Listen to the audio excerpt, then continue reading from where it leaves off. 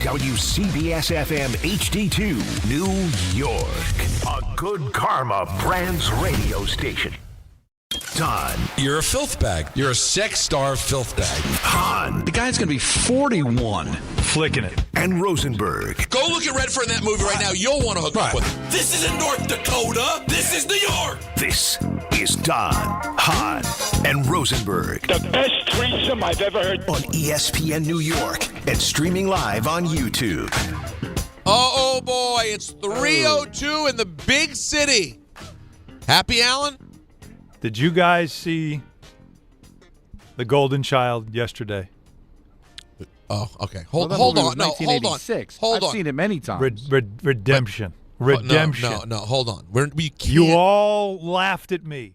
This you is all too mocked soon. it. You all said it. No. You all said it. Is he a fool? No. Is he a fool? It's too He's soon. taking the Browns? No, it's too soon. Is he crazy? Too soon. Crazy like a fox. Oh, yeah. Against the Raider team where they're Three. starting quarterback is giving a finger to the crowd. All right. It's a good start. It's a nice start. You know Had what? to get it out. Had to get it out. The baby didn't poop himself in the first hour. It's a win. It's a win.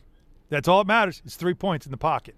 I did not know. Big 5-point weekend. I did not know in the first 8 seconds we were going to get to Shedeur You kidding me? Sanders. What did I tell you? I told you on this is Friday worse that than I the would be Commanders insufferable. Yeah, by the way, Don, have I ever done it in the first 8 seconds? No. Never, this not is- once. No, I know. No, but this is different. This is your love. This is your boy. Different. And by the way, the funny feels good thing to is, be right.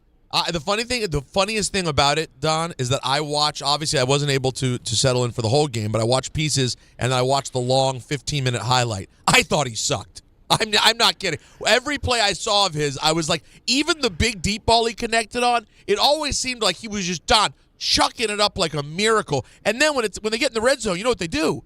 They take him out of the game. They run the direct snap. Watch your mouth. Every time. You know what? We're in the red. You know what you see with the great quarterbacks, Don? You take them out of the game when they get inside the 10. It's the new NFL. Get used to it.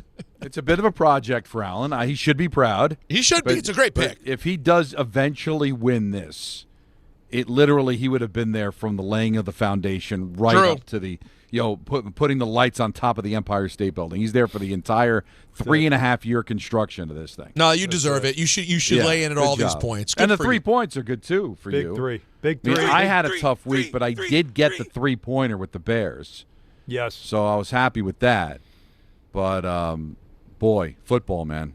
Oh. Football. And I get a nice 2-in-1 week, and it's good for nothing because the Chiefs were my 3-point play, and the Chiefs are back, man. You know what they're back doing? Oh, not covered. Back. The Chiefs are back to doing what you do. Yeah. You root for them to cover for you, and then you go, you know what? Screw it then, just lose. And they go, no, we'll win. We just won't cover. It's you know what? I got to tell you, because this will set up what we're going to talk about. But we had a family get-together yesterday at my wife's cousin's farm up in Sussex County. Wife's cousin's farm. All right. They have an alpaca farm up in Wantage. It's amazing. It's a great time. Kids have a great time. The kids got to love the alpacas. They're playing with the baby chicks, and it was just really cool. Okay. But their living room, they had a 2-TV setup. So we got the Jets on one TV, Giants on the other. It was a perfect dream. So much bad football at one time. Yeah, right. You hate – it's like getting 2 bowls of gruel, right?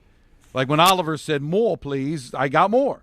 Yeah. And it was a great setup considering, you hate those family outings on a Sunday because of football, but honestly, how am I going to say no when these two teams are god-awful? Even the excuse of I got to watch it for work, honey. No. It's difficult to You'd flop. survive. But it worked with the setup, so I didn't miss it down. It was great. So the Jet game, if you paid attention to it, and God bless you. Hell no. That game, the one thing they did you a favor, it was over quick. So you got to see on CBS in New York pretty much the most important part of the fourth quarter and all of overtime of Colts Chiefs. Yes. Right. So as the Giants are blowing their lead and just vomiting all over themselves in a big spot like they always do, they're the Chiefs, shadow of their own goalpost, fourth down. They're going to lose. They're going to fall under 500. Big fourth down conversion, march down the field, tie the game, win the game in overtime, and was right there, 2 TVs in one living room of a team that knows how to win and a team that does not know how to win. Mm-hmm. And there it was, all-encompassing. But, yeah, the Chiefs are back to learning how to win, but the hook always costs you, Peter. That's why the Chiefs, even when they were a bet to win the game, not covering. They were I a hate 3.5 point favorite, and they won by 3. But they're not all the way back. But I just thought that was really Can't a kill lesson 'em. in what to do and what not to do. No, You know that's what we also learned? brutal. We continue to learn each week that nobody ever wants to admit the fact that the running game is still the most important part of the game. Quarterbacks are important in key moments, yes. Defense is important, clearly. But when you have a running game, you have a chance to win every single game. Well, and when I you would can't agree, run, you will lose. But in only certain when you've got a lead, it is definitely the most important thing to have. Yeah. If you're down 2 scores, it's not exactly the most important thing to have. Well, look at the Eagles. But you got to be able to find a way to be able to hold on to a lead. And Barkley's not the same that he was last year, but still, that's crazy, man. Yeah, there's another thing where I would not put Dak Prescott among the greatest quarterbacks I've ever seen play, but damn, does he know how to win a divisional game at home. 22-2. And as somebody who roots for a team that never does that, it is pretty amazing. So listen, down 21, looking bad too. Like this, Yes. looking like there's no shot to be able to win that game. But that's what Dak does. You know, they won't take them very far. But the one thing they can do, was it 22-2 at home against 22-2. That's right. I mean, it's ridiculous. No, listen. Since the Commanders stink, I want chaos. I was all for the Dallas win. Give me chaos. I agree. don't want the Eagles to just go marching through. I mean, the Giants have made it clear, that. And one thing you didn't mention, Don, because we're making fun of how putrid the football is in New York. To be clear, this Giants brand of putrid is much more entertaining than it used to be. They blow it in the fourth quarter. No question. I'll take that over 12 points. Like, they score. They're interesting. Jameis Winston's an exciting player to watch. Then they just lose. So at least you're getting some entertaining football. I just want the whole division up in flames. So give me that Eagles loss in Dallas. I love it. Up 21-0 too. Now, But what do we make now of this with the Giants? Because there's so many. Forget the game and the law. All that stuff is out because we don't care about the result at this point, right? Because what's happening now is how are you viewing this team going forward? And there's many different things. There's the head coach. There's the interim head coach and decisions he made. There's a decision that he made today, which is to fire Shane Bowen, which is probably several weeks too late. But it does acknowledge what we've all seen, which is that defense stinks. That this offense, over 500 yards of offense, and you lost. Like how? So this again, what we're seeing is it's the defense is the major problem. The offense with capable quarterbacks is clearly an offense that can score. And it does also, one more question is, why the hell was Jameis Winston not even dressing for games earlier this season? I will say this. I don't, it's only 2 games. And listen, you lost to better teams. The Packers and the Lions are better than the Giants. And if you didn't have all the past and all the bias of how you feel about this organization, you can't kill them for losing to 2 really quality teams. I mean, Detroit has not lost back-to-back games since literally 2022. So they don't lose back-to-back games. And the Packers are a good football team. But when you throw all the other junk in, it's really hard to be proud of it or happy about any of it. And the one thing I think we did learn in the last 2 games is they did the right thing firing Dable. I honestly, because it just looks different to me. Mm-hmm. You can't put a figure on it. It just looks better. It looks more organized. It looks more creative. There's more confidence. It just looks better in the last 2 games than what we saw under Dable all season long. No, the only thing that feels the exact same is the fourth quarter. Right. The fourth quarter, but Don, you could also argue that once Dart got in there, the offense actually looked really good with Dable too. Again, my question is, okay, clearly the offense isn't a problem. It's why was Russell Wilson, backing up even after he was taken out as a starter? And why did he start the season? We all just assume that Jameis must not be very good. And he looks like a guy that thrives in an offense like this. By the way, I just want to say clear, because if I don't say it, no one else will. I didn't assume that. I've said all year, where's Jameis Winston? That's fair. Russell Wilson has been cooked. We know Jameis Winston will give you 30 picks every year, but he's a dynamic offensive player. And he galvanizes his group, man. You see the energy's different. And it was so obvious, Peter, that stupid out of me to lean towards, well, there must be something up with Winston. He can't play. If he can't take the job away from Russ, then he must just be shot. No. It's a We found reasonable out over the thought last you two games had. that is not the case. He is not shot. He gives energy. Listen, there's limitations to his game too. I mean, we know that. That was a bad pick that he threw, and the defense actually bailed him out of that early in that second half. But no, listen, it's creative, it's fun. You can see everybody else jumping around. I think that more than anything else really puts the finishing touches on the Dable firing is that how did he not go to him, and how many of these games could they have won if he was the quarterback late in some of these losses? Yep. Or just how would it have looked if he was the starting quarterback instead of Russell Wilson the first 3 weeks of the season? Well, and it drives you crazy. And Yeah, it's interesting to think about too, right, guys? That changes the whole season. Does. If you start with Winston in the first few games, and maybe they get a W or two instead of losing them, although, again, he's lost his 2 games, it changes the whole timing of the Dart project. Yes, it does. Everything's different. If they weren't obsessed with Wilson early on, and I just don't understand what Dable could have been thinking or what personal thing he had against Winston. And if that was the case, why'd they bring Winston in the first place? I can explain away that they probably made some sort of handshake agreement with Russ that he would start the season. So I don't doubt that. I don't have. We're bringing you in to be the starter, right? But I can't explain why he had to be the backup the second Dart came, unless they just didn't want to insult him. But when you see the poor play backing up, well, that's when you say, all right, well, Winston's going to be the guy. And Winston didn't become the guy until Kafka took over. So there must have been something between them, although Winston had nothing but praise for Dable as he walked out the door. Maybe that was good juju by Winston, just didn't want to disrupt things or admit that there was an issue between the two of them. I don't know. But he's got a lot of explaining to do one day on why Winston wasn't given more of a chance. Just a bunch of reasons why Dable was fired in the first place. There's also a lot of reasons why people buy at Ramsey Mazda. Wow, he did it. It's It's their customer service and it's their savings during the More to Move You event. Lease a new 2025 Mazda CX-5 2.5S all-wheel drive for $229 for 36 months. Start shopping now at RamseyMazda.com. Choose wisely. Choose Ramsey Mazda. Call 833-853-2970 for details. VIN S075414711. MSRP $31,070. Zero security deposit. Ends 12/1/25. So now we move on to, is this just further evidence that they got to blow the whole thing up because it's still the same result? Or do we dig a little deeper and look at the good of Kafka and say, hey, it's a defensive issue. They just got rid of the problem in Bowen. Now we can move forward. Obviously not now. You've got a linebackers coach taking over the rest of the way. But was that the final problem, or are you still of the ilk? You know what? Just blow the whole damn thing up. I want to phone a friend because we've been talking about the Giants all year, right? And we all, even Don, with your Giant fandom, you still do have this disconnect right now emotionally, right? Because you're looking at again practically you're looking at it from a week to week thing. You already know the season's over. Yes. But anytime we have in our meetings a conversation, Anthony is a Giants fan. And you can hear it every time he talks about him. He hates coming on the mic to show it, but I almost feel like today is the right day for this because I don't feel like a full clean everything out upheaval because you are seeing a lot of pieces on this team, and you're seeing the pieces perform well. It's the defense giving up points late. It's another 10-point lead late. The record that they have here.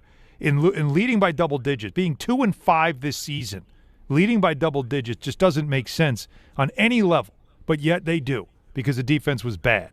But there's talent on this roster. This team is good enough when it comes to winning games. We've already told you that they have enough to have had a 500 record at one point this season, and they were blowing games late because their defense was bad and the coaching was bad. So I don't think you have to blow the whole front office out. I think now what you're wondering is Kafka a guy that coached his way out of being considered for the job from the decisions he made late in the game last night or yesterday?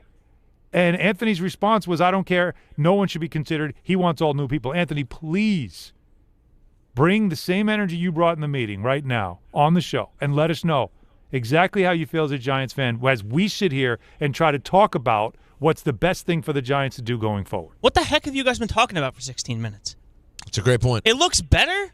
What's better? They lost the same game they lost 5 times this year already. They're the only team that has had 2 500-yard games on offense and lost both of them. With a defense that's supposedly supposed to be carrying this team with a young quarterback in Jackson Dart who was supposed to have some growing pains, or Russell Wilson or Jameis Winston, and that's not the problem. And you guys talking about, you should have kicked the field goal. Why? What's the difference? They could have scored a touchdown. You know what? You know what it would have done? It would have allowed the East Coast audience to enjoy whatever 1 o'clock game was still going on and not have to watch overtime. Because the same thing would have happened. Jahmyr Gibbs would have ran for 70 yards in the fourth quarter and win the game, as opposed to running once in overtime and the Giants lose. I don't know why anybody that watches this team would want anybody from this regime back. And I hear that. And I'm sure a lot of fans listening, 1-800-919-3776, are going to agree with that. But if you look at it and say, well, wait a minute.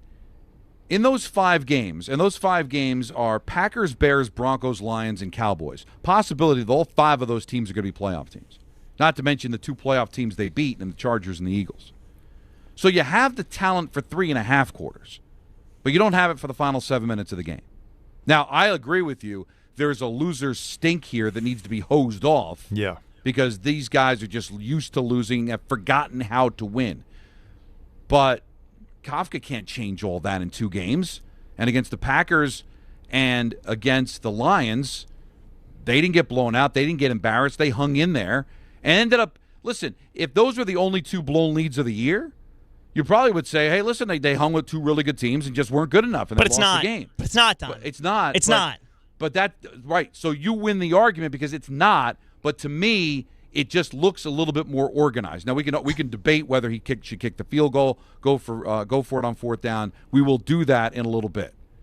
But guess what, Don? Sometimes life isn't fair. And if Mike Kafka deserves a chance, that's great. I hope he gets it somewhere else.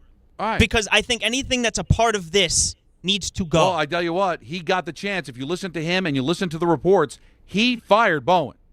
To me, that's an indication that he right now is the favorite to get this job. Has to be. He is making decisions in the organization. He is firing the defensive coordinator because he knows it depends on how it looks, and he's got 6 games left to try to kind of improve on things, and he figures this defensive coordinator is not going to do it for me. He has power. So whether it's right or wrong, I think they've given him a leash here. I think right at this second, it might change by next week. It might change in a couple of weeks. He's the favorite to get this job. I think Myra wants him to get this job. So I'm kind of looking at it through that prism. He's highly respected in the NFL. He's gotten interviews before. Yeah, you could explain that away because of the whole Rooney Rule situation with the Rooney Rule and the fact that he's part Puerto Rican. But also you hear reports he's highly respected. I want to make sure, Anthony, another blown thing by this organization is not letting a good coach walk out the door. So I want to see what he can do here. So, yes, they've blown leads like they have before. But this isn't the Denver game, okay? This was a really good team that hasn't lost back-to-back games in 3 years, winning a game when maybe you made a questionable call not making it a 6-point game. Maybe. I'm sorry, the Lions game and the Packer game are not Denver, are not Dallas, are not New Orleans, and not the Bear game. I'm sorry. These 2 games do look different to me. It could look different, Don, but it still ends in a loss. And this is year 4 of the Shane regime, and whatever you want to call it, and you're still doing the same stuff that's causing you to lose games. And maybe it's not as embarrassing, or maybe it's not as ugly, but it's still a loss. Well, if you and everybody knew what was going to happen when they were up by 10. Everybody knew. The Jameis Winston interception, that didn't happen. I mean, look, it didn't end up costing them that much, but everybody knew an interception was going to happen. Everybody knew that Jahmyr Gibbs couldn't be stopped at all, or Amon-Ra St. Brown. They could have done whatever they wanted on this vaunted defense, and I'm not somehow saying the Brian defense Burns still is good, gets but you know what's different? You know what's different, Anthony? The fact that is, again, there's question marks on play calling on defense, that Dexter Lawrence was not on the field for that play, was not on the field for any of the long runs, and what happened? Unlike under Dable, the coach that made that decision's right now out of a job. Exactly. So there's a difference right there that, you know what? You screwed up and now you're out of a job. Gave you a chance, gave you a little leash, gave you 2 games to correct it, and instead your defense couldn't come up with a big stop, and our best defensive player wasn't on the field on the 69-yard touchdown run. So if you think there's a difference right there. Look, no argument that I don't know Mike Kafka. I'm sure he's a nice guy. Maybe he is a good coach, and it seems like the offense, whether it be Dable or Kafka running it, seems to be operating fine with either Jameis Winston or Jackson Dart at quarterback. Are you of the belief that Joe Shane will be coming back at the end of this year? Well, see, we're arguing 2 different things. But I'm willing to wait, Alan, to see where Kafka goes. But I'm not fighting Anthony right now on Kafka. I'm fighting it on Shane. Yes, I am too. And I think Shane. I would not have a problem. Agreed. Well, let's see how it goes. Here's next the month only and a half right now of Shane coming back. Oh, here's the counter to and Anthony. By the way, that was excellent. Great job. Really, because Thanks. that's the kind of energy that we needed off this. But honestly, because of what you're talking about is it's another loss. Of course it is, because it's a poorly coached team. That's what we've known for a while now. Poorly coached team. And they were defensively poorly coached throughout this entire season. Week after week we see evidence of that. Yet they have personnel talent. No one can argue it. Any NFL expert will tell you there's a lot of talent on this roster, which is what makes this job so valuable, which is why some people would take this job, despite the fact that this team is going to have probably the 2nd pick in the draft, which might add to the fact that it's a valuable job. But what you're talking about in wins and losses is coaching. This is not talent. They have a lot of talent. They have not been able to put it together because it's poorly coached talent, poorly used talent. That's simply it. I'll say it one more time. Joe Shane is not batted 1,000. No GM does. No. But he has found some pieces, man. He has found some good players. Theo Johnson, by the way, for all the drops that he's had around the way, he's starting to come around as a valuable target at tight end. Really good target. Made some huge catches. So that's another piece. You have to understand that if you make the right change, bring in an adult who can get this thing organized and get guys on the right page and hold players accountable, where Malik Neighbors doesn't have to tweet stuff like that we're all thinking that even the players are feeling that way. That stuff's got to go. If you get somebody that comes in here and takes control of the culture and coaches properly, you have enough talent here to flip the record by next year. I guarantee it. Flip the record, because that's how much talent is on this team. are they going to learn how to tackle in that time? Well, that's your linebackers and your secondary, and they got to change that area of the game. Javon Holland said it after the game that you have to be able to hit Jahmyr Gibbs at the very least, just make contact with him at the first level. They couldn't even do that. That would be a linebacker. Like 3 or 4 times. But who's your? By the way, Dexter Lawrence is a run stopper, right? He wasn't in the game. And also, we can look at every team in this league, Anthony, struggling to tackle Jahmyr Gibbs. That's a fair point. He actually. I mean, he may be the best. Had a unbelievable But this one, year. Peter's the only team that has lost 5 games where they've had a double-digit lead. Listen, you have every right to want to throw it all away, but I totally understand what Alan's saying about the level of talent they found here. And trust me, I know it sounds crazy. I'm watching a team that's playing significantly worse football than the Giants. They do play some pretty good football. I agree there's a culture problem here. Them blowing leads is a problem. They do have some issues in the secondary, but it is hard for me to throw out the baby with the bathwater. Peter, what you're saying can be easily quantified this way. A team with a bad roster doesn't have that many 10-point leads in the second half, fourth quarter. You're not good enough. Like, just again, you just get drubbed. Look in the same town. The Jets, they never have leads, ever. They're just never good enough to have a lead. You know what I mean? They're always chasing the scoreboard. Bad teams do that. A team that's good but poorly coached always finds a way to keep it competitive or have leads, and then they blow it because they're just poorly coached. They can't finish games for whatever reason, defense, whatever it is. They have a problem with it. That's usually coaching. That's not talent. The second and third layers of this defense do need improvement. Oh, yeah, no, but they got it. As you said, no general manager is perfect. 1-800-919-3776. We'll talk to Giants fans about this. We also have to play the Kafka audio because, as Don mentioned, it's pretty interesting to hear that he is, in fact, the person who made the call here. I found that to be very surprising, and I wonder if it goes beyond him being the favorite, but really the guy whose job it is to lose. So we'll get into all of that and talk to you next. More right here on Hahn Rosenberg. St. John's travels to Vegas to face Iowa State in the Players Era Festival. Coverage begins today at 4:10 on the ESPN New York app. Listen up, New York. It's football season, and you should be out there enjoying every play, every tailgate, every moment. But if you're dealing with neck pain, back pain, joint pain, or sciatica, even getting off the couch can feel like a challenge. That's where Dr. Jay Shaw at Sandwell Pain comes in. He's one of New Jersey's top pain specialists, Ivy League trained, double board certified, and dedicated to getting you back in the game. Here's the difference. No surgery, no scars, no long recovery, no pain medication. Just precise, non-surgical, image-guided procedures that get real results. Dr. Shaw treats everything from neck pain, back pain, migraines, nerve pain, and chronic joint pain. And he builds a custom game plan that's right for you. Same day or next day appointments are available with offices in Woodbridge, Livingston, and Inglewood. And yes, most major insurances are accepted. So don't let pain keep you on the sidelines this season. Go to SandwellPain.com to call, text, or book online. Relief is closer than you think, and it starts today. At the 5-yard line, handoff Brees Hall, finds a crease, runs left, he's into the end zone for a Jet touchdown. Jets fans, clear the runway and be at MetLife Stadium for Week 13 as your New York Jets take on the Atlanta Falcons. Sunday, November 30th at 1 p.m., presented by New Jersey Lottery. Join us as we celebrate First Responders Day. Don't miss your chance to be at the game. Lock in your seats now at nyjets.com/tickets. Once again, that's nyjets.com/tickets. Whether you're shopping, gaming, or streaming this Black Friday season, don't take slow for an answer. Get Optimum Fiber for the fastest, most reliable, and most consistent internet speeds, starting at $25 a month. Call 888-4OPTIMUM or visit Optimum.com to switch. Act now and get a full year of Netflix, an unlimited mobile line, a $400 prepaid card, and more, all on us. Call 888-4OPTIMUM or visit Optimum.com today. Optimum, don't take slow for an answer. Terms apply. See Optimum.com for details. At Uline, the prevailing opinion is, if you don't live it, you don't believe it. The people at Uline believe in hard work, and they live it by being there 24/7 to answer your call, having 41,000 items in stock, and offering same-day shipping from 12 locations across North America. Business owners, sellers, buyers, shippers, and packers believe it. Uline is the hard-working, dependable source for your shipping and industrial supplies. Visit uline.com. Bet 365.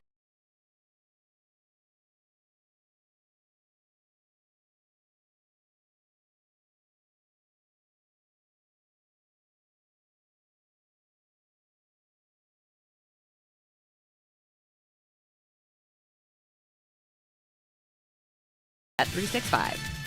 Gambling problem? Call 1-800-GAMBLER. 21 plus only. Must be physically located in New Jersey. T&Cs apply.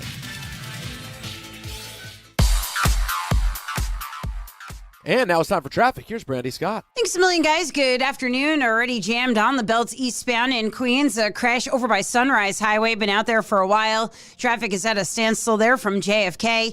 After that, if you're getting onto the eastbound Southern State in Nassau County, bumper-to-bumper ride approaching the Meadowbrook, picking up a crash from the right lane.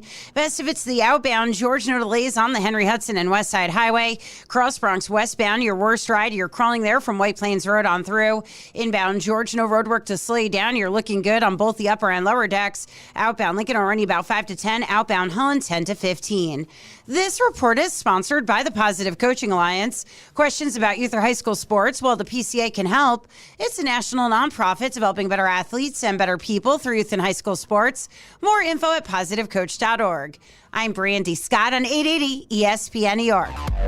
Fellas, it's the season to shine, and not just from the holiday lights. Manscaped is here to keep you looking sharp for every holiday party, family photo, and mistletoe moment. The Lawnmower 5, groin and body trimmer, and the Chairman Plus face shaver deliver precision, comfort, and control worthy of Santa's nice list. I've been good and nice. Whether you're tidying up before a big night out or preparing for New Year's Eve, Manscaped has your back. And your face too, to be exact. So gift yourself with some grooming greatness this season, because looking good is the best gift of all. And now you can find Manscaped products at your local Walmart. With Progressive Customer Service, there are lots of ways to connect with us, so you never have to miss a second of your favorite sport.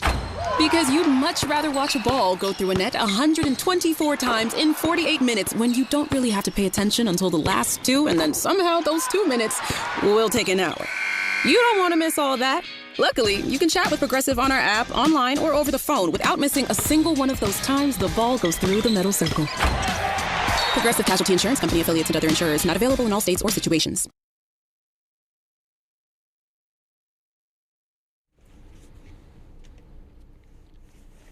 the bomb.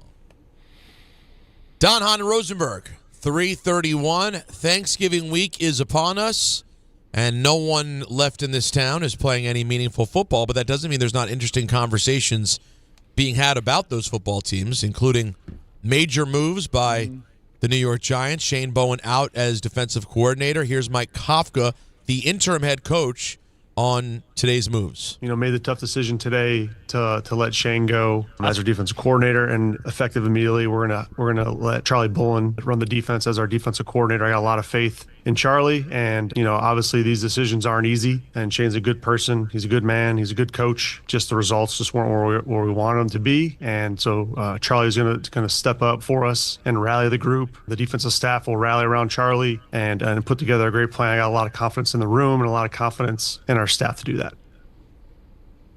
Yep. Sounds like a guy that made a decision, didn't it, Peter? It's sure what it sounded like to me. It sounded like but that's a decision for this season. I mean, you got to know that he wasn't coming back next year anyway, right? So if he just says, hey, listen, the defense just isn't good enough, they say, hey, if you want to make a change, make a change. It's your staff right now. Like I'm not reading too much into this, guys. This is a this season decision. Shane Bowen was never going to be around next year. That's right. But he is given the power to try to win this job. That's what I'm reading into. And again, I'm coupling this from the conversation a couple of weeks ago, sitting right here at The Rock, talking to Carl Banks, who did not want to speculate on who the next coach could be because they've got a coach right now, as he said, in Shane Bowen that's going to be given a chance. And listen, he's tapped into this organization. So that told me. Who were you talking to again? Carl Banks. But I forgot. It was important to drop it because it wasn't just some schmo. It was a guy that's Carl tapped into Banks. the organization. And we all felt when Carl said that, hey, this got some legs, man. I think Kafka's going to get a look.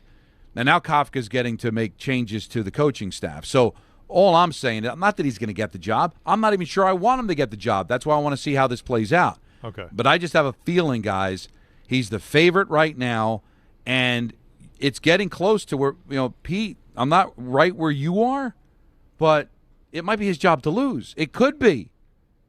Especially if Shane's going to stick around, they may not want to look any further. And we don't know who the next guy is going to be anyway. It looks like Lane Kiffin's going to go to LSU. We don't even know if McCarthy or Tomlin or if Tomlin's going to be available, if McCarthy even wants the job. So don't be surprised if things work out that Kafka could be the coach of this team moving forward. I still think that there's going to be a process. I do. And it's very similar to also having Joe Shane head up the search for the next coach, right? Because it's assuming that, okay, that means Joe Shane's not going anywhere. No, it just means that right now this is the direction you're going in.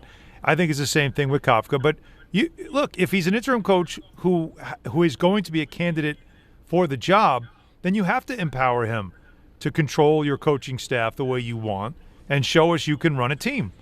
And that's a tough decision to make, and he made it. So it's all. I think it's all part of the process. I don't think it's a great indicator of anything because I still think that the Giants' coaching search will depend a lot on what kind of interest they get from people with real experience. That's what I feel like they've got to know. That the next coach they hire has got to have a resume who can come in and take what they've got on this roster and turn it around fast so that it's a competitor right away. That to me is the highest priority of the coaching hire. Well, it will make, not to Anthony, but to other people, it will make the coming weeks interesting, though, to now see if there could be some improvement with Kafka plus Kafka minus Bowen. Do you see any sort of change that can make you believe in a Kafka-led team? Yeah, it's a good question. And so let's start here. So Don, did you have a problem with him going for it on 4th and goal rather than take the points, take the lead, and then try to win the game? I know it sounds crazy now with your defense, but take the points rather than try to go for 7, which clearly at that point was going to be really hard to do. A lot of things in play here. Number one, I get what he's doing, because you want to end the game, and you can end the game, making it a 2-possession game at that point. But it's 4th and 6. And if you're going to tell me all along he was going to go for it on 4th down, and explain to me the plays leading up to that, because you end up losing 3 yards on 3rd down. So at that moment, 4th down, I said aloud, kick the field goal. Because I'm going to make them. I'm going to force them to get a touchdown rather than the field goal. Once they've got to settle for once they miss on that fourth down, you know this game's going to at least overtime. There's no way the Lions aren't getting into field goal range. Now he almost missed the field goal, and I guess there is the possibility of a turnover. But guys, didn't you figure best case scenario they're going to overtime? Now everybody said it. The minute they got stopped on downs, that's all you thought was okay. Well, they're going to now tie. At worst, they're going to tie this game. Now, the fallacy of the predetermined outcome tells you, that they would have won the game because they didn't get a touchdown. But obviously the Lions have different plays if they need a touchdown to win the game or the field goal to tie. You would kick off too, right? Right. And there's that. Now, then they had to go a long way, but still you knew the Lions were going to get in the field goal range. So I in the moment, I would have taken the 6. Now, the argument on the other side is, well, your defense stinks. I get that. But, your defense did come up with a big stop after the Winston interception, which I thought was going to cripple them, and it didn't. Right. And if all I have to do is stop you from getting a touchdown, I like my chances rather than keeping them out of field goal range in a dome where these guys are kicking 60-yard field goals. So I would have kicked it. But I see both sides of it. I don't think it's a fireable offense. I wasn't freaking out. I wasn't pulling my hair out. But I texted the group at the time. I would have kicked the field goal. Right. What would you have done? Same. Didn't I say that? I believe I told you. You take the points in this situation. You have to. And then you just force them to have to go all the way down the field. And if they do, then you stare down at your defensive coordinator and say, what the hell, man? Yeah. That's all. That's what it has to be. I got your points. They have to get 6 now. They have to get 6. Yeah, and they probably do. And the way the Giants season is going, they probably do. I don't care. Okay, but I did my job. But they didn't do it yesterday. You're telling me if they were able to get 6 after being down 3, they wouldn't have ended in regulation? They didn't do it there. So, I mean, it's not a fireable offense or something that makes you completely judge Kafka because it's what this whole fakakta league is doing. But let's just say what needs to be said. It's ridiculous. You kick a field goal, you go up 6. It's insane. I am not Freud, okay? I did not stay at a Holiday Inn Express last night, so I'm not going to play pop psychologist. But Steve Young even said it. It's the college mentality that has come to the NFL because Steve Young agreed with us, kicked the field goal. But, hey, all the fans want to go for it. That's why they always boo when the punter comes out on 4th and 1. Everybody wants to roll the dice because their neck's not on the line, right? So that's why fans think that way. But now that's become the mentality of these coaches is, going back to Ron Rivera, Riverboat Ron. Oh, I'm a gambler, man. I'm going to lay it all out there. Like it's almost like proud, manly coach. I am always going to go for it. So you can stand up to the media and say, I went for it because I'm a man and I'm tougher than everybody else. You know what? Sometimes maybe the better thing to do is dial it back, not be such a man, and just be logical and say, you know what? My defense isn't very good. You know what? I would rather have them stop a touchdown than a field goal. Yeah, I don't need to see professional teams coach their teams the way I play Madden. Like, that's not what I'm looking for. Where I go for it on 4th with my own 9. Like, I don't need you to do that. But I wonder if there's a possibility, guys, that you particularly roll the dice here because in the end you don't care if you lose? Is there a part of that? Like, let's just go for it. Well, that's what Malik Neighbors kind of suggested, didn't he? Yeah. Again, if you were trying to win that game, you're also making them burn timeouts, and they didn't do that either. But it's not even about that, guys. Go ahead. When Mike Kafka came in, he said he was going to be more aggressive than Dable. The thing that annoyed a lot of Giants fans and what people were questioning was how conservative Dable was when in the only year that he was successful, he was going for 2 when it could have been a tie, or he was going for a touchdown when he should have went for 3. And he said he was going to be aggressive. We're going to cut out his legs from under him 2 press conferences later after saying he was going to be aggressive. But not every aggressive is not. I'm always going to be aggressive. Aggressive is not stupid. It wasn't stupid. They were going to give up the touchdown. I promise you. I have a crystal ball. I can see the future. But no, they were going to give up the touchdown. Anthony's right, and that's I guarantee you, in his heart of hearts, he'll never admit it at the podium. But I guarantee you, Kafka said, I got to get a touchdown here because this defense is not going to hold up if I only get 3. Man. That's exactly what he's thinking. He'll never say. Okay, but it's 4th and 6. Okay, so everybody knows in the world you're passing, and we all talk about how difficult it is in the red zone, even though they were good in the red zone yesterday, of defending in the red zone because there's less coverage. So if they had ran the ball on a 3rd and goal from the 3 and got 2 yards down to the 1, I'd be all for running, trying to get the first down, or at least give you the option run or pass. But on 4th and 6, it becomes an obvious passing situation, and it became way easier to defend. So that's the problem. But I'll show you an example of aggressiveness, Anthony. If the Giants had scored the touchdown in the final possession, A smart aggressive would be, you know what, I'm going to go for 2 and win the game. That's right, yeah. Rather than give the ball back to them where all they have to do is kick a field goal. To me, that's aggressive. I have no problem with aggressiveness, but it seems like now it's very performative for these coaches to always err on the side of aggression so they can play tough guy in the post game to say, well, the reason I did it is because I'm tougher than everybody else, and I don't think about that. I'm going to chew knees.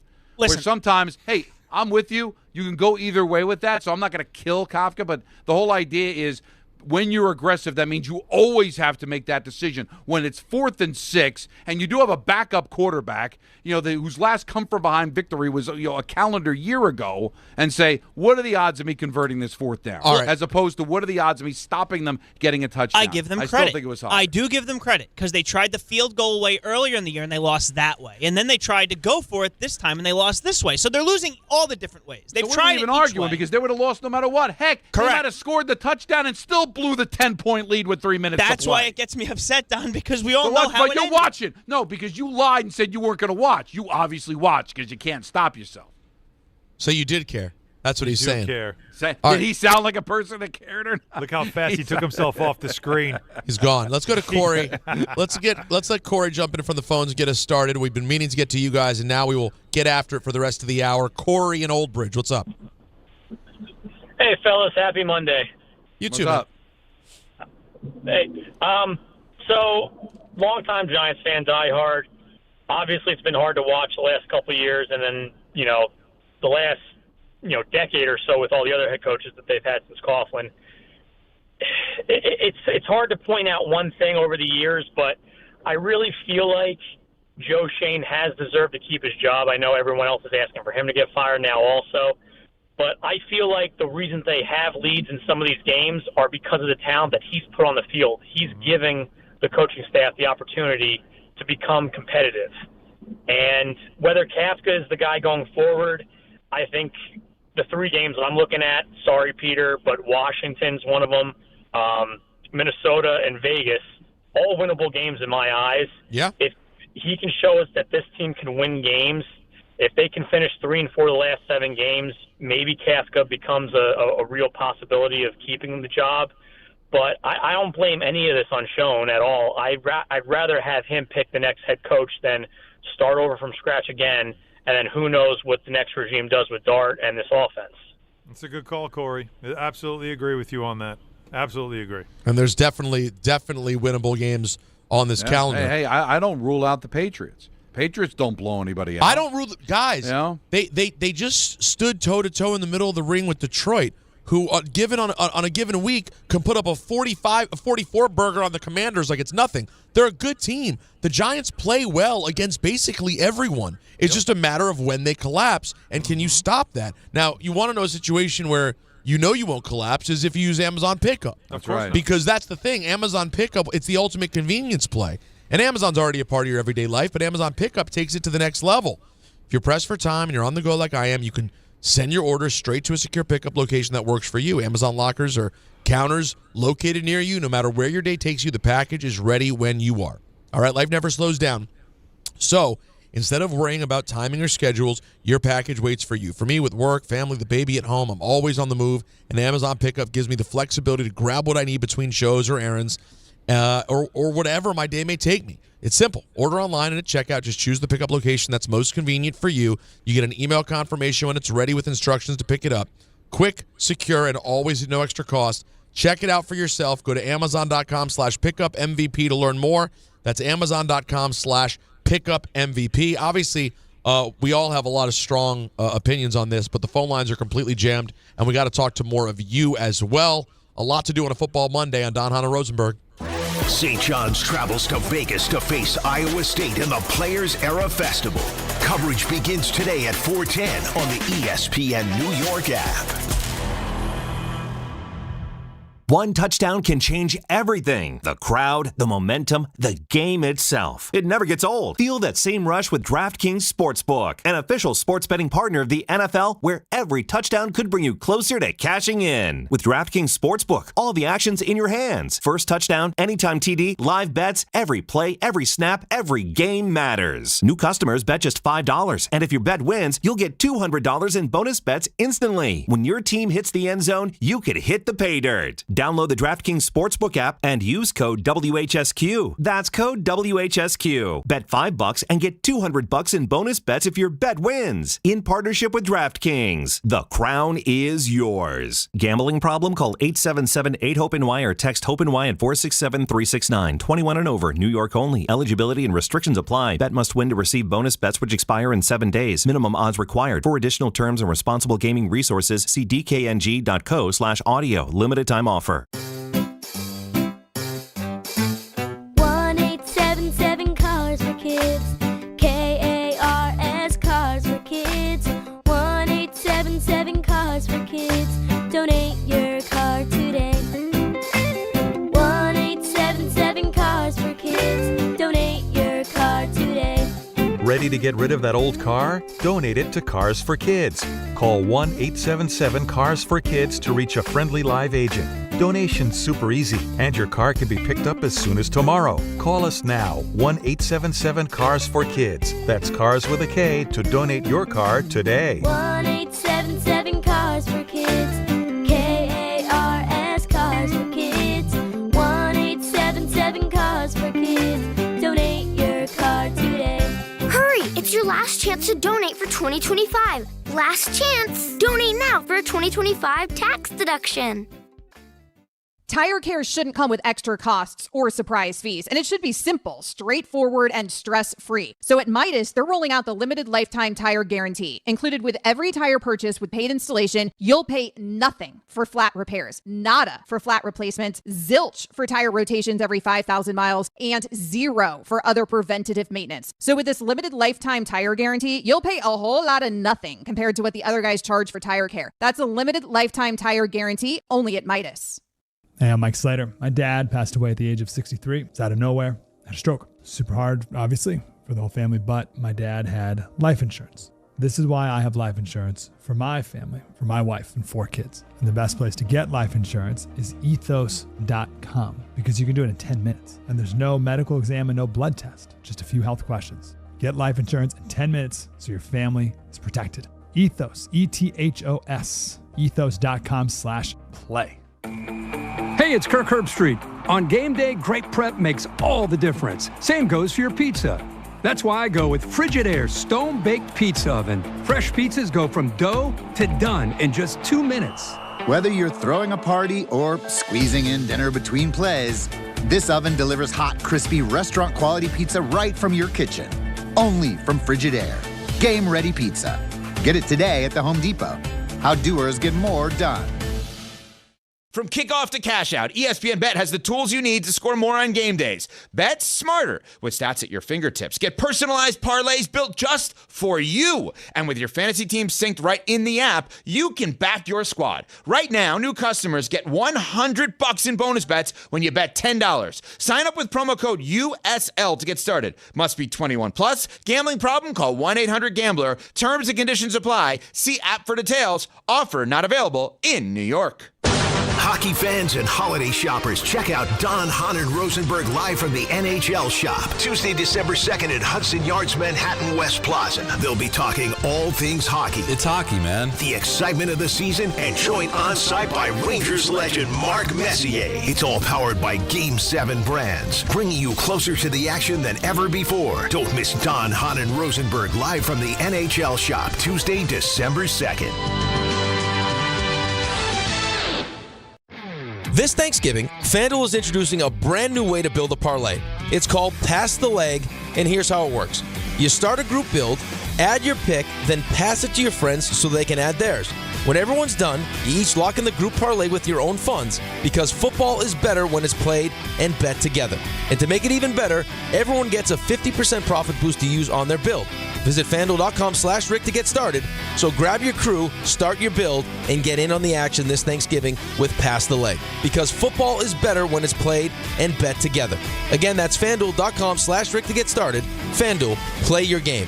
Must be 21 and older and physically present in New York. Opt-in required. Bonus issues non-withdrawable profit boost tokens. Restrictions do apply, including any token expiration and max wager amount. See terms at sportsbook.fanduel.com. For help with a gambling problem, call 1-877-8-HOPE-NY or text HOPE-NY at 467369.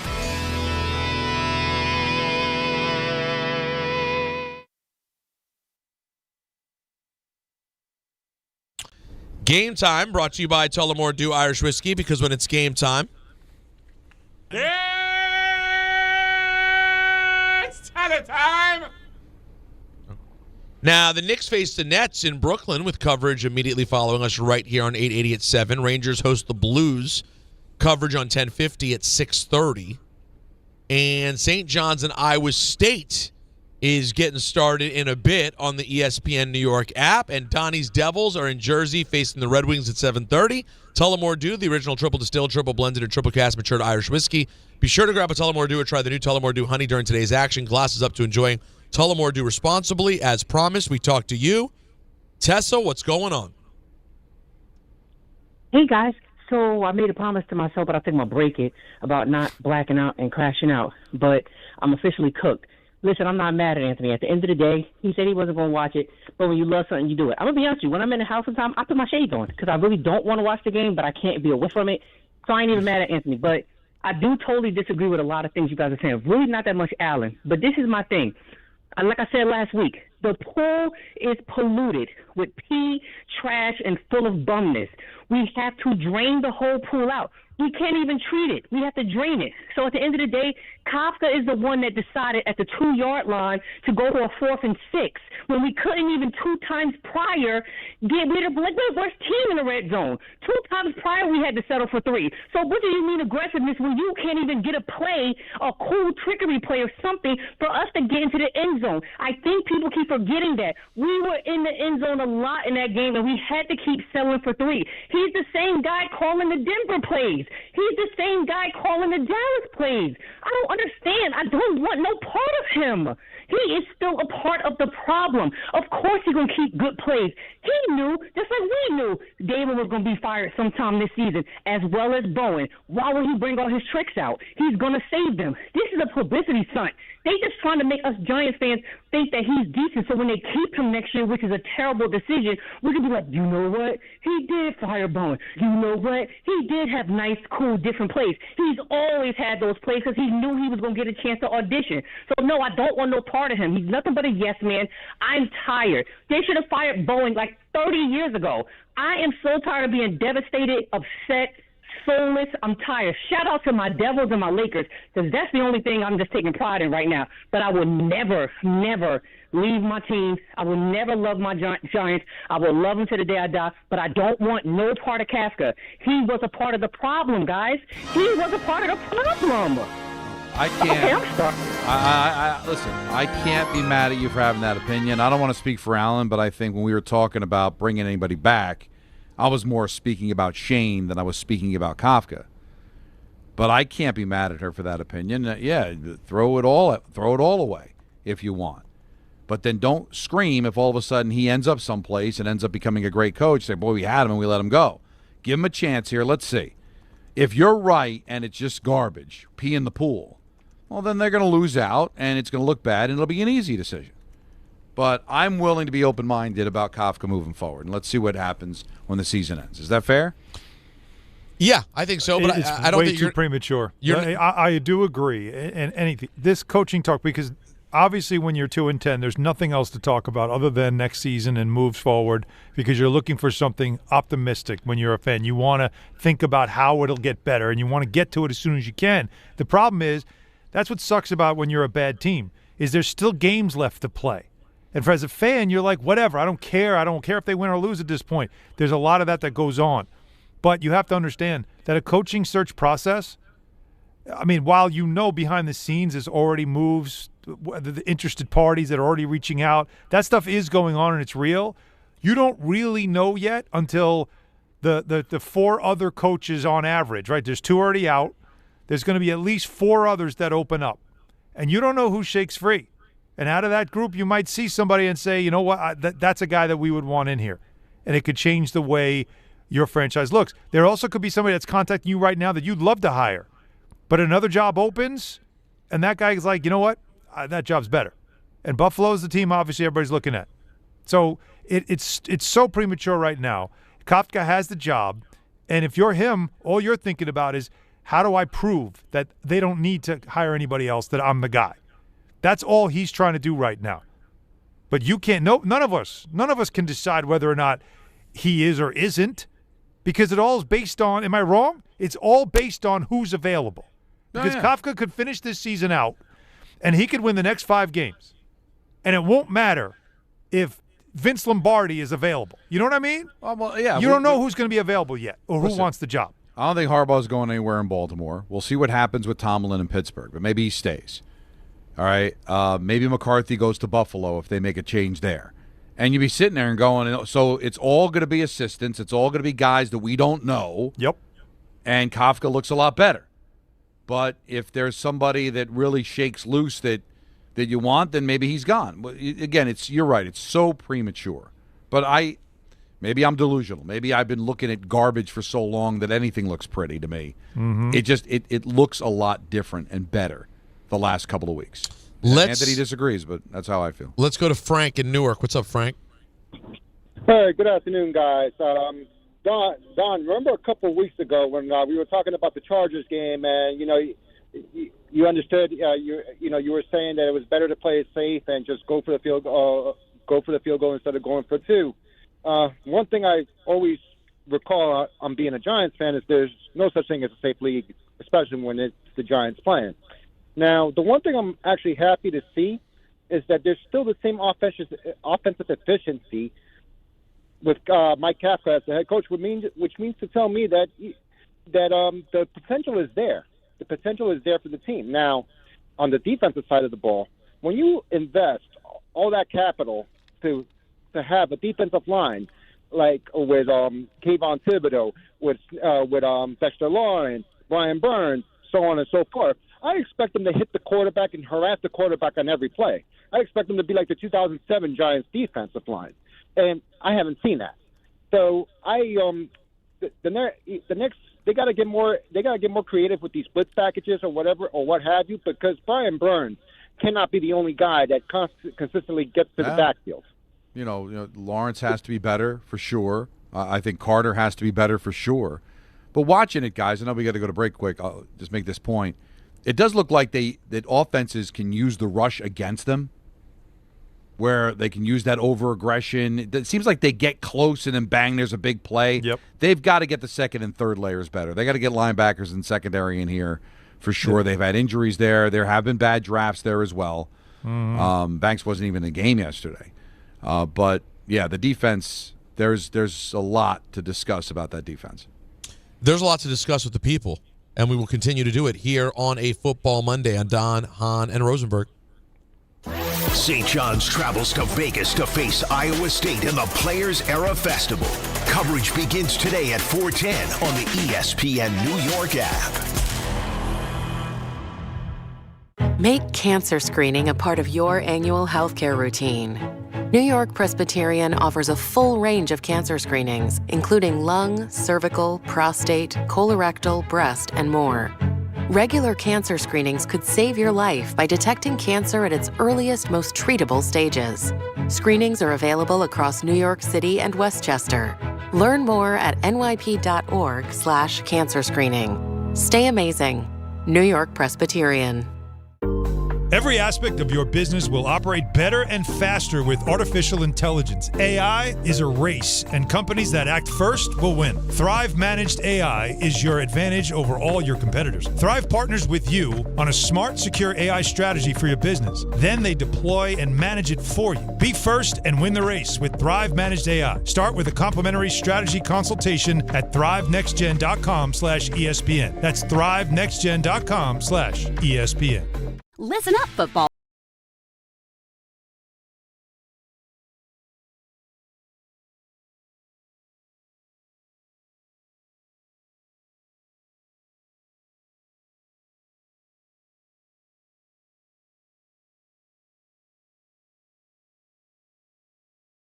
See why it's never ordinary at Bet365. Gambling problem? Call 1-800-GAMBLER. 21 plus only. Must be physically located in New Jersey. T&Cs apply. In-app only. Hey, it's Desmond Howard. You want to win the weekend? It all starts with the tailgate.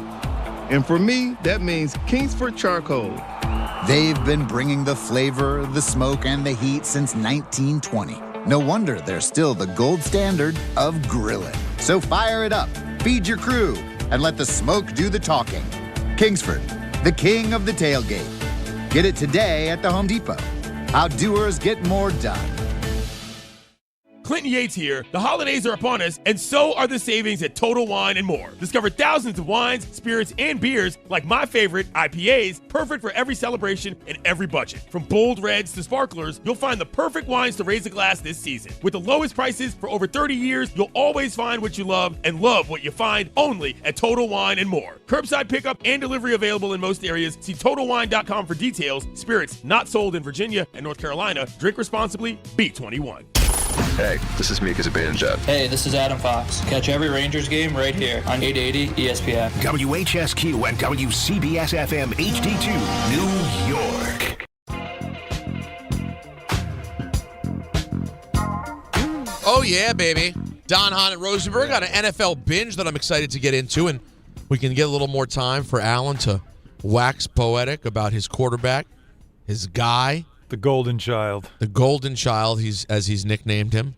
Fine film from 1986 that he's brought back today to describe Shedeur Sanders. Yeah, I don't like when the Golden Child gets lumped into Eddie Murphy flops. No, it's not a flop. It might have been financially, I don't know, but I enjoyed that movie.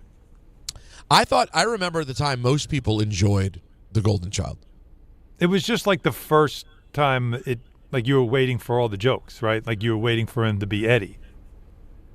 And I guess was that the first movie of his that was not Trading Places, a Beverly Hills Cop, or a 48 Hours? I think so, right? Does that sound right, Don? Where it wasn't that because he plays the same guy in all those movies that you just mentioned. Well, right? not Trading Places, but the first two, and then Trading Places is just its own thing. Okay. Of greatness. Yeah. I guess he was Eddie Murphy, the guy we all know from Saturday Night Live in the beginning of that movie, and then he wasn't. It wasn't his first, I guess, blockbuster. Yeah. Right? 48 Hours was huge. Mm-hmm. And then Beverly Hills Cop was a gargantuan. Yep. Trading Places, certainly. Then you get... Now, The Golden Child was okay, but it was just, it was a movie. It was a nice movie. It wasn't anything Did you amazing. finish the doc, Don? I did. So do you want my take? Yes. I really, really enjoyed it. I thought the first half was better than the second half.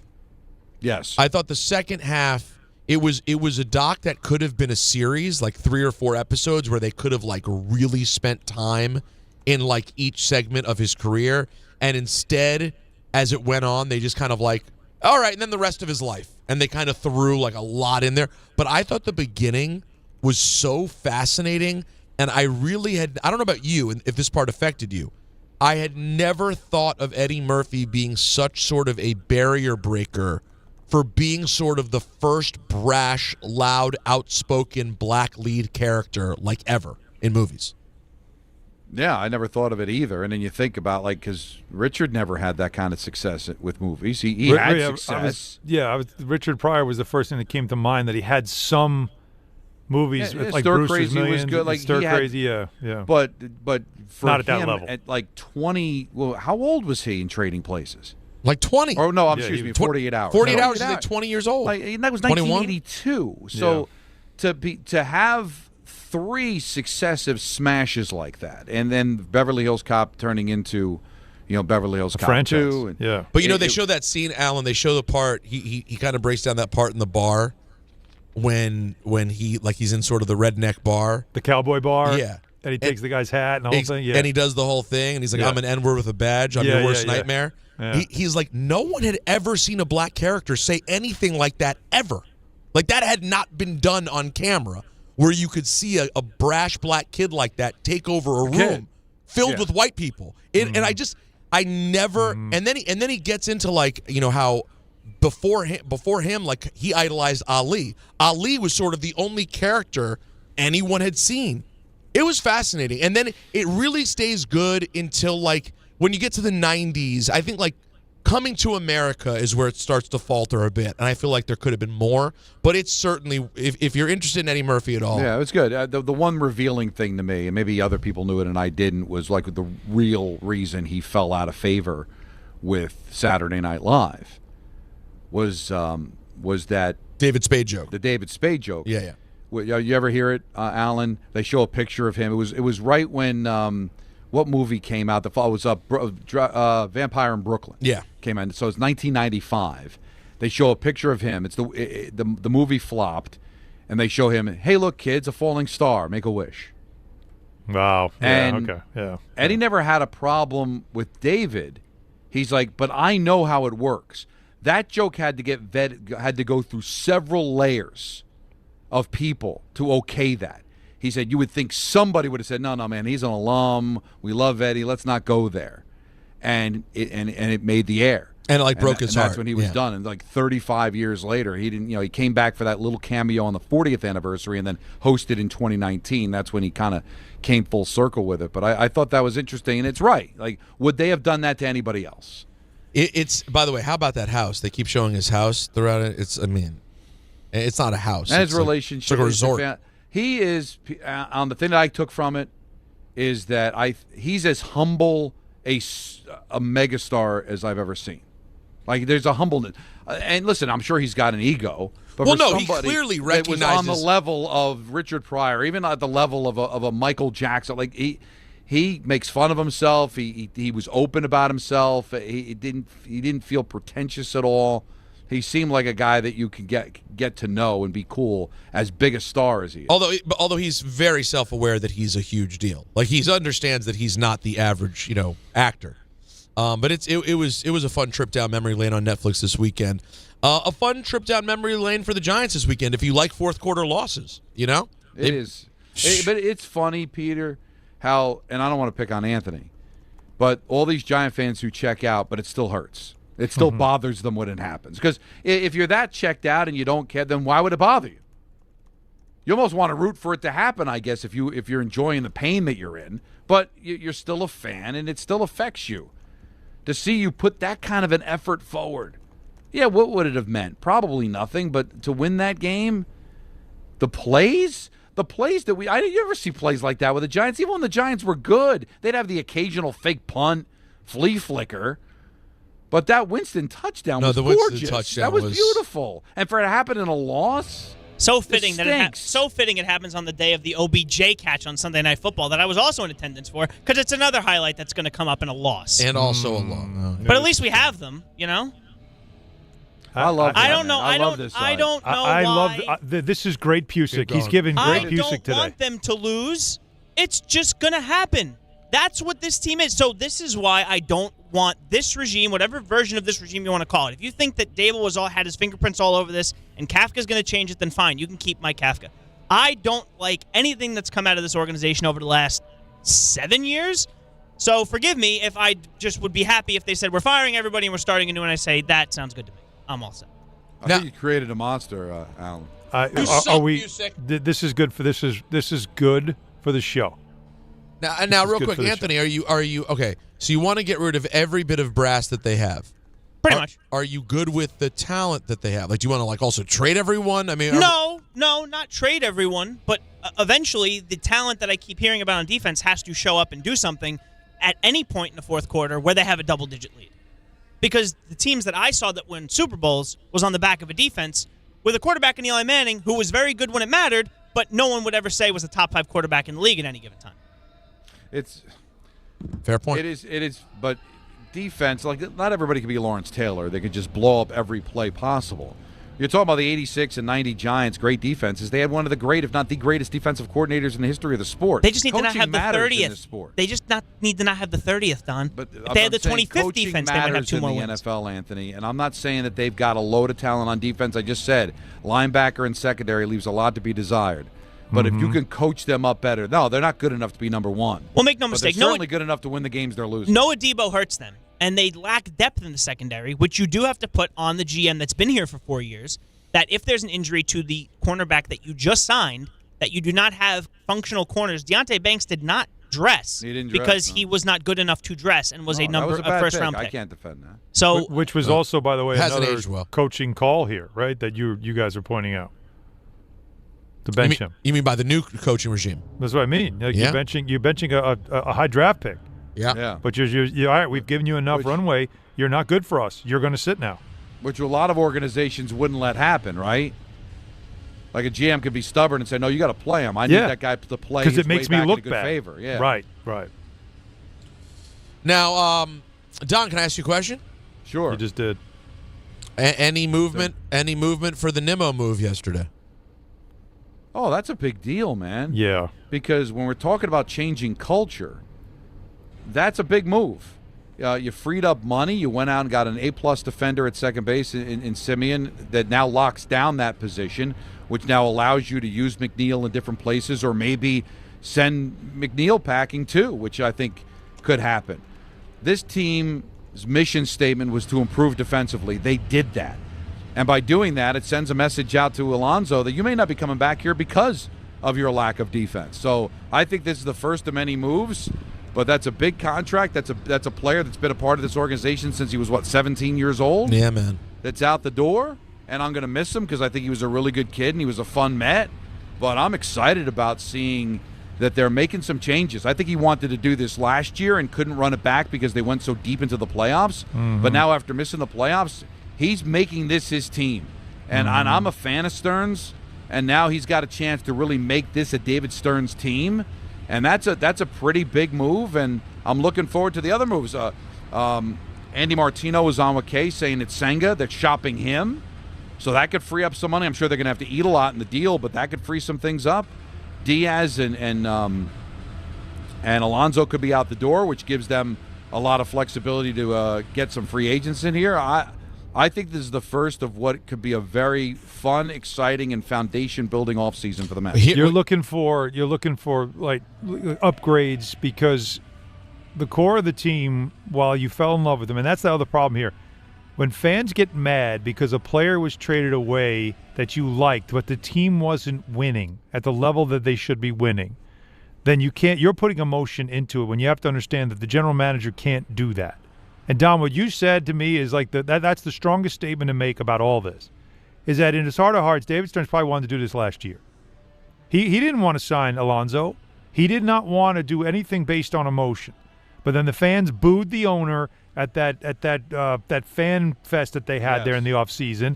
And Cohen clearly didn't like it. It wasn't comfortable with it and said, we got to get this done. And Stearns like, all right, but, this is a year. So if they don't build off the magic, then we know that this group, they gave you a half a season out of the last 2 years of really, really good baseball. All right, totally. They ran a little bit in the playoffs. It all clicked at the right time. But for the most part, it has not been good. There's a lack of leadership on that team you can see. You brought in defense. Run prevention is going to be critical. That's important at second base, so that's why you did that. You've got to upgrade now in the outfield. And you've got to get yourself a pitcher. And if Tarek Skubal's available, you got to be all in to get him. You have to. They have to start building this team that's not about, the fans like him. If you built a team full of fan favorites, you're going to lose a lot more than you're going to win. That's a reality. You have to build a team that can win. And they have to upgrade their talent. And that's what this started. But this is just the beginning. They're going to shake up that clubhouse, and then they're going to make some moves that I think will then put them over the top when it comes to talent. They had to do it. They waited a year. And if I'm a fan, I'm more annoyed. You know what? You listen to the fans and you waited a year. That was a mistake. Hopefully they get to work now. Here's David Stearns. Are you trying to change the clubhouse dynamics? I don't know if it's necessarily wanting to change the clubhouse dynamics. I think it's a recognition that what we did last year wasn't good enough. And running back the exact same group wasn't the right thing to do. And so as we went into this, we believed and still believe that we have to be open to anything, that we shouldn't be in a spot to take anything off the table. And ultimately, if we're able to put the transactions together that we think make sense for the team, both now and in the future, that we have to consider them regardless of what names may be involved. Now, how much do you expect Semien, who had a rough year, played 127 games last year, guys, but was not the same player offensively, and obviously he's getting up there a bit. How much do you think Semien will bounce back offensively? I think there's still some underlying aspects of what he does that are encouraging for us offensively. I also think it's notable that this is a player that can contribute to winning baseball in a variety of different ways. And the bat may not actually lead the way at this point in his career. We think there's likely some bounce back in his offensive profile and his offensive game. What we're counting on at the top of his skill set is the contributions he can make for us defensively, how he can perform on the bases. And we think those are going to help us win games. Now, last one here, guys, that I find interesting is Stearns was asked about weighing Nimmo's relationship with the fans, because as Donnie mentioned, he's been here since he was 17 years old. Here's Stearns on that relationship with Nimmo and the fans. It was something we had to think about, no question, both in terms of fan reality and the fan relationship with Brandon, but also we have real relationships with Brandon, and our players have real relationships with Brandon. Coaches do, front office does, and so that is a part of this, and that certainly makes decisions like this a little bit more challenging than they otherwise would be. But at the end of the day, I still felt like this was the right decision for the organization. You can't worry about what fans think all the time. I think fans have to be a part sometimes of the decision making, but not when you're trying to make bold moves like this. You're going to break some eggs. And this was a movable piece. I think any Met fan knew that if they were going to change things, he would probably be the first guy to go. So I'm not telling you to feel great about it, but what do you want to do?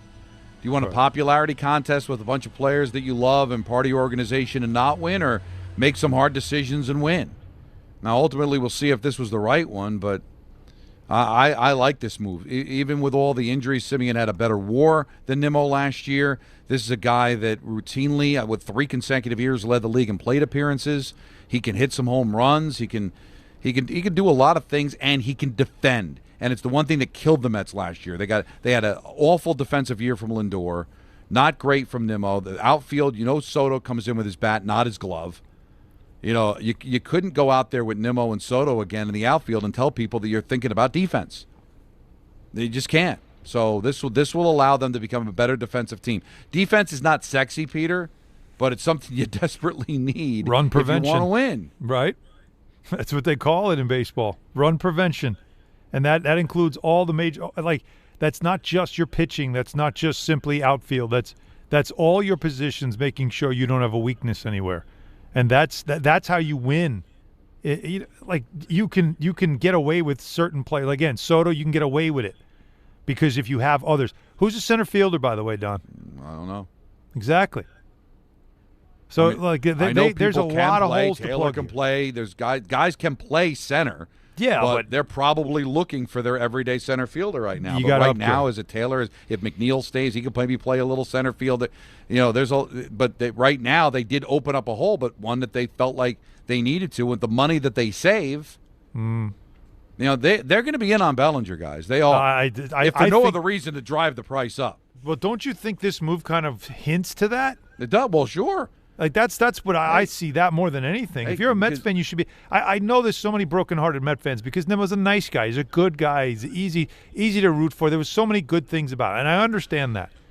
But if you could upgrade the position with a guy like Bellinger, are you kidding me? Let me ask you this: if things go Stearns' way, what are the 2 positions that are going to be open possibly this offseason? Center first and base, first, right? First base and guess what? Left field. Bellinger can play both of those positions, right? That's right. I mean, so, and we know that money's no object, and I keep referring to it, but it was a great interview Andy Martino did with Michael Kay, is that, the Yankees will have a budget on this too, just like they did with Soto. So will this become the new Soto for the Mets? Where, bid, offer the moon and the stars and make him make a decision on where he wants to go. Don, make it a tough one. Don't you think the Yankees kind of also tipped their hand with Bellinger with the move, right? What they're doing? Oh, with bringing up back Grisham? Yeah. And also talking budget again, because Hal spoke today. It's odd that they both spoke today. Again, being upset about the fact that everybody says he doesn't spend enough money. But how many times have I said this? Right? I've always said this. Anybody that criticizes Hal Steinbrenner for not spending enough is not paying attention. No, they're not. It's not what he's spending. It's how it's being spent.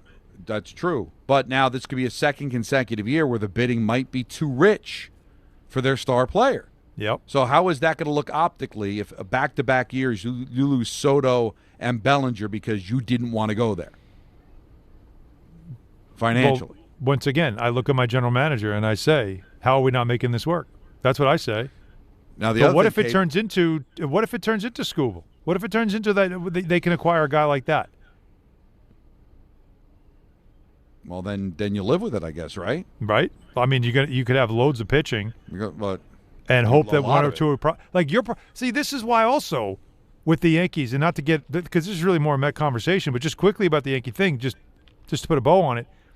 It's the reason why Cashman deserves every bit of criticism that he gets, because it's poorly spent budget, and why aren't you supplementing with players out of your system that every year we claim how much talent you have in your system, but yet we can never supplement areas that are weakness on this team with to fit a budget and say, well, that's all right because we've got Spencer Jones coming up, and this guy can rake, and he's really we can make him an A+ defender, whatever it is. Dominguez was supposed to be that. When are you going to start supplementing areas on the team that you can save money on because your farm system is supposed to be so freaking good, but yet we never see it at the major league level? But some of that went to San Diego to bring Soto in for 1 year. Could they play hardball with Bellinger? Michael brought this up too, is pivoting to Tatis in San Diego. That'd be amazing. Is that where you have all these extra outfielders? Do they end up going in a trade to bring him in if they don't re-sign? How old is Bellinger? Tatis, by the way? It can't be any. 24, 25? He's got to be around, younger than Bellinger, right? Well, I mean, how old is Spencer Jones? 26 years now. He's going to be 25, I think, in May. Right, so what are we doing? So then you won't get mad. No. So maybe this is the end game for Cashman. It's like, listen, I'm going to play hardball. And is Tatis under contract, right? It's not like he's up for anything, right? It's not a rental. But he does have a no-trade clause, but... Yeah, he wouldn't want to come to New York, Yankees, right? Yeah. If you don't want to come here, you're not going to want to necessarily go anywhere. But he is in San Diego, and they do win. So it's not like San Diego of the old days, but... Yeah. But the late Larry Brooks one time told me, talking about Alex Rodriguez, he laughed at no-trade clauses. He's like, you go to a player and say, listen, we don't want you anymore. Yeah. You've got a chance to go to the New York Yankees. More times than not, they're going to waive the no-trade. I mean, no-trade is not, it's not a chastity belt. You don't have to go find a key. All right? You can work around it. By the way, it's the worst spot, right? Isn't that the worst? You have the no-trade clause, and it's great. But once they pull you aside and say, hey, we'd like you to go, like they said to Brandon Nimmo, it's like, oh, well, I'm glad I had the no-trade clause, but now you just say yes. I mean, 9 times out of 10. Right. Yeah, that's the thing. Is that some guys, Mika Zibanejad said just the other day, they're going to say, I'm good, I'm staying. But in most cases, if you treat it right, you massage it right, and the place is right to send him to. That part. They'll be okay, I'll go. If you're going to make them go to Tampa, it's not. It may not work out, but I think getting Tatis to waive his no-trade clause to go to the Yankees or the Mets might be a lot easier than some teams. 1-800-919-3776. We'll get to the calls after what's coming up next. That is the NFL Binge. Yeah. Oh, yes. And right now, by the way, I forgot to tell the people. Oh, you're kidding. Sure, hockey fans and holiday shoppers, listen up real quick. Do it. We are going to be at the NHL shop at Hudson Yards Tuesday, December 2nd. That's next week to you and me, kids, right after the holiday. Mm-hmm. From 3 to 6:30. We're going to hang out, talk some hockey. We'll be joined on site by the legend Mark Messier. Captain. It's all powered by Game 7 brands, bringing you closer to the action than ever before. Don't miss Don, Hahn, and Rosenberg live Tuesday, December 2nd from the NHL shop in Manhattan. And if you've never been, incredible store. Also, you'll be right up on top of us during the show, right next to Mark Messier. Super cool, intimate experience. We look forward to that. But up next, the NFL Binge. D'Agostino, law, bite back. I'm injury attorney John Ryan D'Agostino, nicknamed The Closer, continuing D'Agostino and Associates' legacy of helping the injured for over 35 years. My father, John D'Agostino, built this injury firm to help accident victims. This is John D'Agostino. and this is a family firm. For us, it's about doing what's right and making sure somebody pays for your pain.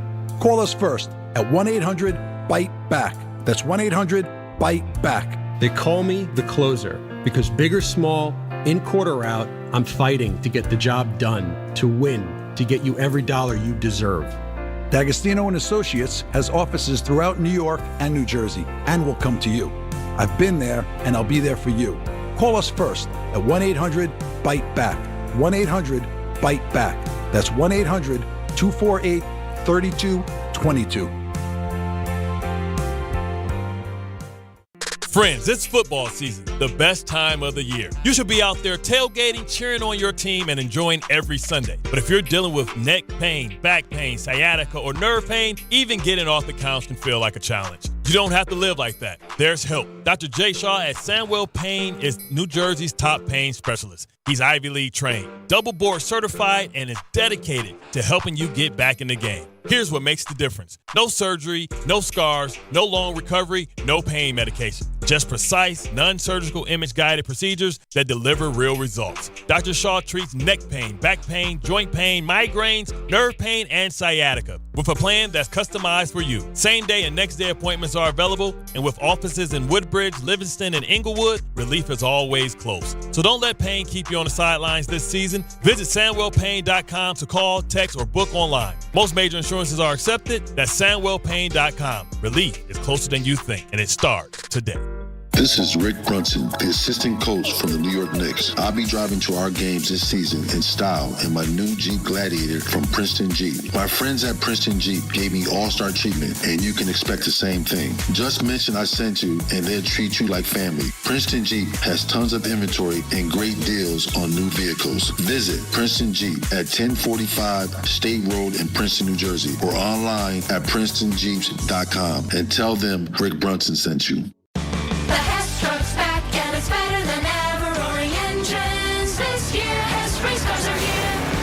The Hess stock car racers are loaded with lights, sounds, and a powerful racing motor. Only at HessToyTruck.com. Free shipping and batteries included. Whether you're building a single roof or a successful roofing business, roofing contractors like you need the right tools for the job, and software is no exception. Service Titan is on a mission to be the most powerful software platform for the trades, with purpose-built technology proven to maximize revenue, streamline operations, and deliver 5-star customer experiences. We are taking roofing companies like yours to the next level and beyond. Service Titan, we are built for this. See what we can do for roofers at ServiceTitan.com. Some people just know you can save money on car insurance by checking Allstate first. Like you know to check the weather first, before wearing face paint to the game. Bro, your Go Cats is dripping into your nachos. Oh, and now paint is in my eyes. Interception! Did you see that? No! Yeah, checking first is smart. So check Allstate first and see what you could save. You're in good hands with Allstate.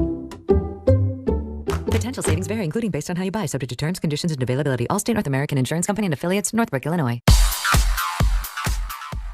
And now it's time for traffic. Here's Brandy Scott. Thanks so much, guys. Not so great on the Staten Island Expressway westbound over by Slauson Avenue. It's a crash involving a yellow school bus blocking the left lane. That as you backed up to the Verrazano. You stay packed on the westbound side. Lots of extra company heading over to the West Shore. Grand Central eastbound jammed heading into Kew Gardens. Right after Jewel Avenue, a broken down SUV with its hood up in the left lane. That as you pack there, delays are starting to back up to City Fields. Still your best ride to the outbound George Henry Hudson. Second choice West Side Highway northbound. Some pockets of slowdowns there from the 70s. Inbound George, nice and quiet for both the upper and lower decks. Outbound Lincoln Orange about 5 to 10. Outbound Hullins 20 to 30. This report is sponsored by the New York City Department of Transportation. Speeding ruins lives. Drivers, watch out for pedestrians and cyclists and slow your turns to less than 5 miles an hour. I'm Brandy Scott on 880 ESPN New York. Talk about stepping up. It's time to level up your game. Introducing the all-new ESPN app. All of ESPN, all in one place. Your home for the most live sports and the best championship moments. The electricity is palpable. Step up your game with no annual contract required. It's the ultimate fan experience. Level up for more on the ESPN app or at stream.espn.com. Sign up now. Your fantasy roster is set. The smack talk is heating up, and this season, ESPN Bet is giving you more ways to ride with your squad. Introducing the ESPN Bet Fan Center, where you can instantly link and bet on your fantasy teams right in the ESPN Bet app. An enhanced sports betting experience only from ESPN Bet, the sports book for sports fans. Make the connection today with ESPN Bet Fan Center and the ESPN Fantasy app. ESPN Bet Sportsbook. Download the app today. Must be 21 plus. Gambling problem? Call 1-800-GAMBLER. Terms and conditions apply. See app for details. This is... We're going to rub football all over ourselves today. I did consume a lot of football back in the day, pre-kids, in my underwear. The NFL Binge. You watching every game, baby? Are you watching? The NFL Binge. Yeah. Driven by Ramsey Mazda. Sure is. It's the experience of driving a new Mazda and buying a new Mazda from Ramsey Mazda. Choose wisely. Choose Ramsey Mazda. I feel like they're cheating on me with you doing the read. I know, right? Wow. It's just a sponsorship for the segment, Dom. Don't feel better. What if BetterHelp sponsored the list? Wouldn't you feel? Oh, I'd feel about that. I'd be all bent out of shape. You'd have to go to BetterHelp to get over it. Yeah, I'd be hurting that. The irony. A great day it was to be Alan Hahn, but a better day to be Shedeur Sanders. Sampson is now motioning into the backfield here. It's a 3-by-1. Shedeur on third down, throws it. Sampson to the flat. Sampson 35. Sampson 40. Sampson, first down. He's at the Raider 35. It's a foot race and he's gone. Dylan Sampson, touchdown. It was a great throw. Oh, that screen? Might have gone 8 feet. It might have. Guess what? It's his first career touchdown throw. Still good for some big, sexy numbers. 11 for 20, like you dream about. 209 yards, 1 TD, 1 horrifying interception. A QBR of 8. You're not writing home about it. You're sounding very negative. Passer rating of 87.3. You know the best stat? 1-0 as a starter. Win. And by the way, first Browns rookie to win his starting debut, his first start. In how long? Kosar. I have no idea. Tim Couch. Nope, further back. Further than Kosar? Yeah. Sipe? Brian no, Sipe? Not that far back. Or just do you remember 1995 was Zaire? Remember him? Oh yeah, sure, like you dream about. Sure do. I don't remember. That's how long it's been. 30 He's the 42nd quarterback to start a game for the Browns since 1999, and he's the first in his debut start to win since 1995. Got some help on special teams. Got some help from the running game. But either way, by hook or by crook, he gets the win. Here's Shedeur Sanders. Everybody starts different places. Just because I didn't get the summer reps, just because I wasn't in the best situation, for me to be prepared to go out there and execute, like from a summer standpoint, that's how life is. You know, everybody's not in the best situation, you know, but there's no excuse. You got to go out there and perform. Like, there's no choice, there's no question. Nobody cares if this was 1 week of prep. Who cares, you know? So a lot of people want to see me fail, and that ain't going to happen. Well, the one thing I would like him to do is just a little touch of humility, a little bit. And he has it at other times, but not that. No, I know, but there was a lot of stuff like the on-field interview was a lot about his own redemption and proving people wrong and all that stuff. And when you, like, all kidding aside, when you read all his quarterback stats, like, have a little bit of humility in that moment and point out the fact that Myles Garrett and company were unbelievably dominant in that game. And if I'm not mistaken, they ended up getting Chip Kelly fired, right? That's right. Oh, yeah. Chip Kelly out. So let's just tip our cap to a defense that gave you the opportunity to have a win.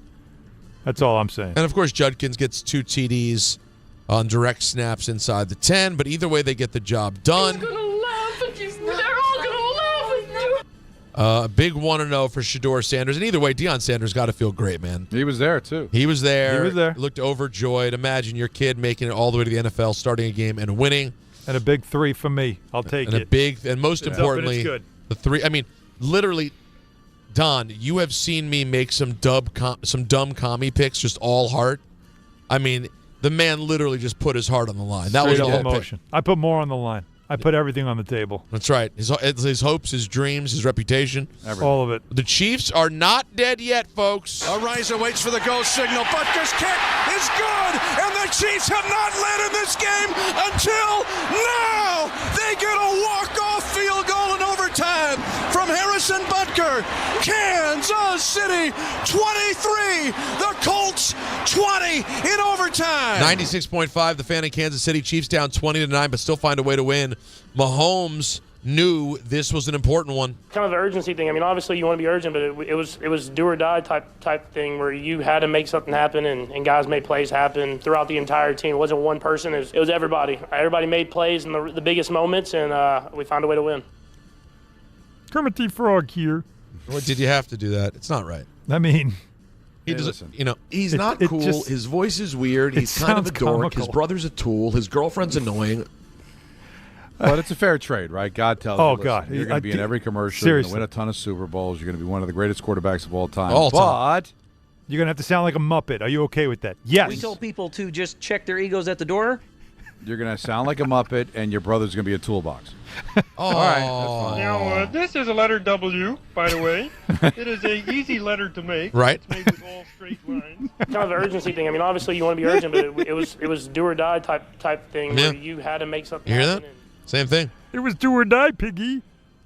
Dallas, the Cowboys do the unthinkable. They beat the champs. 42 yards on the left hash to win the game. Snap and hold, 42-yard kick from Aubrey.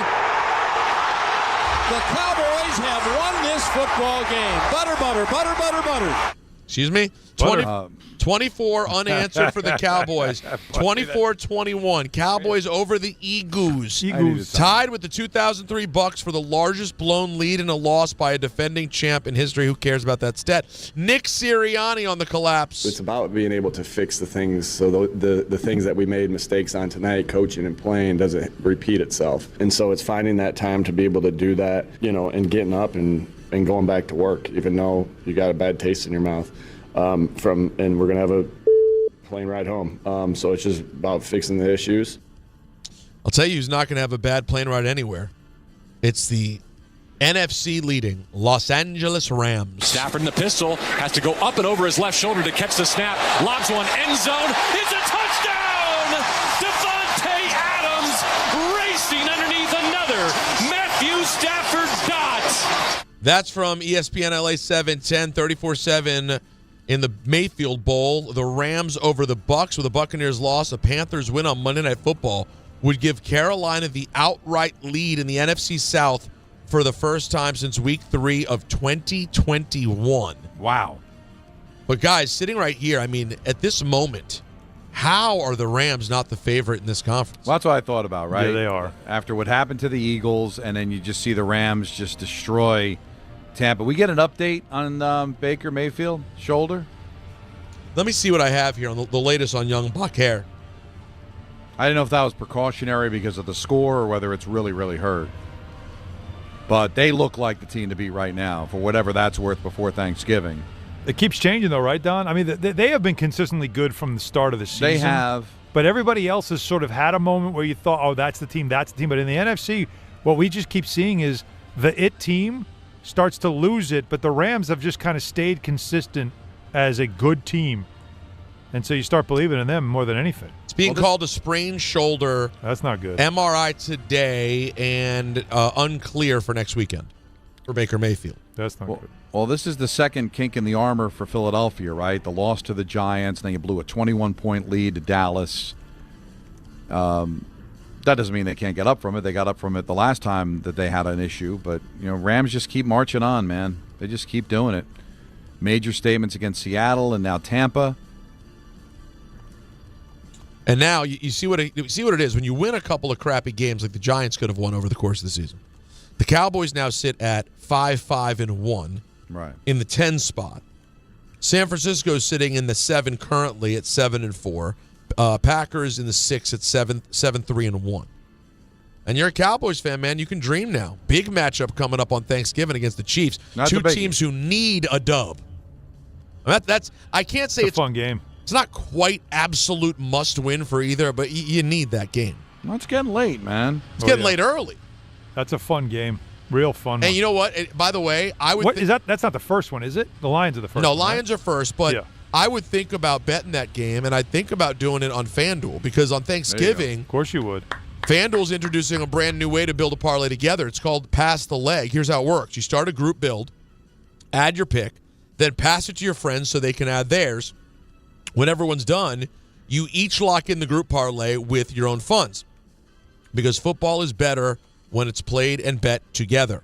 And to make it even better, everyone gets a 50% profit boost token to use on their build. All right? So maybe let's say you want to bet the spread in the Lions-Packers game. You have a friend take the over-under in the Chiefs-Cowboys, and then another friend can jump in on an anytime score in the Bengals-Ravens game. You grab your crew, you start your build, you get on the action this Thanksgiving with Pass the Leg.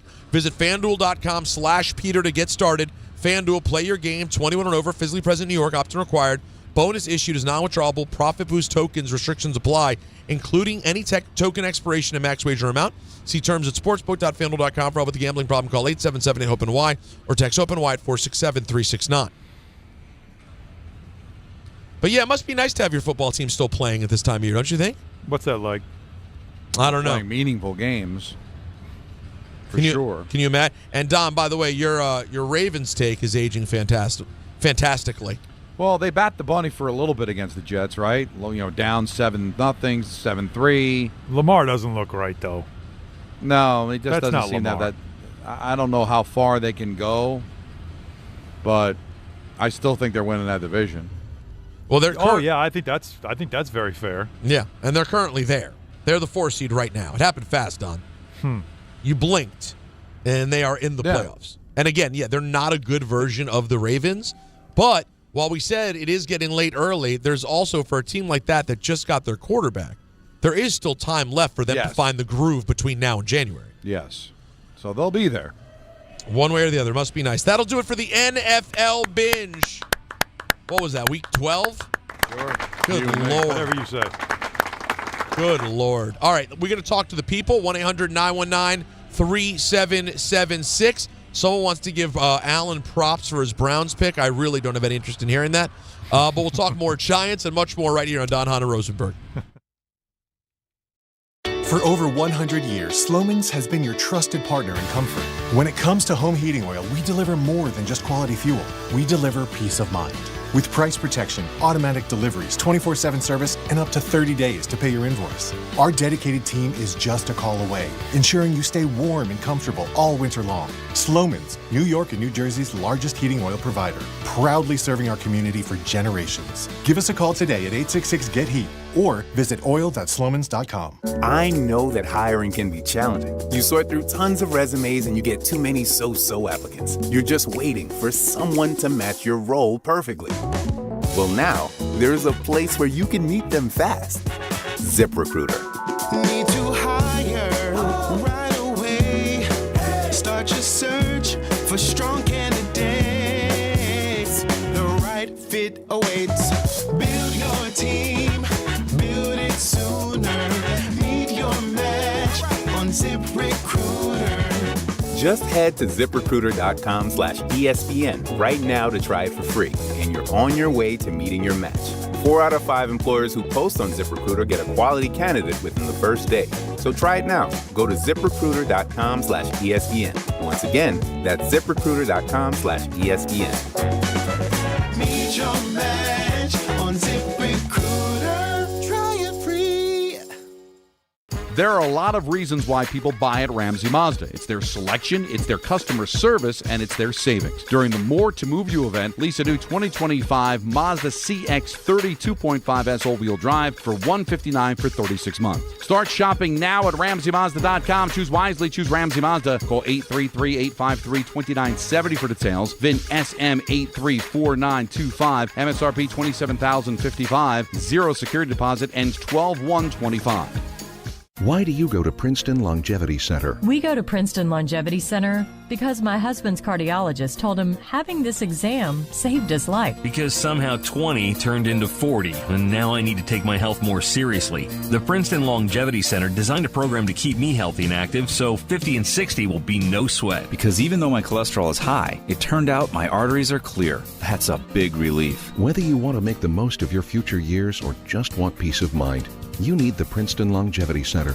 Their comprehensive preventive exam combines the latest technology with caring experts to create your personal plan for staying well. Because I shouldn't have to wait an hour for a 10-minute physical. I go to Princeton Longevity Center because I get everything done in one day and take my results home with me. Find out why you need Princeton Longevity. Call 888-8000-PLC or go to PrincetonLongevityCenter.com. Call 888-8000-PLC. That's 888-8000-PLC. Score a win this game day with Amazon Pickup, the MVP of package pickup. Need that new football jersey for the big matchup? With Amazon Pickup, you can collect your order from secure Amazon lockers or counters near you on your schedule. Whether you're running from work or home or straight to the tailgate, Amazon Pickup makes it easy and worry-free at no extra cost. Don't miss kickoff. Grab your gear and your packages when it works for you. Find your nearest Amazon Pickup location at amazon.com/pickupmvp. That's amazon.com/pickupmvp. Are you ready to unleash the beast? Monster Energy is here to give you the edge this college tailgate season. Loaded with bold flavors, our powerful blend gives you the energy you need to push you beyond your limits. Tune in all season long with Monster, the energy drink of ESPN Radio College Football Tour. Power your performance with a drink that's as hungry for victory as you are. Crack open an ice-cold Monster and dominate your competition. Monster Energy. Unleash the beast. Grab yours today. Your fantasy roster is set, the Smack Talk is heating up, and this season ESPN Bet is giving you more ways to ride with your squad. Introducing the ESPN Bet Fan Center, where you can instantly link and bet on your fantasy teams right in the ESPN Bet app. An enhanced sports betting experience only from ESPN Bet, the sportsbook for sports fans. Make the connection today with ESPN Bet Fan Center and the ESPN Fantasy app. ESPN Bet Sportsbook, download the app today. Must be 21 plus. Gambling problem, call 1-800-GAMBLER. Terms and conditions apply. See app for details. ESPN New York is throwing a holiday party you don't want to miss. Join us Friday, December 12th at your mother's house in Garden City Park. We'll be broadcasting the Michael K. Show live from 1 to 3, followed by Don, Hahn Rosenberg from 3 to 7, all while supporting a great cause. Bring a toy to benefit the Garden of Dreams Foundation and help make the season brighter for local kids in need. It's the ESPN New York Holiday Party, Friday, December 12th, brought to you by Spiked Aid, Security Dodge, Amazon Pickup, and ESPN New York.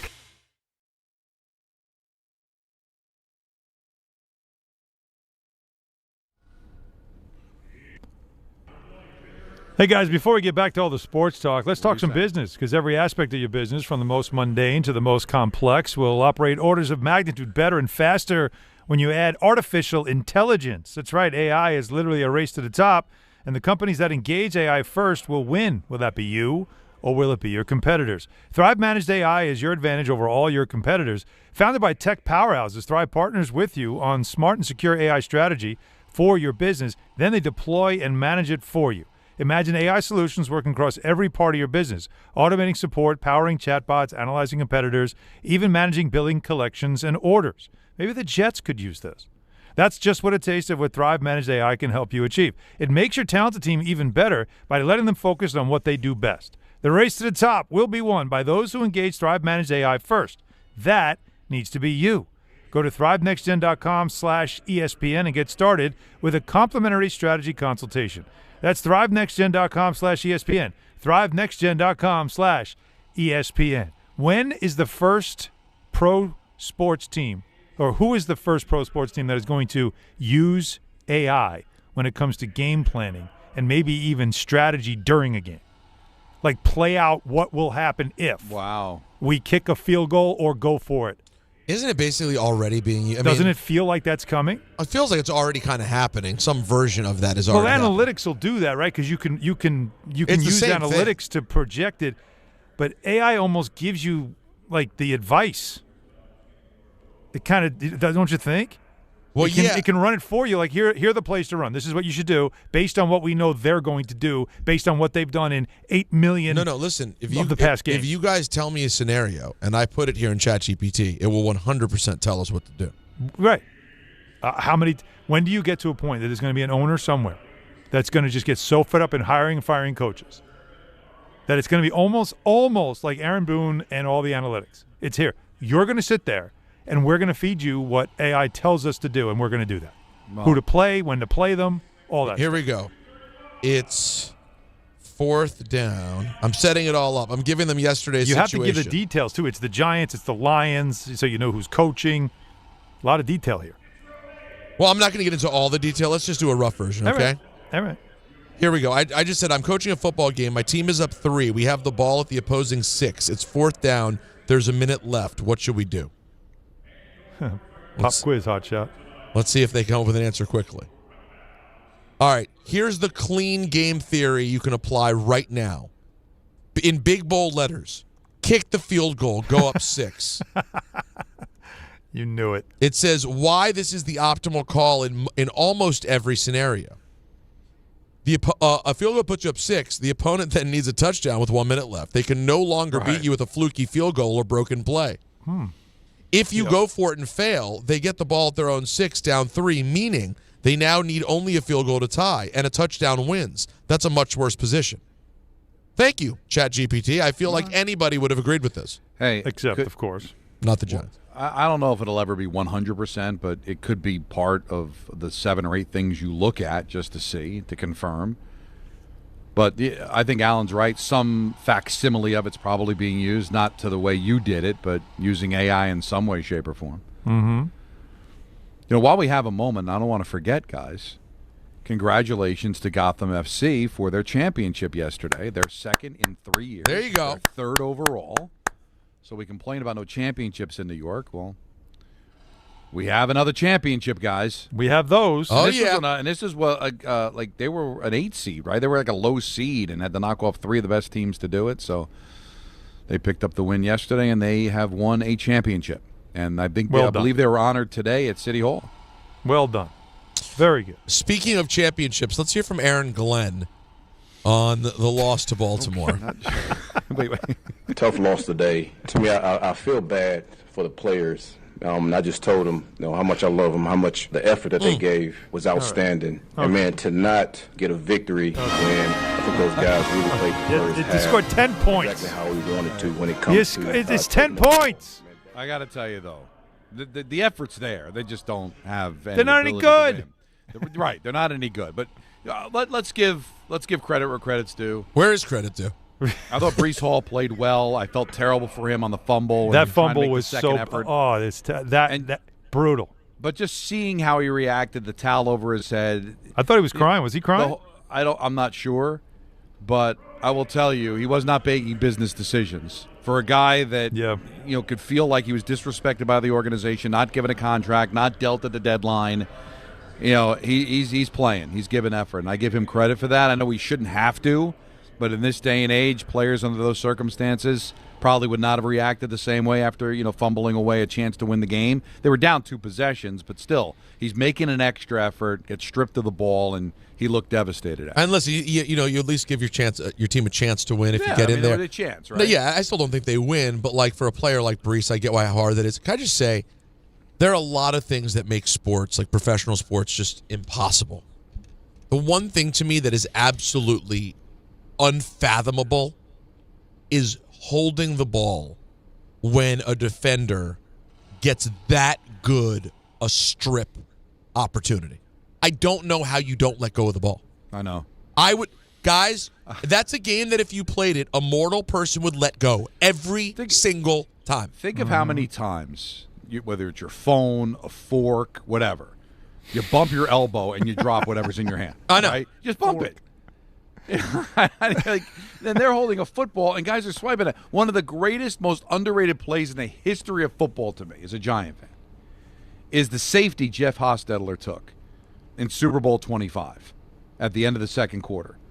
Bruce Smith grabs his wrist. He's holding a football in his hand.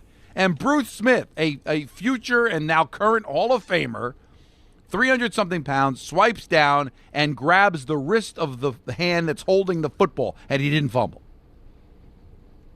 How is that possible? So they're not mortal. Did you see, though, like the safety or whoever it is on that play with Brees literally he gets his hand on the ball and while like standing has like a full yard to rip at it while he's getting held up by other players. Yeah. It's an impossible. It's so hard. And then they have to sit there and feel like they're failures. They cry like they did something horrible because you're just supposed to hold the ball. But it's the same thing with the punch out, guys. When you see a perfectly placed punch out, it's an amazing play now. Think about just try to do this on your own. Just run and have somebody hold the football running by you, and you just are trying to catch them and punch at the same time. Oh, you're saying it's an incredible play for those doing the punching. Defensively, it's an unreal play. Unreal. Because you have to, again, the hand-eye coordinate. Of course, these are elite athletes who do things that mere mortals like us can't. But when you watch it in slow motion, it looks so easy. But it is not easy. Such a great point. It's martial arts on the football field. And think about how it feels, the tons of times we never notice when they miss the ball and just punch you as hard as they can in the forearm. Right, that's a great point. These are gigantic men wailing on your forearms. Yeah, they should be allowed, right? You poke the ball out, but once you start punching it, it's I love doesn't seem right. It is. Great. I got to tell you, that position, and it seems like it's having a bit of a resurgence, but the running back position has been repeatedly devalued as it also gets harder and harder to play. Oh, I agree. Yeah, I agree. The other play from yesterday, and I'm sure you guys saw it over and over again, was on the fumble. It didn't turn into points, amazingly, though, but Cowboys-Eagles. The gunner, right, how he gets destroyed. It's unreal. Knocked down, flips over. He's getting pushed, shoved. Did you see this? Don, did you see this yet? I don't think I saw it. Oh, send him a link to it, Alan. He won't stop. He gets up, he keeps running, runs it down, and he ends up forcing the fumble that they recover on. What was it? It was within the 10-yard line. Inside the 5. Inside the 5, was it? Don, it's a play where my God. If you were to show this to everybody in the world quits on that. He doesn't quit. If you were to show this to kids and go, this is what playing this game is all about. This is how hard you have to play. And by the way, this isn't a glory position. Like I said, it's the gunner, right? This is just a hard You're hard supposed to job. get killed. Yeah. These are often guys who don't make the most money and aren't the most well-known. He's getting thrown to the ground the entire play and ends up making it all the way down the field and forcing the fumble. It's crazy. Yeah, it's a great play. I got to say, guys, in general, and we'll get more into it in the 5 o'clock hour, a pretty good week of entertaining football in Week 12. It took time. We're here now in late November. We've got some actual football games to watch. It's fun. I think Thanksgiving we're going to be treated to some good ones. I mean, we've already got some good ones on the slate. Oh, I got to tell you, it's a fantastic. Relative to a lot of years, it's a fantastic lineup. We'll talk some more Giants. We'll do the rest of the NFL. Allen can continue to gloat his huge Shedeur Sanders win. We have ENN coming up at 6 o'clock. It's Don Hahn Rosenberg.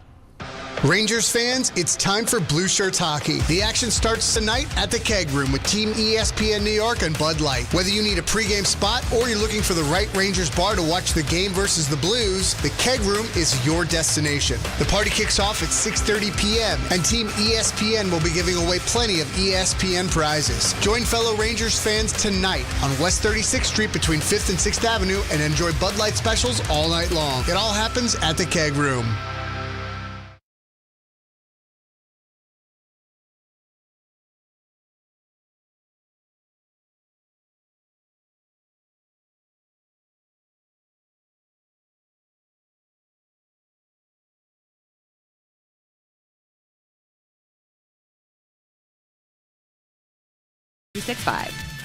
Gambling problem? Call 1-800-GAMBLER. 21 plus only. Must be physically located in New Jersey. T&Cs apply.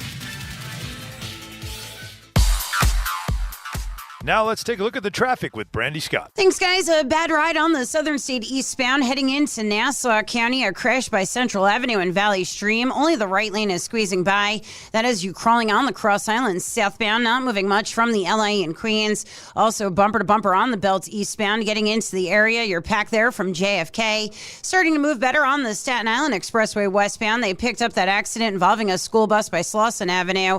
Heading over to the outbound George. Only easy way to do it, Henry Hudson. Boston. Cross Bronx westbound is slammed from White Plains Road on through. Inbound George looking good for both the upper and lower decks. Outbound Lincoln Arundel about 5 to 10. Outbound Holland 30 to 40. This report is sponsored by Mothers Against Drunk Driving. For victims of drunk and drug driving, your grief is unique, but you're not alone. You always have a place at MAD. Visit MAD.org. I'm Brandy Scott on 880 ESPN New York. Caffeine doesn't have to be bitter or boring anymore. 5-Hour Energy shots are bringing the flavor and the energy. One of my personal favorites, Strawberry Banana. It's giving smoothie vibes in a compact caffeinated shot. Whether you like your energy sour, fruity, or tropical, with 17 flavors, there's something for you. And yeah, it's got as much caffeine as a 12-ounce coffee, but zero sugar and no crash. Big flavor, tiny bottle, tasty caffeine done right. You can grab yours in store or hit up 5hourenergy.com or order on Amazon today. This college football season, show your school spirit every time you pay. Introducing college-branded Venmo debit cards. Rep your team on and off the field with custom school designs that let everyone know who you root for. Whether you're tailgating, grabbing snacks for the watch party, or celebrating a win, you can unlock 15% cash back at ESPN. 1 free year of Perplexity Pro and more. This college football season, score more with the Venmo debit card. Get yours now in the Venmo app. Learn more at venmo.com/collegecard. Max cashback varies. Terms apply. The Venmo MasterCard is issued by the Bancorp Bank, N.A.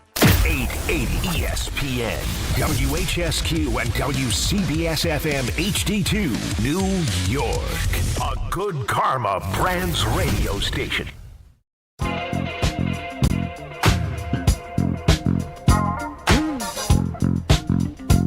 .501. Say it, Don. In the big city. In the big city. Living for the city. On this Thanksgiving Monday? Is that what it is? It's a big week. It's the whole week. It's Thanksgiving week, let's be honest. We had a big argument today on the morning show. Oh, no. I hope everybody's okay. No, we got through it, but we had a big heated discussion about pie versus cake. Oh, boy. And Ebro really laid down the gauntlet against those of us who enjoy cake, and he made the declaration that pie is like the real dessert and cake is for children. I agree. Yeah, I'm with him. Thanksgiving, it's all about pies. Well, Thanksgiving, I understand the tradition is pie. It's hard to make a case that, like, cake can really compete with pie on Thanksgiving. Can't. It's up against the wall. I still, though, for me, I always would take cake over pie if I'm given the choice. Really? Every time. 9 times out of 10. 10 times out of 10. No. 11 times out of 10. You want to take? Opposite. You want to take right now? You want to write this down? And Don, you could pretend to disagree, but you know I'm telling the truth. Apple pie, it's the missionary of desserts. I don't disagree. But it gets the job done. If you don't listen, I'll tell you this. Here's how you know it's turning it down. Here's how you know it's jabroni. Here's how you know it's jabroni and missionary. What's jabroni? Is that if the fact of the matter is, if someone gives you a piece of apple pie, and they don't make it a la mode with some vanilla ice cream, you go, I need the ice cream. Give me the ice cream. Cake, I get a great piece of chocolate layer cake. I don't go, oh, I need ice cream to make this delicious. The chocolate layer cake is delicious. But I don't think they're not really comparable, though. No. Well, I agree. One's much better than the other.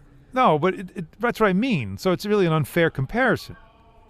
You know what I mean? Like, what you're doing is it's an unfair fight.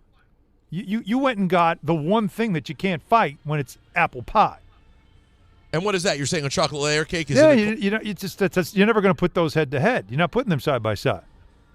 See, well, then you're saying it's a loss. So you got to admit that it's an L for pies. I don't know. The twins' birthday's coming up on December 5th. And if we have a party and there's a big cake, even an ice cream cake if you want to go there, happy birthday, Marco and Jalen, and there's a chocolate cream pie next to it, it says happy birthday, Marco and Jalen. There you go. Good night, and end the story. That's it. That's the exact thing I was trying to come up with. Is that's more of a better comp? No. The reason it's not fair is chocolate cream pie. It's not even really pie. What are you talking about? What do you mean? Does it have a crust? It has a crust. All right. Yeah. Is it in a pie dish? Yeah. It's in a pie dish. All right, then I'm it's a not pie. exactly sure where he's going with it. But think about it. When people think of the pies, they think apple, they think cherry, they think sweet potato, they think pumpkin. Once you start getting into the pecans and the chocolate creams, Yeah. Now we're talking about just like a shell that holds sweet, delicious goodness, which is more of a cake. You're honestly. creating a narrative for yourself so you can Yeah. sound right. That's a when backpedal pie is a punch. pie is a pie, my man. Okay. What he did there, what he just came up with that analogy is backpedaling punch. He just got hit square. Yeah. He's moving backwards towards the rope and just like threw a punch. Yeah. Had nothing on it.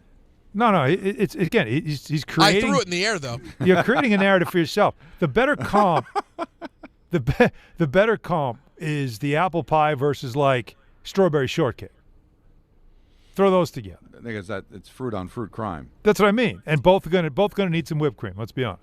Yeah. Something. Yeah, but strawberry shortcake is so much better than like a fruit pie to me. Well, that's your feeling. A strawberry wait. shortcake. A warm apple pie.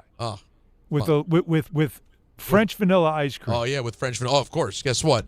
It's over. How about this? Fight's over. How about this? Horse manure with French vanilla ice cream. I'd still eat. No. That's the Listen, thing. and then- Once No. you add the French vanilla ice cream, what are we talking about? I'm not a big fan of apple pie. I mean, I'll eat it, but it's still better than any cake. And I threw Any ice cream cake. Well, like maybe except ice cream cake. And ice cream cake is not really cake. Cake of J's. It's ice cream in the shape of a cake.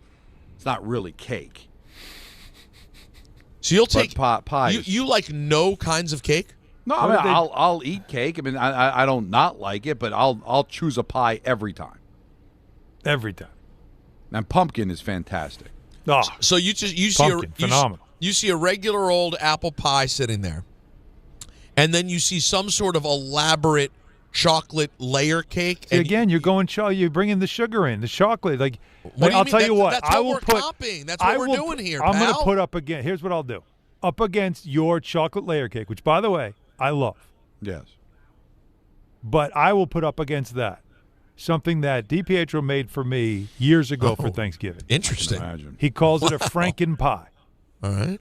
It's got like it's basically like Halloween candy all put into a pie. Like Okay. it's unreal. Well, We're talking Don, about what are we doing? It's chocolate. Don, what are we doing? It's peanut That's butter. not a real pie. It's delicious, and I'm I telling know, you but- right now, you'll want to eat nothing else. Nothing else. All right. Well, I'm just saying, with the exception of ice cream cake, any non-ice cream cake you put next to a pumpkin pie, I'm going to pick the pumpkin pie.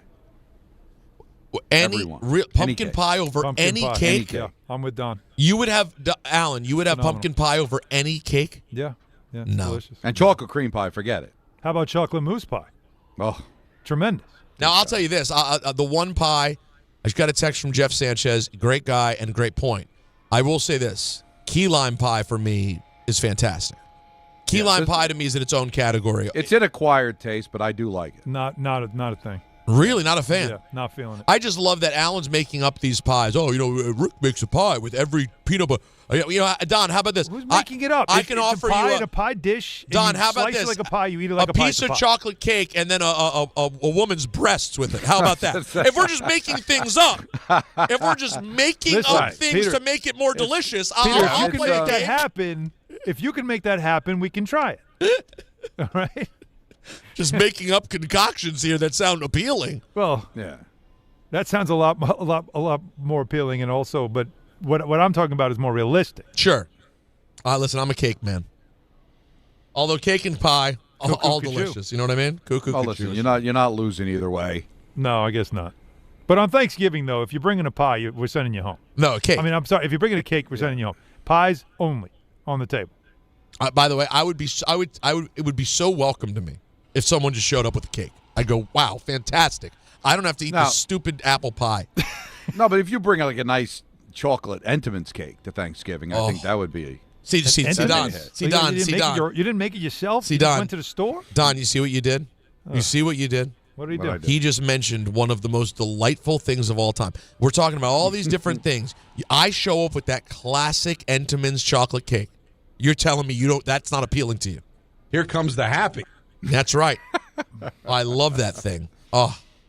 It is good, but my that's grandma probably used to better get like it. Another day. My grandma used to get it when I'd go to Rockaway and visit her, and over the course of the weekend, I'd eat the entire thing. Well, that's different. She's coming to visit. That's one thing. But you don't think that you should be bringing something homemade? I don't Or at care. least- I don't or at care. least go to a Not everybody bakery. bakes. You go to a nice bakery, they make it, like you order it ahead of time. You pick Okay, it up. yes. Showing up with just the Entenmann's would be Yeah, a that's little what I bit. mean. Open the No, box and but throw it why? on the table. What are Most we doing? people, but you're still taking a chance either way. Most people, the Entenmann's, you know it's a home run. All right, it's not a Barry Bonds 500-footer, but it's going to homer. If I go to a bakery, it could be a single, it could be a broken bat The single. least you could do, Donnie, is take it home, put it on a separate plate, make it No, look no. like you You own try it. a little harder than bring the box and just No, throw it on the table. I'm making an effort. I went to the store because I know what's good. I want to bring something that I know is good. No, Why would anybody that's frown that's down what on you that? do. That's what you do when it's who is the Griswold cousins that showed up in the RV? That's what you do. when Randy you're there. Quaid? All right. But that's the old story that I've been telling since I got the Devil job. In 2003, when the Devils won the Cup, Ken Danico invited me to a barbecue at his house with the Cup. And I thought, it was just going to be a barbecue until I saw, in the distance, saw the Ferris wheel in the backyard. And we brought Entenmann's chocolate chip cookies. We thought, it's a barbecue. We'll bring a little something. I just threw it in the garbage. I'm like, I can't present this. There were like Entenmann's almost cookies in tickets the at the garbage. door for it. Hey, leave it in the car. Bring them home. Yeah, I didn't believe me. I was There's no way trying you to make threw that a in the point. garbage. I'm not throwing out anything Entenmann's. You enjoy throwing up every 5 minutes, Claude? Clark. I thought so. This reminds me of the episode of The Office where Michael Scott brings the potato salad to the catered party. You sometimes bring the wrong thing. You got to just turn around. This is you can't do it. or the Seinfeld debate where they got to go to the dinner party and they got to pick up wine, and George is like, "Can't we just pick up Pepsi? I like Pepsi." You're telling me that people are going to be mad if I just put a big bottle of Pepsi on the table? Right. What kind of society? Everybody likes Pepsi. Now, real quick, if someone could ask you in a moment, a moment's notice, they go, "Hey, we're making a decision. What would you rather have on Thanksgiving? Turkey or delicious fried chicken?" What would you go with? Delicious fried chicken. I'm not a big turkey guy. Not a turkey guy at all. I'm with you. Like, If you told me it was turkey, walk by. If a cow walked by when we got together with the Native Americans, that would be a much different holiday. Don, it was steak instead of turkey. If you Anthony lied to in my me ear and 3 told me seconds turkey- before Don just said that. 3 seconds before said, "How long until Don says why didn't they just kill a cow?" It took as he stopped talking to me, Don was saying it. It was unbelievable. Listen, I've been 24 years plus. What do you want from It's a me? good take. It's Really, just- how it's many a great bullets take. do I have? But it's a great take, really. What was it with the pheasant then? Why was it such an idea? That's the ideal thing. By the way, some of the other stuff on the menu on the real Thanksgiving, we wouldn't be eating this. We're not eating any of that. What do you mean? Have you seen what was they did this thing? Oh, the original about the original quote unquote Thanksgiving and what was actually served. There's stuff there that would make you throw up. I'm not eating that. So yeah, the turkey's the one thing that maybe survived the whole the menu. But I'm with you. If you had a nice fried chicken on the table and just swore to me, no, that's a turkey, I would know you're lying and I wouldn't care. Yeah. 100% with you. These are all the important things that we need to figure out heading into this glorious holiday. And as Alan said earlier, a day in which there will actually be good football played basically throughout the day. You got the Packers-Lions to start at 1 o'clock on Fox. That's good. That'll be a Tom Brady vehicle, of course, with Kevin Burkhardt. We're going to do announcer lineup for Wednesday, right? Yeah, of course we will. Oh, yeah, what do you think? You'll have this is me just freestyling it. You'll have the Chiefs and Cowboys at 4:30, which will be a hello, friends. Yes, sir. That's a big. I mean, by the way, you talk about a sexy game. Mm-hmm. That is, dead sexy. Dead sexy. And then 8:20, the Bengals and Ravens. And then it kind of takes a dip. Yeah, which is a dip for sure. But especially if Burrow, wait, could Burrow be back? He did practice. They decided he wasn't ready for last week. I bet he plays. I bet that's his debut. You calling it? I'm calling it. Thanksgiving night? Come on. If he's already feeling it, we all know he wants to come back. He's not considering staying out for the season. So if you were to get a Burrow-led Bengals against the Ravens? Headline, NFL.com 4 hours ago. Bengals quarterback Joe Burrow expected to play on Thanksgiving against Ravens. Yeah. Might be why he was held out on Sunday. So that's a pretty good day. Actually, a half hour ago, Joe Burrow confirms he's back from injury, playing in Thanksgiving game. Now it's a good watch. So, yeah, Burrow has said it himself. Zach Taylor has said it. Peter Rosenberg said it. Everybody's saying it. We're getting Joe Burrow. Everybody's saying it. On Thursday night. That's pretty good. Can't be mad. And meanwhile, here we have eggs. Let's see. Michael in the Bronx has been on hold for a while to talk Giants. What's up, Michael? Hey, guys, sorry, I'm leaving a bar right now just so I could get on this call. But I actually I called last week because my wife got me tickets to the John Cena retirement MSG for our birthday. Okay. My birthday's today. Happy birthday. This is the Happy dilemma birthday, I have man. for you guys. Appreciate it. Now, this is the dilemma I have. She also just surprised me with my first tickets to Giants versus Vikings on the 21st. Oh, God. And I don't know how to tell her Oh, no. that this team is complete garbage and we should sell them and be done with it. But I don't know what to tell her. She, we just got married. I'm not trying to start any fights, but that's my question for you guys. Should we sell the tickets? Should we go? It's our first game. So that's one. And then for Peter, I just have, what are your predictions for Survivor Series? Appreciate you guys. Well, if I may take the other one, Pete. Go ahead, please. And leave you the Survivor Series. What are you going to get on the secondary market for Giants Vikings in 3 weeks? I was thinking the same thing, though. Right? You're not going to get anything. You know what? Go to the football game. You bring your new wife. If the weather's not bad, you could still have a good time. It's not an awful experience. I know the team's not great, but if Dart's playing, McCarthy's looked terrible. Now he's in concussion protocol, so we'll see. But I'm sure by that time he'll be okay. I would go to the game, especially considering what do you expect to get on the open market for Giants Vikings? What is that going to be? Week 15? Is it possible for someone to Venmo you $1 and some envelopes? You know what I mean? Gumballs. No, Yeah. I would go, and I still enjoy football live. I've gone to many a game late in the season when the Giants were out of it because that's when tickets became available. Right. You can never go to the games, and I would still go. To see Jackson Dart live. Yeah. Maybe they're playing well. I Jackson. do see a scenario where they could beat the Patriots. They'll be coming off the bye, feeling. I would still. I'm not telling you what to do, but considering you'll get no money on the open market, why not go? Oh, God, no. No, you'll have to pay somebody to take those tickets. Man, but when you think about how dreadful that game will be versus, for example, the games we just talked about on Thanksgiving, and when you think about the fact that FanDuel's introducing a new way to build parlays together called Pass the Leg. Pass the leg. Here's how it works. You start a group build. You add your pick, then you pass it. You know what I'm saying? Take one and pass. And then your friend or family, they can add to it as well. You each lock in the group parlay with your own funds. Because football's better when it's played and bet together. All right? And to make it even better, everyone's getting a 50% profit boost to use on their build.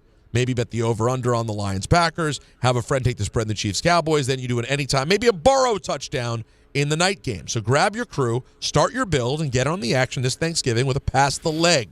All right? Visit FanDuel.com/Peter to get started. FanDuel, play your game, 21 and over, and physically present in New York, opt-in required. Bonus issued as non-withdrawable profit boost tokens. Restrictions apply, including any token expiration and max wager amounts. See terms at sportsbook.fanduel.com. For help with a gambling problem, call 877-8-HOPE-NY or text HOPE-NY at 467-369. That was well done. You guys see the news that my buddy Elle Duncan's gone. Ghost from ESPN. Mm-hmm. She's out of here. And I'm gonna go ahead and say the checks are gonna clear nicely as she's the new face of Netflix sports.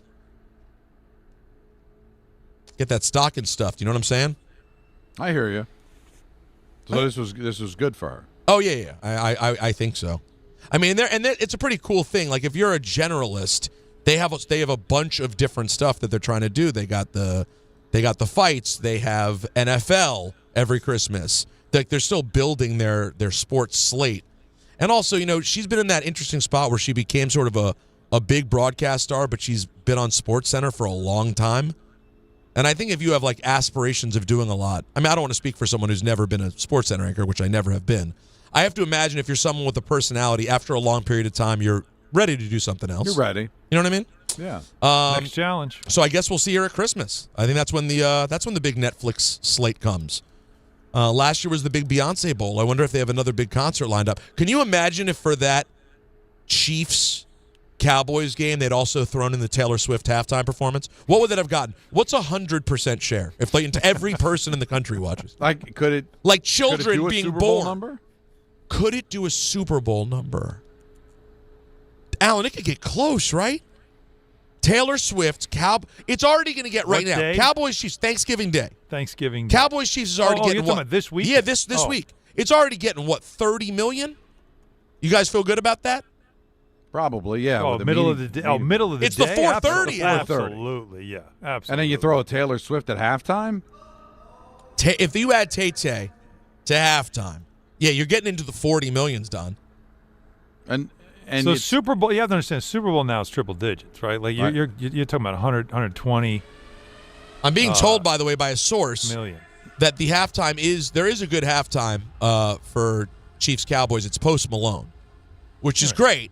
But the thing is, there's this weird line of like you can get all these huge musicians, and them performing at halftime is people will be like, "Oh, neat," and then you have literally, I'd say, basically Taylor Swift, Beyonce, and maybe 2 or 3 others where it would actually shift the number. You could still be a huge star like Post Malone. You're not shifting the number. You're not keeping people from getting up off the couch at that moment on a day like Thanksgiving. Nor are you sending outsiders to go watch. Or people are people like the women aren't coming in from another room to say, leave this on, I want to see it, right? Like, because that's generally what kind of happens, right? There's We only all a split handful up. that can do that. There's a bunch that talk over here. The rest of us talk over here. Some of us that want to watch the football game will watch that. The rest who don't care stay at the table. And then there's that moment where everybody comes together if there's a halftime show worth the damn. Or there's the one where we get up and somebody else comes in because they want to watch it. Oh. And we got to go. It works. It works. Now they just need to score. Yikes. And by the way, to the caller's question earlier, Survivor Series for the big 2 War Games matches, I like the Vision, the bad guys in the men's match, and I think I like the Rhea, Charlotte, Bliss, good guys team in the women's match. And I think John Cena will probably end up losing the Intercontinental Championship back to Dominic Mysterio because I can't see him retiring in December with the Intercontinental Championship. And then I'm guessing Stephanie Vaquer retains over Nikki Bella. That's what I think so far. Only 4 matches announced. We will see where we land. A lot of people still on hold, guys, to talk some foosball. And, of course, Cake First Pie generating some calls at 1-800-919-3776. I'm such a radio hack. I literally hear something fun in the morning, bring it up again, and the same radio hackery will work twice. Because it's Thanksgiving week, and people want to argue food. We'll talk to you next right here, Don Hahn Rosenberg. There are a lot of reasons why people buy at Ramsey Mazda. It's their selection, it's their customer service, and it's their savings. During the More to Move You event, get 1.9% financing on a new Mazda 2025 CX-50 Hybrid Preferred or lease for $279 for 33 months. Start shopping now at RamseyMazda.com. Choose wisely, choose Ramsey Mazda. Call 833-853-2970 for lease details. Then SN128251. MSRP $36,570. Zero security deposit. APR $17.48 per 1,000 financed and $12,125. D'Agostino & Associates is a legacy firm, and I'm proud to be a part of that legacy. I'm Jenna D'Agostino, and like my father, I fight to get justice for the injured. The hustle and grit of these streets shaped me. I'm John D'Agostino, and from the concrete to the courtroom, I built this injury firm 35 years ago to get accident victims justice. So call my team first, 1-800-BITE-BACK. That's 1-800-248-3222. You want justice? Think Jenna D'Agostino. Think D'Agostino & Associates. Justice isn't just a word. For us, it's a way of life. It's having compassion for your struggle and getting you paid for your pain. Now that's justice. D'Agostino & Associates means being there for the injured. Seriously injured? Call my team first at 1-800-BITE-BACK. That's 1-800-248-3222. D'Agostino & Associates has offices throughout New York and New Jersey and will come to you. I've been there, and I'll be there for you. D'Agostino, Law, Bite Back. At City Harvest, we believe no New Yorker has to go hungry. With your help, we're on the road 365 days a year, rescuing over 77 million pounds of nutritious food and delivering it free to millions of New Yorkers, transforming surplus food into sustenance, sustainability, and smiles, rallying thousands of New Yorkers to power a network of nourishment across our city. One day, one meal, and one New Yorker at a time. That's how we feed good. Donate at cityharvest.org. Score or win this game day with Amazon Pickup, the MVP of package pickup. Need that new football jersey for the big matchup? With Amazon Pickup, you can collect your order from secure Amazon lockers or counters near you on your schedule. Whether you're running from work or home or straight to the tailgate, Amazon Pickup makes it easy and worry-free at no extra cost. Don't miss kickoff. Grab your gear and your packages when it works for you. Find your nearest Amazon Pickup location at amazon.com/pickupmvp. That's amazon.com/pickupmvp. For over 100 years, Slomin's has been your trusted partner in comfort. When it comes to home heating oil, we deliver more than just quality fuel. We deliver peace of mind. With price protection, automatic deliveries, 24/7 service, and up to 30 days to pay your invoice. Our dedicated team is just a call away, ensuring you stay warm and comfortable all winter long. Slomin's, New York and New Jersey's largest heating oil provider, proudly serving our community for generations. Give us a call today at 866-GET-HEAT or visit oil.slomans.com. And now it's time for traffic. Here's Brandy Scott. Thanks so much, guys. We're going to start off in Rockland County. Palisades Parkway southbound at a standstill heading into Orangeburg. It's a crash about a mile before exit 6. Delays there go back into West Nyack. Only easy ride to the outbound George, still at Henry Hudson. Second choice West Side Highway northbound. Some pockets of delays there from the 79th Street Boat Basin. Inbound George might run you about 5 to 10 for the upper deck. Outbound Lincoln, your best ride at 15 to 20. Outbound Hull will run you 20 to 30. They picked up that crash on the Southern State eastbound in Nassau County by Central Avenue and Valley Stream. Still have some slowdowns going back onto the Belton, Cross Island, and Queens. This report is sponsored by Mothers Against Drunk Driving. For victims of drunk and drug driving, your grief is unique, but you're not alone. You always have a place at MAD. Visit MAD.org. I'm Brandy Scott on 880 ESPN New York. This college football moment is brought to you by Serve Pro. College football teams have moments they recovered from and made it like it never even happened. Like on October 2nd, 1993, when the University of California faced a 30-0 halftime deficit to Oregon. Cal went on a remarkable 42-11 run in the second half to capture a 42-41 victory, one of the largest comebacks in college football history. Serve Pro, like it never even happened. Hey, it's Kirk Herbstreit. On game day, great prep makes all the difference. Same goes for your pizza. That's why I go with Frigidaire Stone-Baked Pizza Oven. Fresh pizzas go from dough to done in just 2 minutes. Whether you're throwing a party or squeezing in dinner between plays, this oven delivers hot, crispy, restaurant-quality pizza right from your kitchen. Only from Frigidaire. Game-ready pizza. Get it today at the Home Depot. How doers get more done.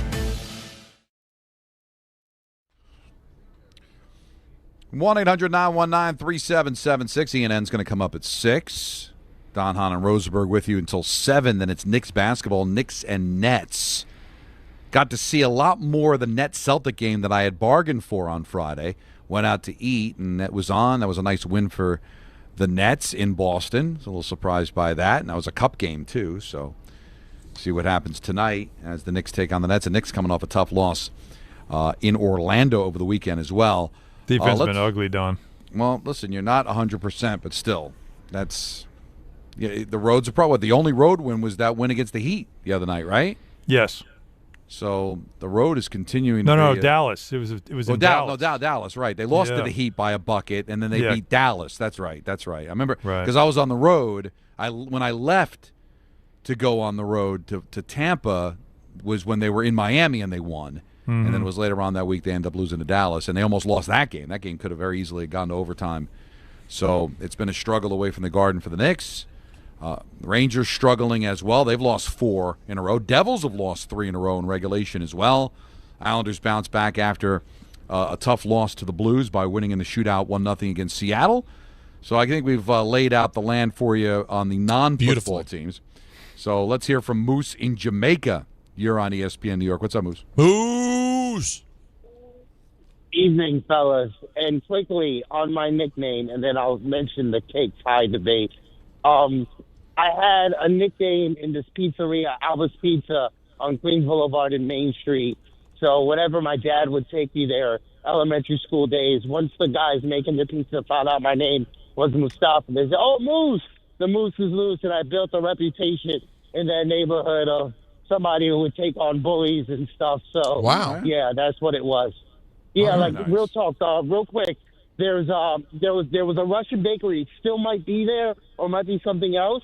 My childhood friend, shout out Rod Shell, he's Russian. A bunch of his bullies were picking on him in school. I took him on, and then his mom became friends with my mom, and I got free cakes and stuff. So yeah, so that's what it was. But the point of my call, real quick, the Giants would be 7-5 if they showed a backbone and got one stop at the end of the game when it matters. So this whole talk about whether it be the regime or whatever, that's all fine and well. But the players we have, the players we will draft, whatever regime comes in, they have to have the mindset and the attitude that they will not be dominated or collapse and crumble. And between pie and cake, I'm like neither. I'm like sour candy type of person for dessert. But if I must choose key lime pie, pecan pie, you can't go wrong. More than cake. Thanks for taking my call. Listen, I appreciate this, Moose. We got the Moose origin story. Mm-hmm. Yes. Which, by the way, good. there was a whole thing. I mean, it was basically like a superhero story. Like a Sopranos episode. It really was. Let's You can see that scene in your head, right? Like, as he's describing it. The one thing I'll say about the whole this play, that play, you could say the same thing about the Jets. You could say the same thing about a lot of teams, right? Especially losing teams. It's the losing teams that never seem to catch the break, right? It's the losing team that came up a play short. So I wouldn't look at it as the Giants would be 7-5 if they caught a break. If they were just a better football team, maybe. Yeah, they've been in a lot of games, but there's so much parity in sports, especially football, that the margin for error is usually not that great. Pretty much for every game last night, Alan, that's a blowout and it's over at the half, it feels like all those games. Look at Seattle. They didn't cover the 13-point spread. That was a 6-point game in Tennessee. Yeah. Right? It seems like all these games are down to like one or two bad possessions. So I wouldn't read too much into that. No, but it does frustrate you as a fan when you remember the specific moment when a win turned into a loss because of one play, and that's the stuff you want to clean up, which is why I think it's not about players at this point. It's about how they're being coached, and the record could be completely flipped by next year. I firmly believe that. But in all, we talk about the loss to the Packers and the Bears and the loss yesterday and the Cowboys. The one that the two that never should have happened, even with this team, the Saints and the Broncos. Yeah. Right? Yes. Those are the two that were inexcusable no matter Most egregious. The most egregious, but I can't honestly say that, you know, with the talent they have, the way they're coached, that I'm not surprised by the Packers, Bears, and Lions, because those teams are better. But the Broncos are better. But that big of a lead in the fourth quarter, my God! No, you got. And the Saints, come on. Yeah, that one's tough to even figure out. Earl's been waiting to give Alan love. Earl, what's up? Oh, okay. Hey, what's up, Alan? What's up, Peter, Don? Al, I want to give you your props. You picked the Browns on your three-point play. Don, you're a hater. You was hating all along that he was picking Shedeur, and he's like, oh, why are you going with this? And he's a good guy. Al, he's humble. He's been humble since he came out of college. He's been humble since he's been standing on the sideline. Peter, and you're hating. You had me on hold because you knew I was coming up here to give Alan his props. Never. And Peter. Peter. Yep. Peter. Pie. Sweet potato. Oh, there you go. Drop the mic. Pie. Okay. Yeah. Sweet potato pie. Pumpkin pie. I mean, take your cake. Cheesecake alone is like a birthday pie. Party. Yes. That's it. Take your cake. Hey, Peter, take your cake and go to a party. I love parties. I will go to the party. I'll take my cake and I'll enjoy something more delicious than taking a vegetable and shoving it into a pie and calling it dessert. Well, I mean, it's an apple. No, sweet potatoes. That's a vegetable. Well, but you're taking delicious. a vegetable and you're making it a dessert. That's right, and that's why it's so good, because you could just do that. You can do that with that. You can't do that with a cake. What he said though about Shedeur, he has been sweet potato. His quotes have been very good. He has handled a lot of things media-wise well. He has, like all the stuff that has preceded him going into the NFL, he has really not acted like any of that everybody thought might happen. But there was the postgame, like I said, there was the postgame where he really did make it about himself. I can understand it because he's high in the moment. We all would be the same way. But that's when it's like start giving credit to the fact what won the game, the running game and the defense. Myles Garrett was the best player on the field. Myles Garrett is the best player on the field pretty much every time the Browns play, and yet he doesn't win enough. Did you see his face, by the way, when they completed that really long pass that Shedeur threw, Myles Garrett was like, you could see he was engaged. He was caught up in it. Like, wow. And that is all you needed to know. Dylan Gabriel's available to play this week, but it's not going to start because there's no way you could possibly make that change. Let him get another start and see how it goes. So I'm happy for him. And I don't think Peter and I were hating on Allen's pick as much as we felt that it was more his heart than his head making his three-point play. I was lost in emotion. I admit it. So I thought it was a risk, but it wasn't a bad pick. And I think it would be. We've talked about it many times on the show. What an amazing story it would be if Shedeur made it. It would be one of the great stories of all time. Well, and this is where things get complicated, nuanced, and we end up in a world these days where people just go like default feeling if you don't love something is hate. I am simultaneously rooting for Shedeur. Wanted to watch every single play from scrimmage and see what he did. And yet I also watched it and thought, this is what I've always thought about him when I watch him play. It doesn't look quite right to me. I want him to be good. His motion's weird. He puts too much under the ball. I just don't love the way he plays. But I still am rooting for him to win. And if I turn out to be wrong and he turns out to be a complete stud, or maybe he's one of those guys, like, for example, I never really enjoyed watching Roethlisberger play, but he won. Week in and week out, he just found a way. He was just a tough SOB who won football games. I will be the first one cheering for it. But I'm still allowed to be critical of what I see when I watch the man play. Yeah. No, you guys have every reason to say what you said. I have been such a proponent of his since the draft that I felt like in that moment, especially coming off like the last couple of weeks where I've been god-awful, I said, the hell with it. I'm riding this thing like Seabiscuit Why not? to see where it goes. Right. And I came out a winner. Nobody was more shocked than me. Right? But I'll take it. Blind squirrel, baby. Anthony, what happened to our the shots we have of Allen and Don here? For some reason, it's 2 shots of my booth that I'm not in. How? That makes me. I don't know, but there's one hand. There's the other hand. There's both hands. Look at that. What, you stuck your hand into the camera? Well, I'm just, for whatever reason, it's shooting everything in the booth but me. And right now I've stuck my arms out, and now you have my arms. Yeah, it looks like you just have to wait a second for it to show up. That is bizarre. That is horrifying. It's a funhouse mirror. I'm Peter Rosenberg. Wow. I can't believe that Allen got 3 points with the Browns. Well, I don't understand what is happening here. I guess maybe now we got him back. I guess Allen I think maybe got disconnected, and so then it's making Don's shot wacky. My connection here at MSG is not very good. Could you see what just happened? I did. No, I missed all of it because I had somebody load that up and send it out. That was fun. Now we're all back, but it was tremendous. I really enjoyed that. You didn't get stuff like this on Yes. No, it's true. All right, let's go to this is important. Brian in Sleepy Hollow wants to weigh in on cake versus pie. What's up, Brian? So have you guys stated that cheesecake is pie earlier in the show? I was asking that question before. What do we do with cheesecake now? How do we? Because that makes it close, and cheesecake boys come into play. But I think I'm going to take. Why is cheesecake pie? Because it really isn't cake. Why? And it's in a pie plate. It's not layered. It's in a pie plate. Then what is something like what is the creme brulee then? What do you categorize that as? Creme brulee is a pie. It's got a crust, right? No, no. What is happening? No, you can't. You're not taking creme brulee and tres leches. Taking it all. You Taking can't. it all, no, baby. Tres leches is cake. It is cake. I know. It's called cake. But a cake has layers. Yes. Yes. Not always. Like onions. Exactly. Yeah. It's not always that. It's, to me though, you taking cheesecake doesn't have crust on top. Bottom crust isn't what makes the pie. On Thanksgiving night itself. Because I find that pie is easier to eat. It's where cake is heavy. True. You True. could, although I will say, your portfolio Brian, with pie, Brian, I feel you. Now, but Brian, I'll say this though. You're talking about a very specific kind of cake. There is Natalie makes this fluffy biscuit cake that's super light and airy with kind of whipped cream and biscuit soaked in milk. It's all very airy and light. It doesn't always have to be fudgy and heavy.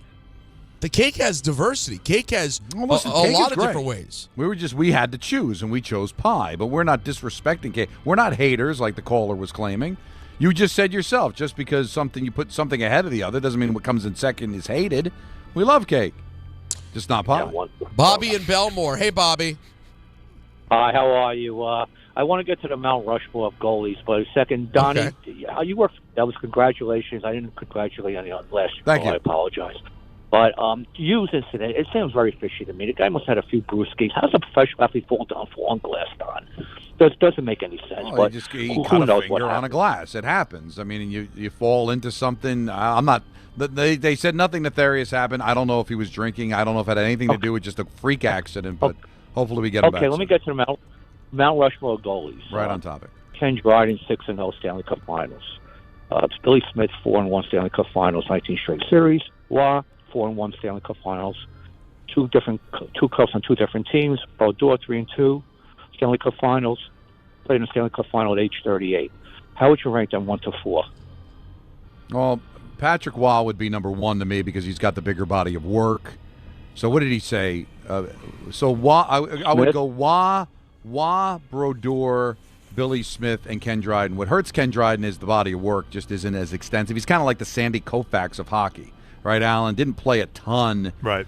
And plus Billy he was on an Smith all-world team that just had all kinds of talent. Same with Billy Smith.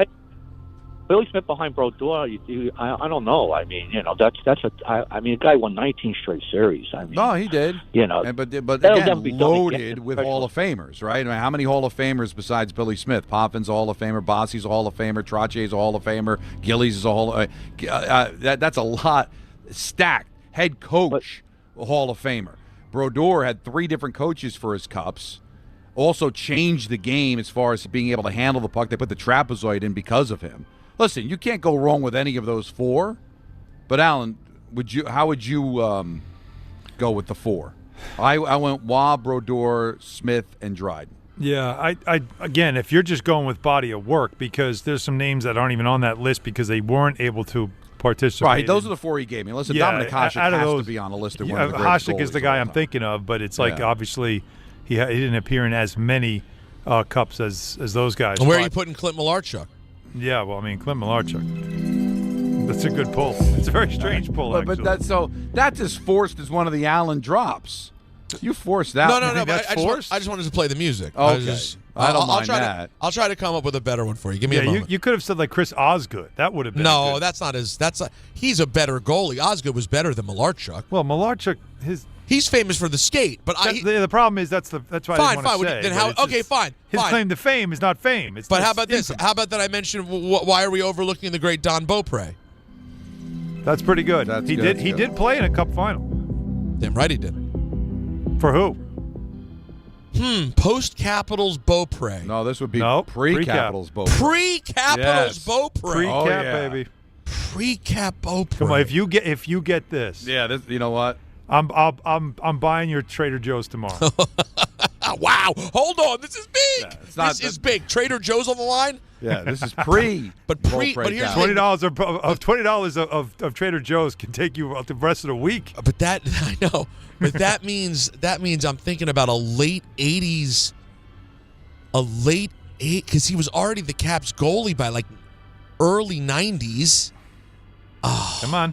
I'm in the right era, right? No? I mean, you're in the right decade. Yeah, you're in the right decade. Oh. All you got to do is name the team. Yeah. But we don't. Was he a starting goalie? Well, yeah, absolutely. You can't Google this, man. It's over. I'm not watching him. I'm watching him. I'm not Googling it. Don't you dare. And Pusick, stay out of his ear. Does Pusick know? I'd be very impressed. Well, he'd be able to look it up. Give it Campbell or Wales? Give me some. Well, this it is would Campbell. be Campbell. It's Campbell. Okay. Yeah, Donnie, you know it, right? Top of your head. Oh, you know it off the top of your head. So yeah. But the fact that you even asked him means it's still a little bit of a reach, because you wouldn't have asked if I'll it was say like, this: the team doesn't technically, they do exist, but not where they played then. Yeah, they moved. Yeah. Oh God, this is. But yet, there's an NHL team there where they used to play. Yes. And when that team plays, like has a throwback night or something, yes, they'll honor this team. That's right. The Minnesota North Stars. Yeah. Oh my God! Give me some Trader Joe's in my belly. Well, I mean, no, I got it. You didn't make any sort of caveat. Yeah, you did now. All right. You didn't. I'm there. All right. I feel bad. You probably wanted to. Don't feel. This is don't not feel- deserved, but by the the letter. But you know of what I'm the going to law. buy you at Trader Joe's? What? A beautiful, delicious apple pie. Oh, I love it. Oh. Now, real quick, which cup? Who did it? Which? It was 81, right, Don? 81 against the Islanders. Wow. Yeah. Wow. Yeah. I did not know Donnie Beaupre was a Stanley Cup goalie in 1981. Well, he was very young. Now, by the way, good news for Allen today. Allen's visuals look absolutely perfect because Don looks like he's a flip book from the 1980s. I mean, it doesn't even look like... I'm on my iPad. What do you want? I don't know. Alan, are you able to see him? Yes, I can, and it's just. I told you, his Christmas gift is on its way. I can't wait to give it to him. It's going to change everything. But it's not going to change the camera. If he's using this camera, it's not going to change anything. No, I'm on it. I'm on it. I think the kids had it too much this weekend. We got maybe it's that he zoomed in too much because of the big zoom. We're losing some pixels, is what you're saying. The big zoom. Yeah, because the second he goes further back, he looks better. Yeah, he's in the problem is it's choosing wide front camera, and he has to know to choose front camera instead. That's all. Yeah, we got to work out with old Pappy down. We're gonna get it right. All right, guys, I'll tell you one place we can celebrate all of this is the ESPN New York holiday party, which is back, right. baby.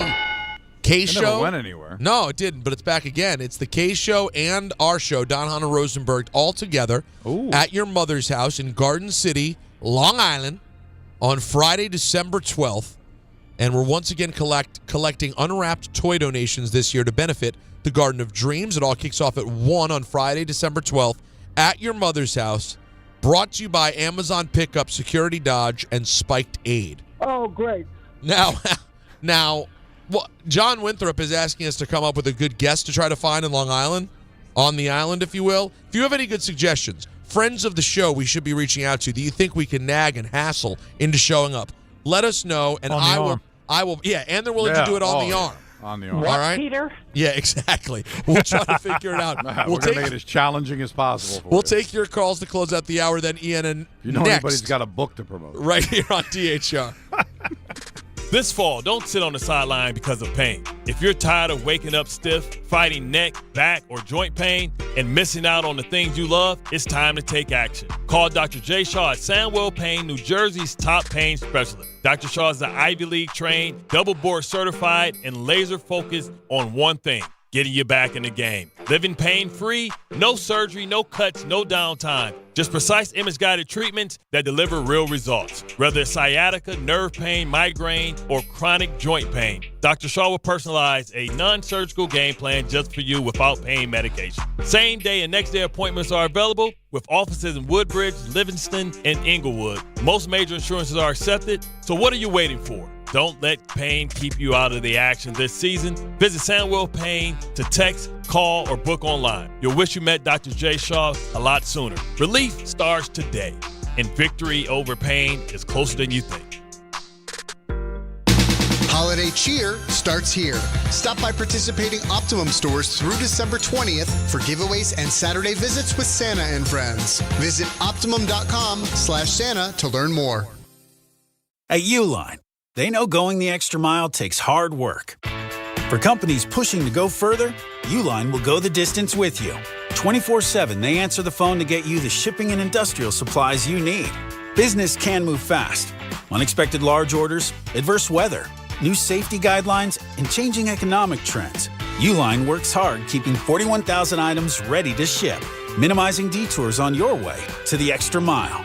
Visit uline.com. Your fantasy roster is set. The Smack Talk is heating up, and this season, ESPN Bet is giving you more ways to ride with your squad. Introducing the ESPN Bet Fan Center, where you can instantly link and bet on your fantasy teams right in the ESPN Bet app. An enhanced sports betting experience only from ESPN Bet, the sports book for sports fans. Make the connection today with ESPN Bet Fan Center and the ESPN Fantasy app. ESPN Bet Sportsbook. Download the app today. Must be 21 plus. Gambling problem? Call 1-800-GAMBLER. Terms and conditions apply. See app for details. Don't miss Target's swag bag giveaway. Be one of the first 100 shoppers in line at any Target store on Black Friday and snag a free Shimmer tote bag with holiday goodies inside. Plus, 10 lucky shoppers who snag a bag will score a free bonus gift, like a Ninja slushie, Beats Solo 4 headphones, a Life and hairdryer, or a $100 Target gift card. Don't miss Target's Black Friday swag bag giveaway. Only on Black Friday, only at Target. No purchase necessary. Void where prohibited. Must be 13 or older. For full details, including odds, see official rules at target.com/events. You live for this. The wins, the losses, the slam dunks, and the buzzer beaters. The dream that this is your team's year. Hope, it's what keeps you coming back. So you represent with anticipation and with pride. Because when everything's on the line, your support means everything. That's why the NBA Store is here to support you.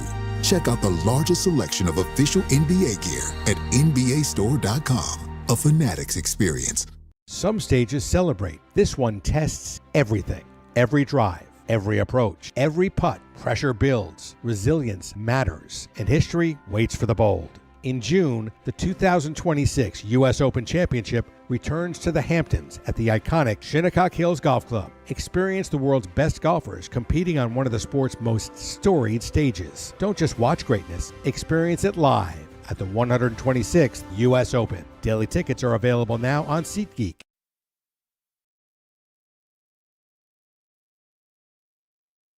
Video back is, of course, our Twitter account. Hahn Rosenberg has posted the video of Don doing jazzy hands with Peter in the middle.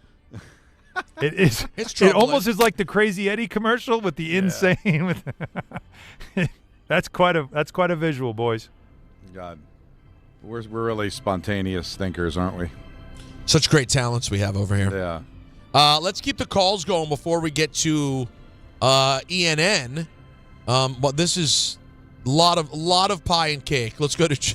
Sounds crazy. Let's go to Jay. Hey, Jay. Hey, fellas. So, I always thought cake of being more for personal milestone celebrations like birthdays and weddings, and pie for the holidays. So I've always kept it pie. I'm a big coconut pie guy myself, but do as you wish. You know, do what you wish. But love the coconut. Like Peter, man, you can't do Entenmann's pie, man. That's a cardinal sin, man. Guys are slaving. People are slaving over the stove. You can't come with a supermarket cake. You got to go bakery, man. Yeah, but that's not just any supermarket cake, though. Yeah, you got to understand Entenmann's, man. It's different. Yeah, I love Entenmann's, but real quick, if I may, I got a quick question for Alan on the Knicks because you're close to them. I'm not concerned yet, but I am perplexed as to the whole Jekyll and Hyde of winning, like being world beaters at home, but you can't even barely beat the Dallas Mavericks on the road. And the old adage is always role players play better at home than on the road. Should I be concerned, or do you see something that may be a bit of a red flag right now, or is it just a matter of just guys gelling and playing together, and we'll start seeing these road games? So thank you for taking the call. You got it, Jay. I mean, my red flag right now is the defense is not good. That's as simple as that. It's got to get better. And, tonight's not a game to overlook because it's the Nets and they got a bad record. What are they, 3-13? But they've been playing harder lately, and if you slip tonight, it's embarrassing. So I am concerned about the defense. Mike Brown says they'll get it right, that they will be good enough. They miss OG Anunoby, but that's why you don't play well on the road, because as the old adage says, defense travels, right? If you don't play good defense and you're playing teams that even if they're not good or missing players, but they are more comfortable at home, and you're going to get beat. And that game in the second half in Orlando was bad defense. It wasn't bad offense. Their offense is fine. Their defense is a problem, and it's the same issues, the three-point defense that forces you to run around a lot because they're knocking down threes and just takes the pain away, and then the pick-and-roll defense with, Towns struggles in that. So we saw this last year. It's not a new thing, but it's rearing its ugly head early this season, and they've got to get that fixed because that's not championship caliber defense they're playing the last 5 games. Let's go to Brad in Montclair. What's up, Brad? What do you got? Hey, what's up, guys? Hey, I wanted to comment quickly on Hal's comments earlier, and just that, it seems like kind of made explicit some things that have kind of been bubbling beneath the surface, and it's like you just wonder, like, can this guy afford to own the Yankees? And it's like, when you depend on franchise revenue, operating revenue to pay for everything, it's tough to compete with hedge funders. Brad, hang on a second. Brad, how much did they spend on payroll this year? No, but I hear you. 300, 350. How whatever, much did they? But I just want to do this exercise with you. How much did he spend on payroll last year? The year before?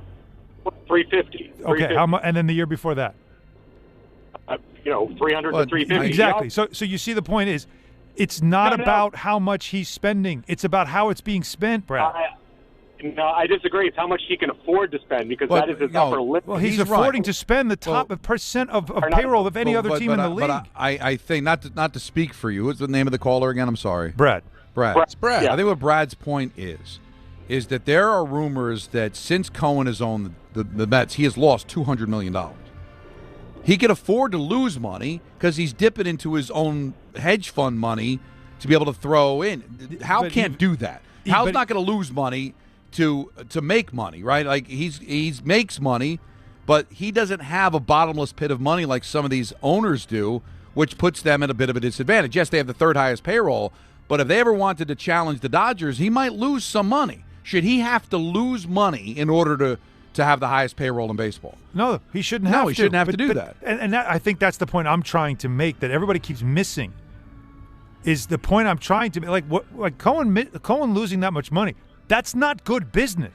No, but it doesn't matter. It's not how he makes his money. It's how Hal makes his money. But you could say that he could afford to do it, but it's still bad business, and you're mostly going to fail the more you succeed doing it that way.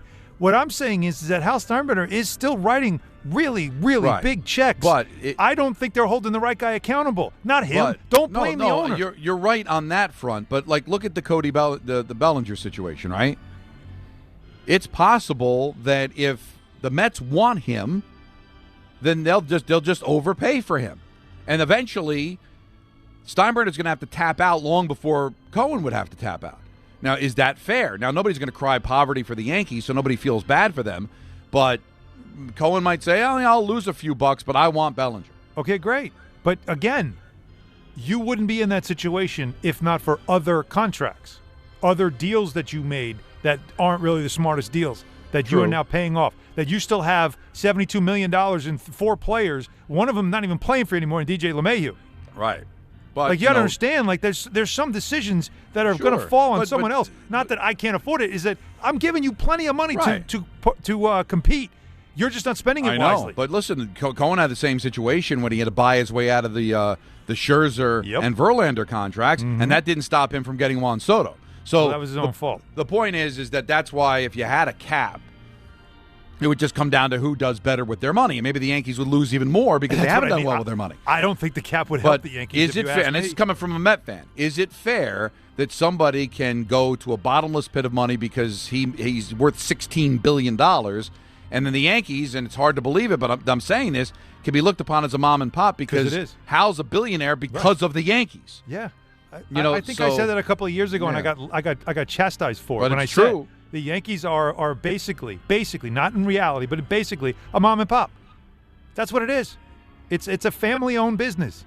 Yeah, a rich mom and pop, but a mom and pop. That's what I mean. It's again, essentially, not in reality, but essentially that's what it is. What goes in helps what goes out. That's it. That's how it works. And they still have to come away with a profit to pay everybody, including those who own the team. You still want to come away with something. You don't want to be in the red every year. You can't afford to do that. It's not a real thing because there's no other revenue streams unless, of course, you want to use Yankee Stadium and some of the other stuff that they have involved with the Yankees that help make them money, including the network. But it's nothing like these other teams that have tons of other corporate interests that can make so much other money. What the Dodgers do? Absolutely not. Totally different animal. All right, we take a break here. ENN next. We're going to play some of that Hal Steinbrenner audio and much more right here on Hahn Rosenberg. Finding great candidates to hire can be like, well, trying to find a needle in a haystack. Sure, you can post your job to some job board, but then all you can do is hope the right person comes along, which is why you should try ZipRecruiter for free at ZipRecruiter.com/ESPN. ZipRecruiter doesn't depend on candidates finding you. It finds them for you. Its powerful technology identifies people with the right experience and actively invites them to apply to your job. You get qualified candidates fast. So while other companies might deliver a lot of hay, ZipRecruiter finds you what you're looking for. The needle in the haystack. See why 4 out of 5 employers who post a job on ZipRecruiter get a quality candidate within the first day. ZipRecruiter, the smartest way to hire. And right now, you can try ZipRecruiter for free. That's right, free at ZipRecruiter.com/ESPN. That's ZipRecruiter.com/ESPN. ZipRecruiter.com/ESPN. ZipRecruiter. And now it's time for traffic. Here's Brandy Scott. Thanks so much, guys. I hope you have a great rest of the night. We've got the Rangers home at MSG. If you're going to drive into Midtown, definitely want to stick with the west side over the east side of town. FDR just bumper to bumper in both directions, heading over to the 59th Street Bridge. Nets are hosting the Knicks at the Barclays in Brooklyn, crawling on the BQE, heading over to Atlantic Avenue. Westbound, especially tough. You're not moving much from the LIE in Queens. Best ride to the outbound George, southbound Deegan and Henry Hudson. Cross Bronx westbound, crawling from the Bronx River Parkway on through. Inbound George about 10 to 15 for the upper deck, a lower level in pretty good shape. Outbound Lincoln, your best ride at 15 to 20. Outbound Holland going to run you at 20 to 30. Devils are home at the Rock in Newark, packed on 280 in both directions, approaching 21 in the Stickle Drawbridge. I'm Brandy Scott on 880 ESPN New York. A SoFi personal loan is here to help you achieve something once thought impossible: overcoming high-interest credit card debt. Walk the tightrope of your finances with one low, fixed-rate monthly payment, no fees required, and as soon as the same-day funding. That's right, pull off your own debt-defying stunt with a SoFi personal loan. Visit SoFi.com/trick to learn more. Loans originated by SoFi Bank, N.A. Member FDIC. Terms and conditions apply. NMLS 696891. From kickoff to cash out, ESPN Bet has all the tools you need to score more on game days. Bet smarter with stats right at your fingertips. Get personalized parlays built just for you. And with your fantasy teams synced right in the app, you can back your squad. Right now, new customers get $100 in bonus bets when you bet $10. Sign up with promo code USL to get started. Must be 21 plus. Gambling problem? Call 1-800-GAMBLER. Terms and conditions apply. See app for details. Offer not available in New York. Hey, this is Jalen Brunson. Jalen Brunson for three. And this is your home for New York Knicks basketball. This is 880 ESPN. WHSQ and WCBS-FM HD2, New York. This is an ENN Special Report. Now reporting. The very handsome Jewish man, Peter Rosenberg. We should talk some sports. Do what you want. It's ENN.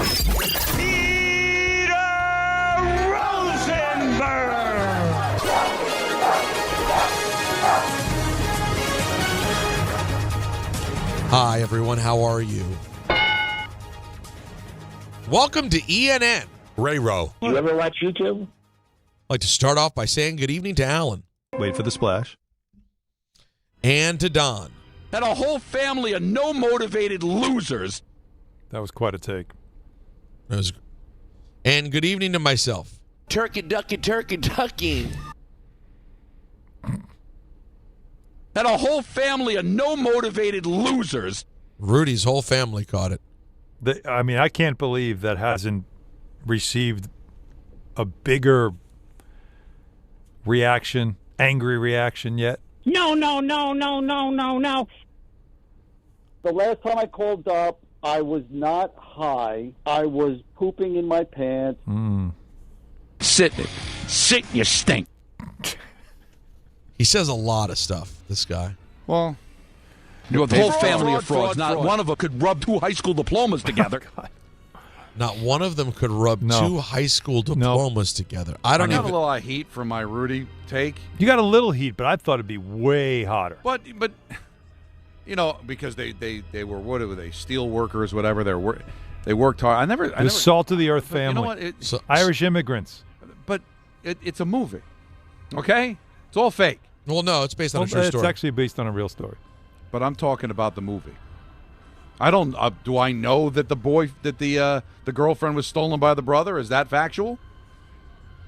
They probably took some liberties. Why would they throw that in of all the things for Rudy Rudiger to say? Yeah, let's put that in the movie. My brother took my high school girlfriend. There's always some sort. They had to really struggle with this one, but they always try to find some kind of love angle in all these movies. Mm-hmm. Kind of keep everybody interested. You know what I mean? I guess. The football was good enough for me, but for some reason they got. Well, that's your love interest. I love the scene with the girl when he tried to join the what was it, the pep squad or whatever, Yes. when he was still at the other college at Holy Cross, and she said you had to be a student, and he said, well, I'm going to play for the team one day, and she kind of laughed at him. Then he's at practice. Oh, that's a money moment, right? And he's right over it. He says, hey, do I know you? That's It's a great movie, That's though. a good flex right there. It's a really good movie, too. I mean, the end is tremendous. It's a great film, and Don just completely pulverized Oh, the entire... he ruined it. I can't believe Feinbaum didn't play this on his show and then just let all the callers just have that I done. ruined the movie. I just keep it in a perspective. That's all. Yeah, you ruined Just shoved it right up the you-know-what. Because That's it. they're Took something Fugazi beautiful, made fans it of ugly. Notre Dame. None of them went there at all. Well, they didn't have any money. The brother Notre didn't Dame's not have cheap, any you know. respect for the guy. No, because he said enough of this. I want to be different. I want to be better, and I'm going to go to Holy Cross, and I'm eventually getting to Notre Dame. And they made fun of him. His brother made fun of him. Where's that guy now? Most likely dead. No, jeez. You don't know. Well, Most likely dead. most likely. It's not I what you guess look. so. Dead inside if he's not actually dead. It's your tittle. But we're having some fun. Sit, you stink. You're a sex-starved filth but bag. I'm willing to debate anything except Rose being pure evil. Well, we know that how I'll never let go. we know how you feel about that. There's Michael Myers, there's Freddy Krueger, there's Rose from Titanic. And others have tried to steal that take from you, but that's a Don LaGreca take. Thank you. Well, guys, Shedeur Sanders gets his first dub, and he will get another start. There you go. Why wouldn't he? Well, Dylan Gabriel is back, physically ready to go. However, Kevin Stefanski has announced the starter against San Francisco on Sunday will be Shedeur Sanders. According Let's to go. Stefanski, quote, the number one job of a quarterback is to win. So excited to get that first win under his belt, and the next thing is improvement. And that's what young players do. Certainly young players do. You get one game better, and that's just from working it. So that'll be our focus. All right.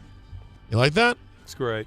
Well, he deserves it. Coach, what did you see from young Shedeur? Obviously, first start for any young quarterback, you're always going to make sure the operation is how you want it. And I thought by and large was good. There's things that we can clean up. And obviously that goes on all of us. That's coaches, that's the players, the quarterback, where we can clean up some of our operation. But I thought communication was really good throughout the day with him. And then, like you mentioned, the big plays down the field. Obviously, that first one to IB was very, very high degree of difficulty with that play. Are there things that he can do better? Absolutely. We've already talked about that with him. He has the mentality that he will make the adjustments to the speed of the game, make the adjustments to what people are giving us to make those improvements. Wow. Is that a backhanded compliment or what? A little Was bit. there a lot there to clean up? Yeah. Did it look great? You know, it didn't. Yeah, but guess what? That's what young players do. But young players do. We can now start coaching him because we haven't done that since he showed up. We'll Right. start doing that now, though. We didn't really want him on the team, so Yeah, we didn't give any we didn't want attention. him around, but now that he's here, what the hell? But you'd rather that than exaggerate what's not there. And there's a lot of work to be done, but he's going to get an opportunity to work on it. That'll be a good defense to go up against next week against San Francisco. That's kind of a – I know that it's got playoff implications and everything. Kind of a dud tonight, no? Oh, it's filth. No. Filth is strong, but it's – Knicks Nets will be more interesting. Wow, that's saying something. Do you smell it, guys? Yeah, I do too. It smells like Thursday. It does smell like it smells like a Wednesday. This is you don't see. I mean, these are teams winning records, but you just don't see Carolina on a Monday night. Is it a winning record? I mean, it's a record. What do you? It's a record. What are you really winning? Hey, somebody's got to represent the South, right? That's right. I mean, Atlanta won yesterday. Oh God, barely. I see Kirk Cousins got in there and did some damage. Sure did. What did the hands again, Peter? Oh, I'm going to do it no. every time it happens. Is this happening again? Yeah. I need Peter to say Crazy Eddie insane with Don doing the hands. Crazy Eddie insane. No, come on. You got to do it like he did in the commercial. I don't think he knows the commercial. I don't think he's familiar with it. No, Yeah, you're not from here. I think the only thing he knows about Nobody Beats the Wiz would be Seinfeld. No, and they never did any Crazy Eddie on Seinfeld. Well, there's so much stuff you've got wrong here. Number one, it's the fact that Biz Marquis's classic record, Nobody Beats the Biz, is based on the Nobody Beats the Wiz theme song. So Number two... Wouldn't it make you want to hear it? Makes me want to hear Nobody Beats the Biz. The background? And I've seen the old commercials, and there was Nobody Beats the Wiz was a chain. It made it to DC. It did. I shopped at the Wiz. It did that well. I read the Crazy Eddie book. Okay, see, that's a book about documentary. Because there's a lot of illegal things were happening to keep that place in business. Don, what is the most wildly random book that you've read? You think it might be that? It's up there, huh? That might be that. What am I? I'm reading the Bob Saget book. That's not random, right? I just wanted to play that drop. Still random. Yeah. Still random? Keep going. Yeah, keep going. Stranger Pulls. Well, the Curtis Armstrong is probably top 5. Booger from Better Off Dead. What? That's Booger from Revenge of the Nerds, do you admit? Booger from Revenge of the Nerds, and then whatever he was in Better Off Dead. And then that's the thing. I enjoy his work. Alan, if listen. someone handed you that book and you're like, who? I read it cover to cover because I love Moonlighting. I love Better Off Dead. I love the Revenge of the Nerds. Oh my God. He's in 3 great things, and he was good in all of them. It's not enough. I mean, listen, I'm not was he the assistant in Moonlighting? He was like the Yes. He worked in the office or something, right? And he always wanted to be a detective, but they wouldn't let him. Right. You And know. I read Jordan's book. That's not random. That's a book about the Giants. Oh, right. Jordan Rana. No, that's not random. That's Jordan Rana. I like how he says he drops Jordan like we should know it's not Michael Jordan. I read Jordan's book. Well, because he's a part of the show. I think most people knew. No, I thought Michael Jordan. When you say Jordan's book, I'm like, oh, he read When Jordan's you said you read Jordan's book, yeah, I Jordan Ronan's absolutely thought you meant Michael Jordan had a book. Yeah. But And we're I was talking like, wow, about which one? I'm trying to fight. All right, you're right. No, listen. I'm sorry. I had too much respect for a friend of the show. No, listen. We love him. We That's love what him. it is. Why did Anthony have to go to the one shot of me putting on my jacket? I don't know. That was so wrong. Yeah, it was He didn't fun, have though. to do that. I just wanted to put on my jacket, and he went to the one shot just to make fun of me. While I'm trying to make fun of Don for reading random books. Now, the truth is I'm jealous, Alan, because I'm not a good reader. I cannot read. That doesn't play I can well. do the far shot for Don if you want. You want to see that one? Hang No, on. don't do that. But I just struggle to get through books, and Don can knock them out very quickly. History of the it's an Hartford attention Whalers thing, done. Right? Oh, that, yeah. History of the Hartford Whalers? Yeah. Done. Phenomenal. Alan cut out right when I went to the Don far away shot. You're going to see it now, Peter, in like 15 seconds I'm on the frozen again. on the program. Look at that. There he is. I'm waiting for it. No. You missed it. See, nothing. I see the faraway shot of Don waving, enjoying a coffee. I like the wide shot of Don. But yeah, I'm jealous. I wish I could read books like Don does. The joke in my family to this day is that every book report I ever did was Larry Bird Drive. It was a few. All right, moving right along, friends. As you know, after Shedeur Sanders and the Cleveland Browns beat the Vegas Raiders, Chip Kelly out in Vegas. Here's Pete Carroll. Why fire Chip Kelly now? We've worked for a long time trying to come together, communicate, and trying to get so it fits the style of play that we want to play with, and we didn't quite get it done, and I could feel it coming that we were, and I was working at it, and Chip was working at it, and he's been a phenomenal coach, and his past is extraordinary with all the things he's accomplished, but at this time. As much as Alan doesn't want to hear it, what Pete Carroll was going to say was because we lost to Shedeur Sanders. Yeah, it can't get any worse. The guy's not a pro. We lost to an amateur quarterback. But Pete, that's your defense, man. Well, that's your defense. What we lost to Shedeur Sanders, and Chip Kelly's like going, well, I'm not the one on. I'm not coaching defense. Guy, seriously, guy's throwing a wiffle ball out there. You can't stop him. Stop. That. Yeah, but the offense ain't doing it either. But don't you? True, they were terrible. But the Browns' defense isn't. That's not trash. They had 10 sacks. No, listen. That's a good defense. They just I know have we no made offense. fun of the Jets for not doing anything, the Raiders for not doing anything. A lot of teams don't do anything against this Browns defense. Yeah. If Browns had any kind of offense, they'd be a playoff team. Real quick, so here's how the Raiders tease you this year. They win. They beat the Patriots in New England, 20-13 to start the year, like you dream about. Right. Well, at the time you didn't think so. But No, you didn't know, but it's a good win. that aged well. Then they lose immediately to the Chargers, get smoked by my commies, lose a tight one to the Bears, get absolutely obliterated by the Colts, drop to 1-4. Then they play the Titans, always a nice spot, get a win back there. And then blanked by the Chiefs 31-0. Yeah, that was a bad one. Lose a heartbreaker to the Jags, lose a close one to the Broncos, smoked by the Cowboys, and now a 2-touchdown loss to the Browns. This is not working out so far, the Pete Carroll thing. No. This is year one, guys? Yeah. This is year one, right? Yeah. Yeah. So, I mean, you listen, we'll see how this thing plays out in the offseason and going into next year, but He's He 73. won't be one and done there. he can't be one and done. But he's also not buying ripe bananas, as a wise man might say. You got to make this thing happen. I think it's green bananas. Yeah, probably green. What did I say? Ripe is the ones he wants. Sorry, you know what? You're buying ripe bananas. He shouldn't buy green bananas. Right. He should buy almost brown bananas. Very right.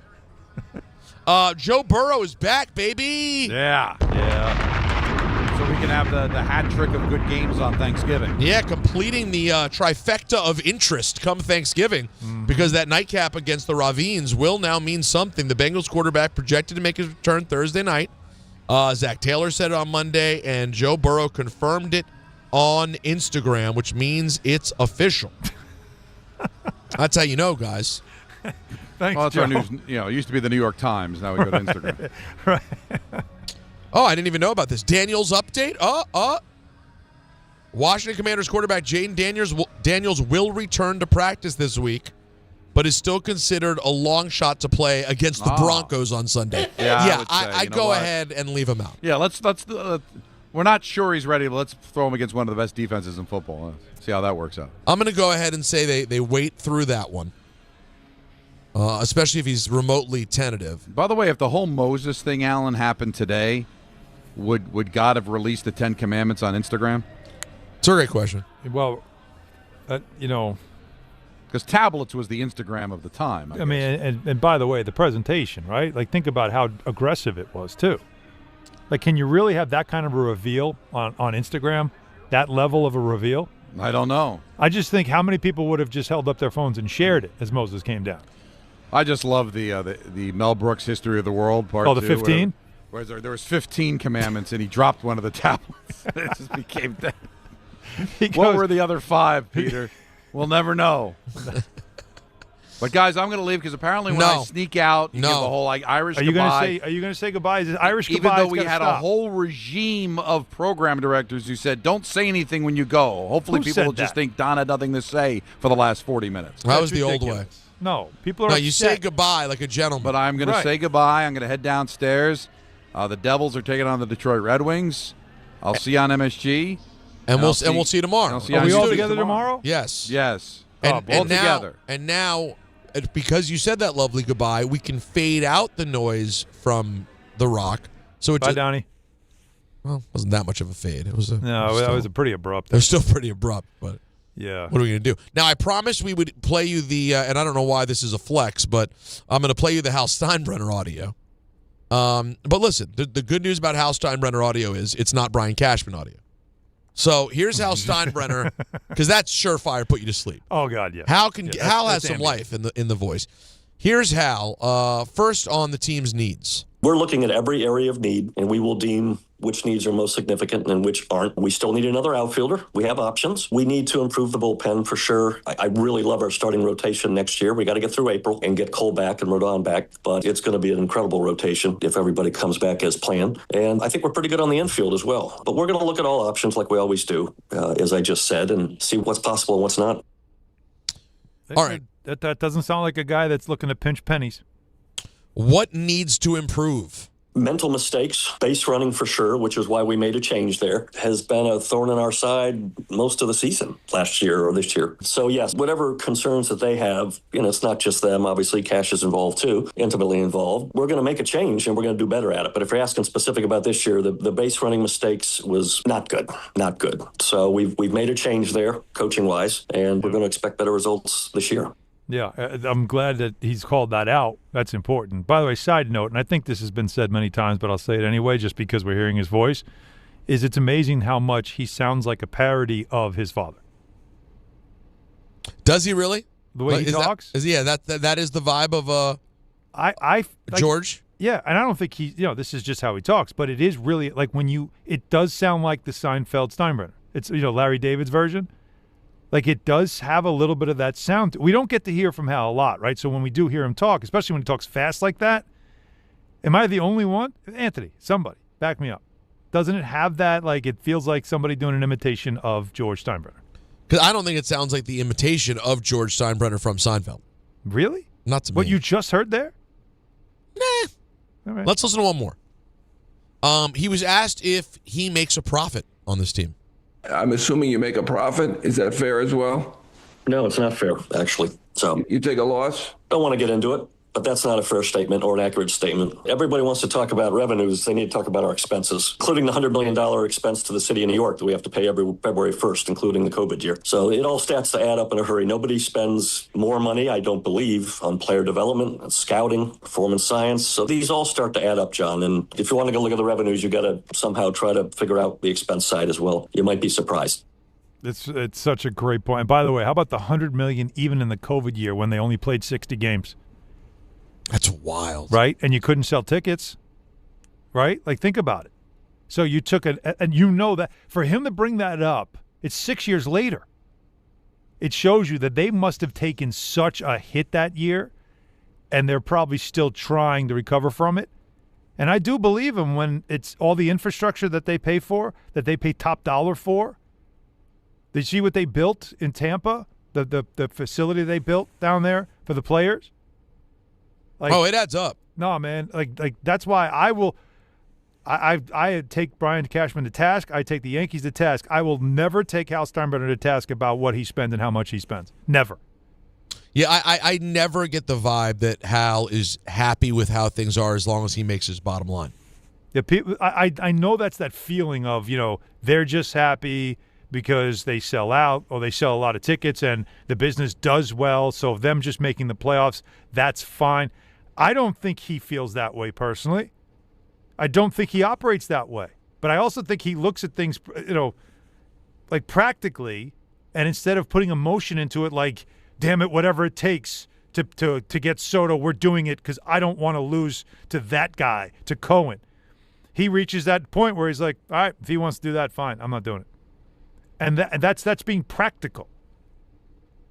Like that. I don't have a problem with any of that stuff. I'll never call that guy cheap. People who call him cheap are morons. You have no idea what kind of money this man's spending.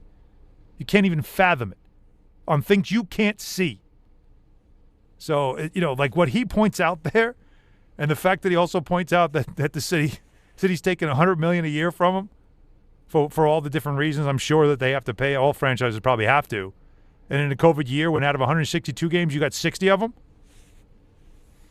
Now, you're Alan, going to feel that. Alan, I only recently saw the jawing back and forth between Klay Thompson and Ja Morant after Dallas's loss to Memphis. Yeah.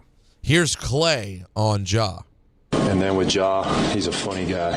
He has a lot to say all the time, especially for a guy who rarely takes accountability. But you know what? That's for another day. What did Ja have to say on this occasion?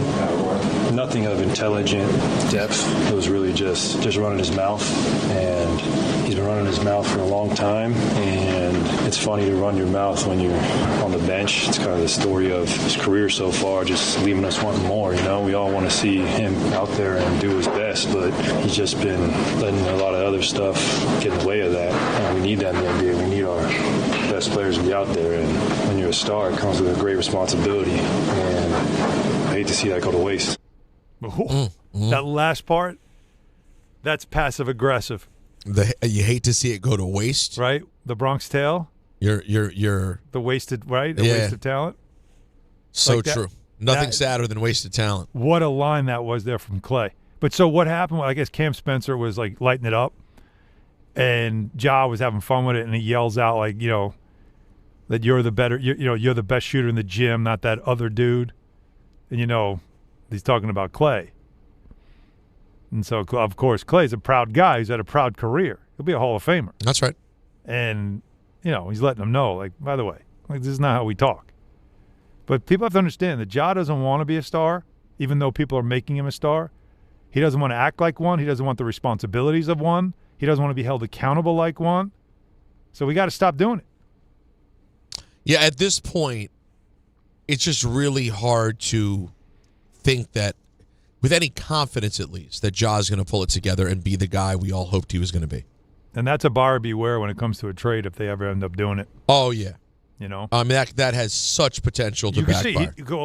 It's early in his career, he was fun to watch because he was bouncy. He would try to dunk on people. He was very athletic. It was exciting. And then more and more, what did people start saying? Oh, no, the Derrick Rose thing, you got to worry about it.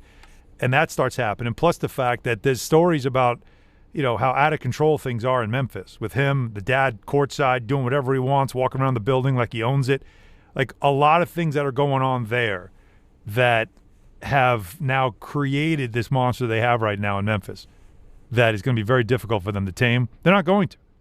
And if they ever do trade him, I don't know where he's going to go that he'll be able to be, because he's got he's just got the worst attitude. It seems like he just wants to stay 19 years old with no responsibility. All right, and two last things to close out. You could have easily predicted this, and I think we did, a bit of news. The Saints are bringing in Justin Tucker for a tryout, according to sources. He was suspended for the first 10 weeks of the season due to violations of the NFL's personal conduct policy. Sounded like a Deshaun Watson-ish situation. Mm-hmm. Well, he is now available, and he's going to get a chance to kick it around for the Saints. And on a positive note, Cleveland Browns great Bernie Kosar announced on social media that he's being discharged from the hospital a week after getting a liver transplant, which came more than a year after he was placed on the waiting list. You love to see it. Kosar will turn 62 tomorrow. So happy birthday and congratulations to Bernie Kosar. That'll do it for ENN. On this Monday evening, we'll say goodbye to Alan Hahn. See y'all. Who get into all of his big Knick coverage. And I will tell you guys about Thanksgiving because FanDuel's introducing a brand new way to build a parlay together called the Pass the Leg. All right, here's how it works. You start a group build, you add your pick, then you pass it to your friends so they can add theirs. So essentially what you're doing is you're making a pick, and then maybe your cousin's making a pick, and then your brother's making a pick, and when it's all said and done, boom, you have a parlay together because football is better when it's played and bet together. And to make it even better, everyone gets 50% profit boosts to use on their build. Maybe you want to, let's say you're going to bet the Lions to beat the Packers, cover the spread, but you have a friend take the over-under in the Chiefs-Cowboys game. But then maybe you do a Lamar Jackson anytime touchdown in the nightcap. There you have it. Your crew builds it, and you can get in the action on FanDuel this Thanksgiving with that Pass the Leg. Visit FanDuel.com/Peter to get started. FanDuel, play your game, 21 and over, physically present in New York, opt-in required, bonus issues, non-withdrawable, profit boost tokens. Restrictions apply, including any token expiration and max wager amount. See terms at sportsbook.fanduel.com. For help with a gambling problem, call 877-8-HOPE-NY or text HOPE-NY at 467-369. I'm going to take a quick break.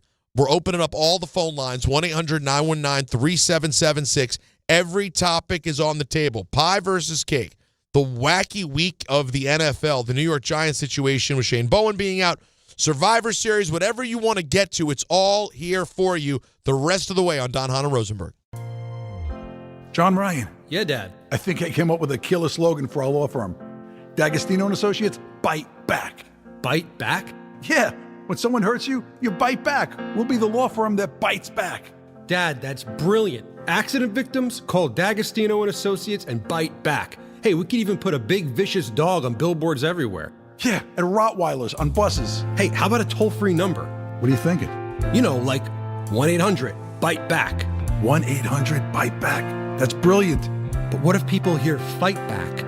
Easy. I'll spell it out for them, like 1-800-BITE. Back. 1-800-BITE-BACK. That's 1-800-248-3222. Love it. Hey, Dad. Yeah? All this talk about biting back got me hungry. Me too. Want to grab lunch? Sure. Hey, how about a jingle? You mean like D'Agostino, law, bite back? The Association on Aging in New York is celebrating the 60th anniversary of the Older Americans Act, which funds vital programs for millions of older adults. Services include meals, transportation, home care, Medicare counseling, case management, and caregiver support. Today, people are uncertain whether some programs remain available. We can help. To learn more about these essential programs and how to keep them, visit our website at agingny.org. Sponsored by the Association on Aging in New York. Serving contractors, builders, and homeowners in the tri-state area since 1987, Brooklyn Window & Door is New York City's largest stocking dealer of quality Andersen window and doors. The professionals at Brooklyn Window & Door will help solve any of your window replacement needs or applications. Visit Brooklyn Window & Door's award-winning showroom to see the complete Andersen product line, including the 400, 100, A&E series. Andersen, built, backed, and serviced like no other window. Visit Brooklyn Window & Door at 185 30th Street in Brooklyn or call 718-WINDOWS. Whether you're shopping, gaming, or streaming this Black Friday season, don't take slow for an answer. Get Optimum Fiber for the fastest, most reliable, and most consistent internet speeds, starting at $25 a month. Call 888-4OPTIMUM or visit Optimum.com to switch. Act now and get a full year of Netflix, an unlimited mobile line, a $400 prepaid card, and more, all on us. Call 888-4OPTIMUM or visit Optimum.com today. Optimum, don't take slow for an answer. Terms apply. See Optimum.com for details. Hockey fans and holiday shoppers, check out Don, Hahn, and Rosenberg live from the NHL shop. Tuesday, December 2nd at Hudson Yards, Manhattan West Plaza. They'll be talking all things hockey. It's hockey, man. The excitement of the season, and joined on-site by Rangers legend Mark Messier. It's all powered by Game 7 brands, bringing you closer to the action than ever before. Don't miss Don, Hahn, and Rosenberg live from the NHL shop, Tuesday, December 2nd. There are a lot of reasons why people buy at Ramsey Mazda. It's their selection, it's their customer service, and it's their saving. During the More to Move You event, lease a new 2025 Mazda CX-5 2.5S all-wheel drive for $229 for 36 months. Start shopping now at RamseyMazda.com. Choose wisely, choose Ramsey Mazda. Call 833-853-2970 for details. VIN S0754711. MSRP $31,070. Zero security deposit. Ends 12/1/25. Score a win this game day with Amazon Pickup, the MVP of package pickup. Need that new football jersey for the big matchup? With Amazon Pickup, you can collect your order from secure Amazon lockers or counters near you on your schedule. Whether you're running from work or home or straight to the tailgate, Amazon Pickup makes it easy and worry-free at no extra cost. Don't miss kickoff. Grab your gear and your packages when it works for you. Find your nearest Amazon Pickup location at amazon.com/pickupmvp. That's amazon.com/pickupmvp. Clinton Yates here. The holidays are upon us, and so are the savings at Total Wine & More. Discover thousands of wines, spirits, and beers like my favorite, IPAs, perfect for every celebration and every budget. From bold reds to sparklers, you'll find the perfect wines to raise a glass this season. With the lowest prices for over 30 years, you'll always find what you love and love what you find only at Total Wine & More. Curbside pickup and delivery available in most areas. See TotalWine.com for details. Spirits not sold in Virginia and North Carolina. Drink responsibly. Be 21. From kickoff to cash out, ESPN Bet has the tools you need to score more on game days. Bet smarter with stats at your fingertips. Get personalized parlays built just for you. And with your fantasy team synced right in the app, you can back your squad. Right now, new customers get $100 in bonus bets when you bet $10. Sign up with promo code USL to get started. Must be 21 plus. Gambling problem? Call 1-800-GAMBLER. Terms and conditions apply. See app for details. Offer not available in New York.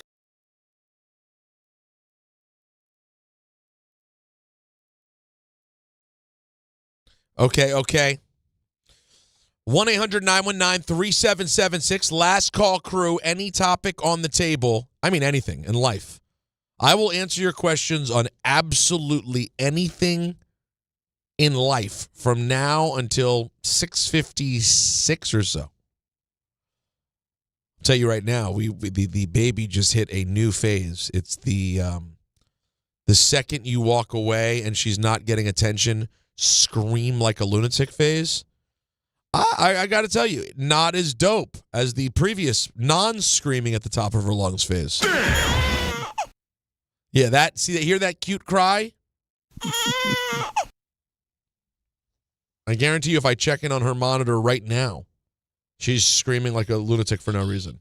Oh. That's her shush machine. She's not screaming. She's just staring into the distance like a psycho. You've been through it, folks. Any help or advice you have on that, I'm happy to take. Let's go to the phones. like we said, it's all on the table. We start with Kyle in New Hampshire. What's up, Kyle? Hey, what's up, Peter? Kyle Crocodile. What do you got, my friend? So I have some evidence. I called, I emailed in about Frog Friday about my mom deciding my fandom, but Don's not here, so I don't know if that's appropriate. I mean, you could still discuss it, but I understand if you'd rather wait till Don's here. It's up to you. Yeah, I think I'll wait for the Honorable Don to reemerge. Because you don't want to waste it. Things. But go ahead, Kyle. What do you got? Yeah, I don't want to waste it, but so about the Malik Neighbors situation, he put out that tweet, and I'm sure you guys got into it, but I think the thing that bothered me most about the tweet was that he said, like, they want us to lose.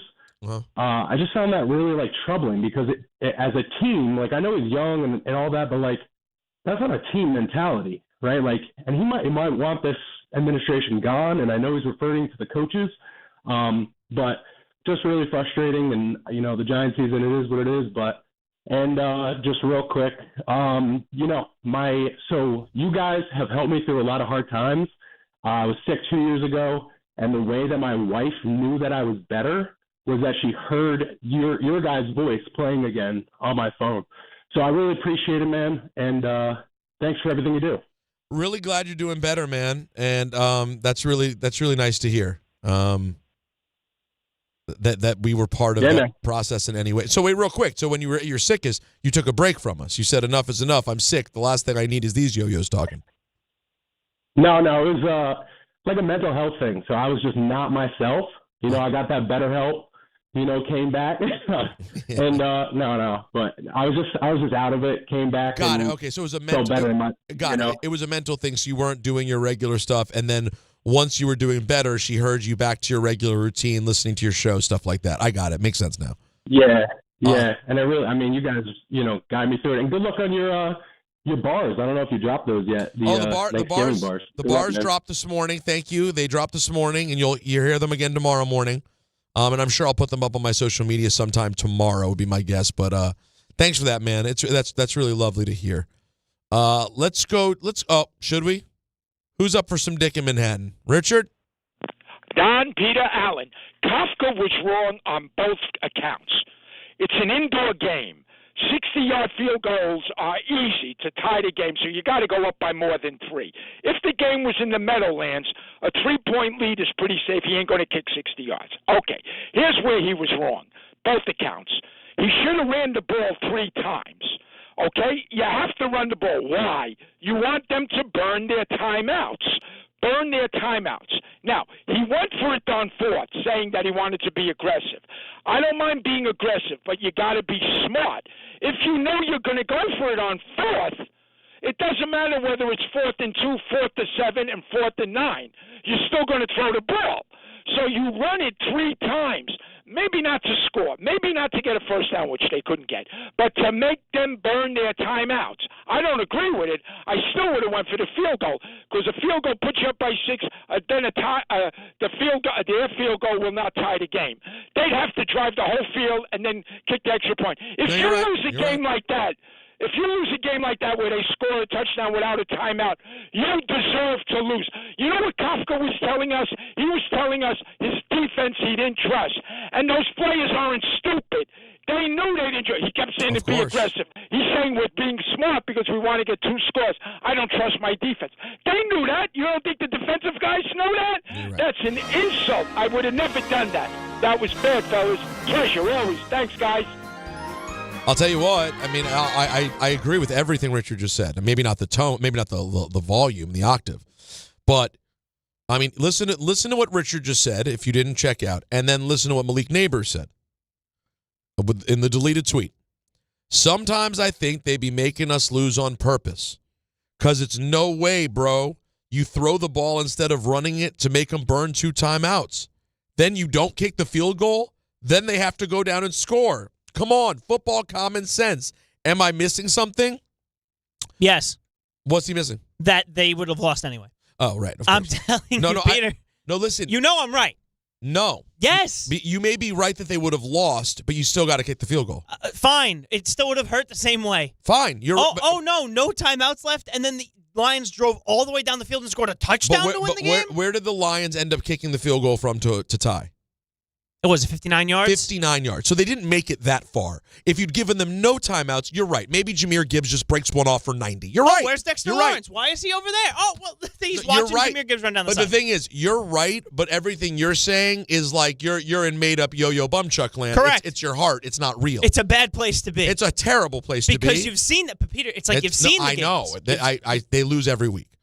That doesn't change. This way. They lose this way. But the thing is, Kafka's still, in theory, trying to win a job. So I just want to see him make the right choice. Let's pretend for a moment you don't believe your team's going to blow it every fourth quarter. That'd be nice. Because you shouldn't believe that. A real coach who doesn't believe his team's bound to blow it kicks the field goal to go up 6. And to Malik Neighbors and Richard, you never knew they'd be on the same team before. Never. To Neighbors and Richard's point, you're running the rock every time, so they burn the timeouts. We have gotten so cute with the play calling. Or to Malik Neighbors' point, did they want to lose? If everybody believes that Kafka has a real chance at this job, no, he doesn't want to lose. And it almost seems like. What if they said it's already his job, lose as much as you want? Well, I don't know. And I don't know. Obviously, I don't think this happened, but it's almost like this was a Shane Bowen not job interview, but this is your last chance. I'm giving you this you cannot let them get the field goal and then score or give up a touchdown in overtime. You can't How about let both? that happen How again. do you feel about both? And you did both. Yeah, and now you don't have a job. I think it's very in play that possession where the Lions had a chance to tie the game was Shane Bowen's job. It was get a stop and we win, live to see another week. Give up a field goal and lose in overtime, your time here's over. My guess is that's because the truth is Detroit has a great offense. If you end up holding on and winning 27-24, everyone feels pretty good about that. Yeah.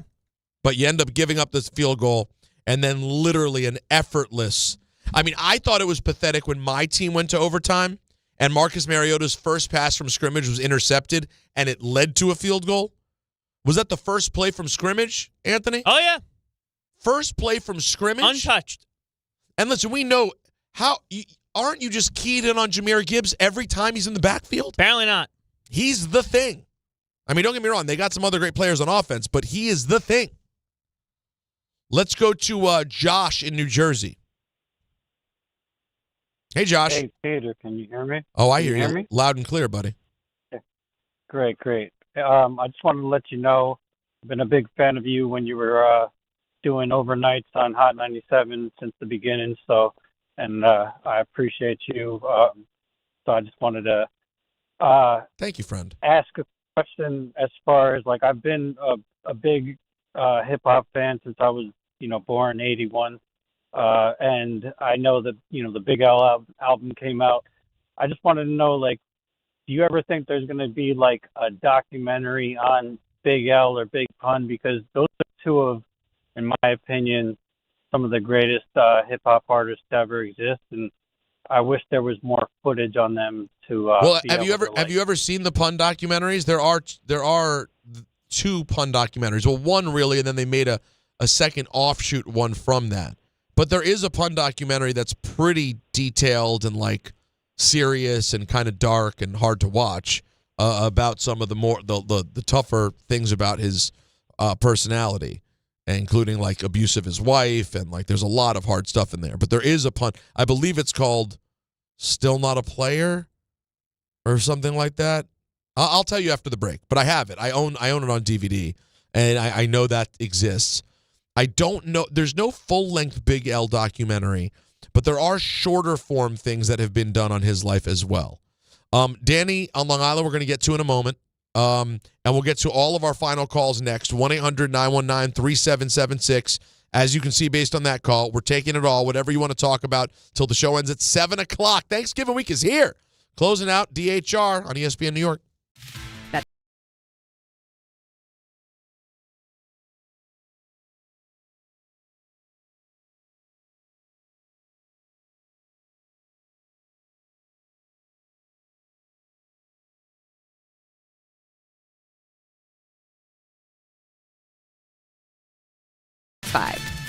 Gambling problem? Call 1-800-GAMBLER. 21 plus only. Must be physically located in New Jersey. T&Cs apply.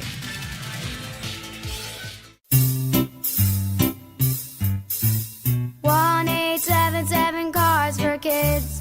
KARS Cards for Kids. 1-877 Cards for Kids. Donate your card today. 1-877 Cars for Kids. KARS Cars for Kids. 1-877 Cars for Kids. Donate your car today. Ready to get rid of that old car? Donate it to Cars for Kids. Call 1-877-CARS-FOR-KIDS to reach a friendly live agent. Donation's super easy, and your car can be picked up as soon as tomorrow. Call us now, 1-877-CARS-FOR-KIDS. That's Cars with a K to donate your car today. 1-877 Cars for Kids. Donate your car today. Hurry! It's your last chance to donate for 2025. Last chance! Donate now for a 2025 tax deduction. I know that hiring can be challenging. You sort through tons of resumes and you get too many so-so applicants. You're just waiting for someone to match your role perfectly. Well, now, there's a place where you can meet them fast.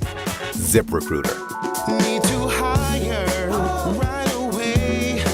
Start your search for strong candidates. The right fit awaits. Build your team. Build it sooner. Meet your match on ZipRecruiter. Just head to ZipRecruiter.com/ESPN right now to try it for free, and you're on your way to meeting your match. 4 out of 5 employers who post on ZipRecruiter get a quality candidate within the first day. So try it now. Go to ZipRecruiter.com/ESPN. Once again, that's ZipRecruiter.com/ESPN. Meet your match on ZipRecruiter. Try it free. If you've been injured in an accident that wasn't your fault, then you need a lawyer who knows New York's unique personal injury and workers' compensation laws. At the Parisman Firm, they have decades of experience handling all types of accident cases and a proven track record of delivering huge results. Their team has already recovered nearly $1 billion for injured New Yorkers. From construction to car accidents and slips and falls, they've got you covered. Call the Parisman Firm now at 718-WORKERS, where your case is their cause. Get the justice you deserve today. At Uline, they know firsthand the road to success is an uphill climb. Uline started in the family basement, and through hard work is now North America's most trusted shipping and industrial supplier. They get what it means to have the support of reliable, hardworking partners. So they keep 41,000 items ready to ship. Whether your company is still in a basement office or expanding cross-country, Uline will be there on your road to success. Visit uline.com. At AT&T, we guarantee our network so you can talk college football with your BFF while taking Buster to the vet. Hey, yeah, I can't believe he ate the whole thing of chicken wings. And I can't believe we're staging a comeback. Touchdown! Yes! Staying connected matters. That's why in the rare event of a network outage, you'll automatically get a bill credit for a full day's service. For wireless downtime lasting 60 minutes or more caused by a single incident impacting 10 or more towers, must be connected to impacted tower at onset of outage. Restrictions and exclusions apply. See att.com/guarantee for full details. Quiet down. Here she comes. Surprise! Your accountant just emailed to say your quarterly taxes are way higher than you were expecting. At Progressive, we know small business owners don't usually like surprises because they cost you money. But a good surprise that could save you money? Getting discounts with a commercial auto quote from Progressive. Also, your favorite employee is leaving. They're going to pursue their dream of being a veterinarian. Surprise yourself. See if you can save in as little as 8 minutes at ProgressiveCommercial.com. Progressive Casualty Insurance Company and affiliates. Discounts not available in all states or situations. ESPN New York is throwing a holiday party you don't want to miss. Join us Friday, December 12th at your mother's house in Garden City Park. We'll be broadcasting the Michael K. Show live from 1 to 3, followed by Don, Hahn Rosenberg from 3 to 7, all while supporting a great cause. Bring a toy to benefit the Garden of Dreams Foundation and help make the season brighter for local kids in need. It's the ESPN New York Holiday Party, Friday, December 12th, brought to you by Spiked Aid, Security Dodge, Amazon Pickup, and ESPN New York.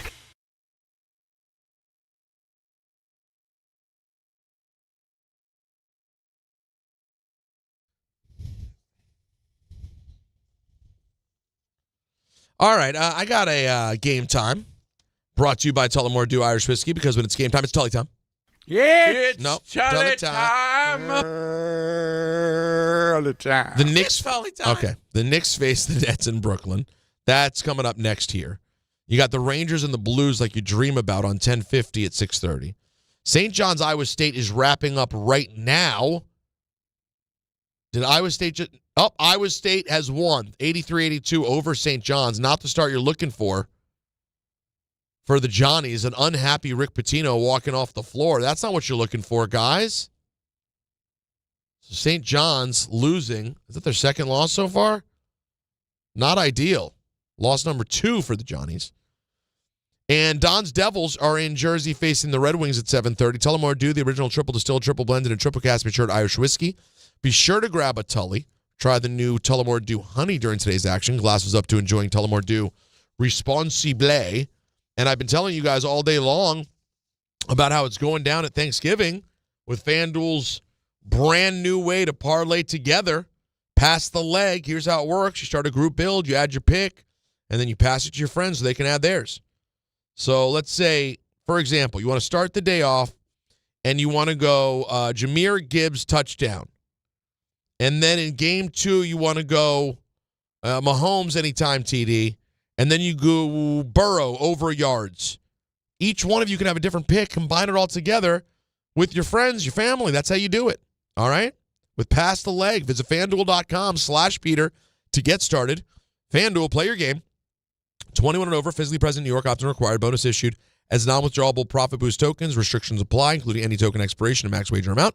See terms at sportsbook.fanduel.com. For help with a gambling problem, call 877-OPEN-WIRE. Text OPEN-WIRE at 467-369.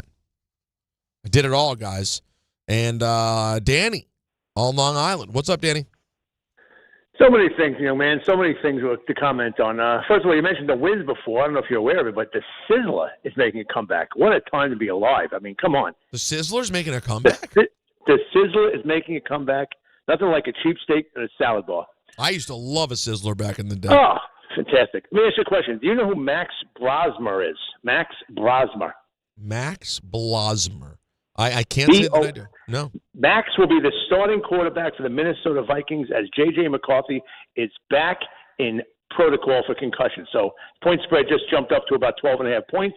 Poor J.J. can't catch a break, but maybe he did catch a break because it's not going well. Max Brosmer. Wow. By the way, speaking of quarterbacks, are you familiar with the work of David Blow is all that comes to mind here. Yeah. But speaking of quarterbacks and all the bizarre things that happened at the Giant game, nothing more bizarre than Russell Wilson coming out for the pre-overtime coin toss because he is a team captain still, wearing a fully laced up helmet with chin strap as if he was going to jump onto the field at any point. I mean, come on. If you're Russell Wilson, you're a team captain, you have been demoted, and they ask you to go out for the coin toss. No, guys, I'm good, really. I'm going to stay right here on the bench. I got to tell you, that's very interesting on account of the fact that he's still backing up this week. So, like, he is active, right? But, like, he's active. I don't know, man. That's a hard one because, someday soon he won't ever get to do this again. So I get wanting to do all the things, but I also hear you of like, hey, man, they took the job away from you. And last but not least, Thanksgiving belongs to pie. I'm kind of with you. There's such a variety of cakes and delicious pastry-like cakes. I'm into pie. Listen, you give me an apple crumb. The word pie for me has to be followed by the word crumb because that changes it completely. Agreed. Blueberry crumb, apple crumb, because now you got a little something on top of the thing. But cheesecake is not pie. Cheesecake is not pie. And I agree with you fully, Danny, that pie owns Thanksgiving. I just think cake owns the rest of the year. That's the thing for me. Let's go to Griffin in Connecticut. What's up, Griffster? Hey, Peter. Before I get to my point, I don't know if anyone had a worse pick this week except with Don's Buccaneer pick because that game was not even close. It was over before it even started. Wait, hold on. Don picked the Bucks? Yep. No way. I thought that someone did. Allen pick the Rams? I thought someone picked the Rams. No. Don picked the Bucks. Oh, that is all. Yeah, Don picked the Bucks. That deserved more time. That is. Yeah. That's one of the worst picks of the year. When you really break it down for how badly they got routed. It wasn't even close. Yeah, it was never, and I don't even know what he was thinking. If there was a game, if there was a touch there, it was clearly the Rams. I mean, the Bucks put up a good fight against Buffalo, but you know they're worn down. They have so many injuries up and down the ball, and the Rams are rolling. And it was in L.A. I know. That's ugly.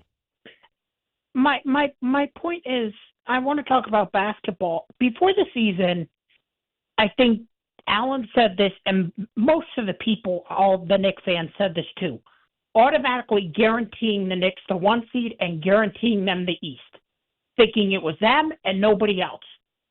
And Don said you got to be careful. You don't know, because the last time we said this, the Cavs came out of nowhere. I'm not saying my Heat or the Raptors or the Pistons can keep this going, but before the year, we thought it was just the Knicks and nobody else. Well, now the Heat are doing what Don likes to say, heating. You have the Raptors doing a good start, and then you have the Pistons off to their great start too. So I just think we automatically just crown the Knicks to East before we even let the season go. I think we have to let things play before we just crown things. You're right. I mean, the fact of the matter is that the Pistons are friggin' 14-2, Gripster. That's what I'm saying. But the worst, the other thing is the Thunder can they ever lose? 17-1? No, it's an insane thing that this team is doing. I mean, the Oklahoma City Thunder are absolutely psychotic. No, you're right. You never know. You really can't be sure before a season starts, regardless of what you may think. Let's go to Ken in Fishkill. Hey, Ken. Yeah, how are you doing? Good, buddy. Hey, so I want to give a shout out to one of my staff members. I work in right in Westchester. She's a guard for Team USA at the Deaf Olympics. They're actually going for the gold medal tonight versus Japan. So shout out to Team USA, men and women's Deaf Olympics basketball, as they're going for the gold medals tonight. Oh, that's awesome, Ken. Wait, where are the Olympics being held? They're in Japan right now. They're in Tokyo. Wow. Oh, super cool, man. Thank you for that, man. I'm glad that's something that would have slipped under the radar, so I appreciate you bringing it up. Yeah, very little people know. ESPN doesn't have it anywhere in their apps, but, if you like to follow it, the closing gold medals are all the next couple of days overnight, but you know what I mean? Is it literally, is it every event? I mean, is it like a completely full set of events? Yes, they have marathons, basketball. They have most of the same events. They're just not allowed to be in the Special Olympics because the way that deafness is categorized. And, Ken, thank you for that so much. Yeah, I see. Saturday, November 15th to Wednesday, November 26th. So it's ending here in a couple of days. Guys, we are all back in studio together tomorrow to get you ready for Thanksgiving. Thank you for joining us. Make sure you subscribe to the podcast, and we'll catch you tomorrow at 3 p.m. right here on Hahn Rosenberg.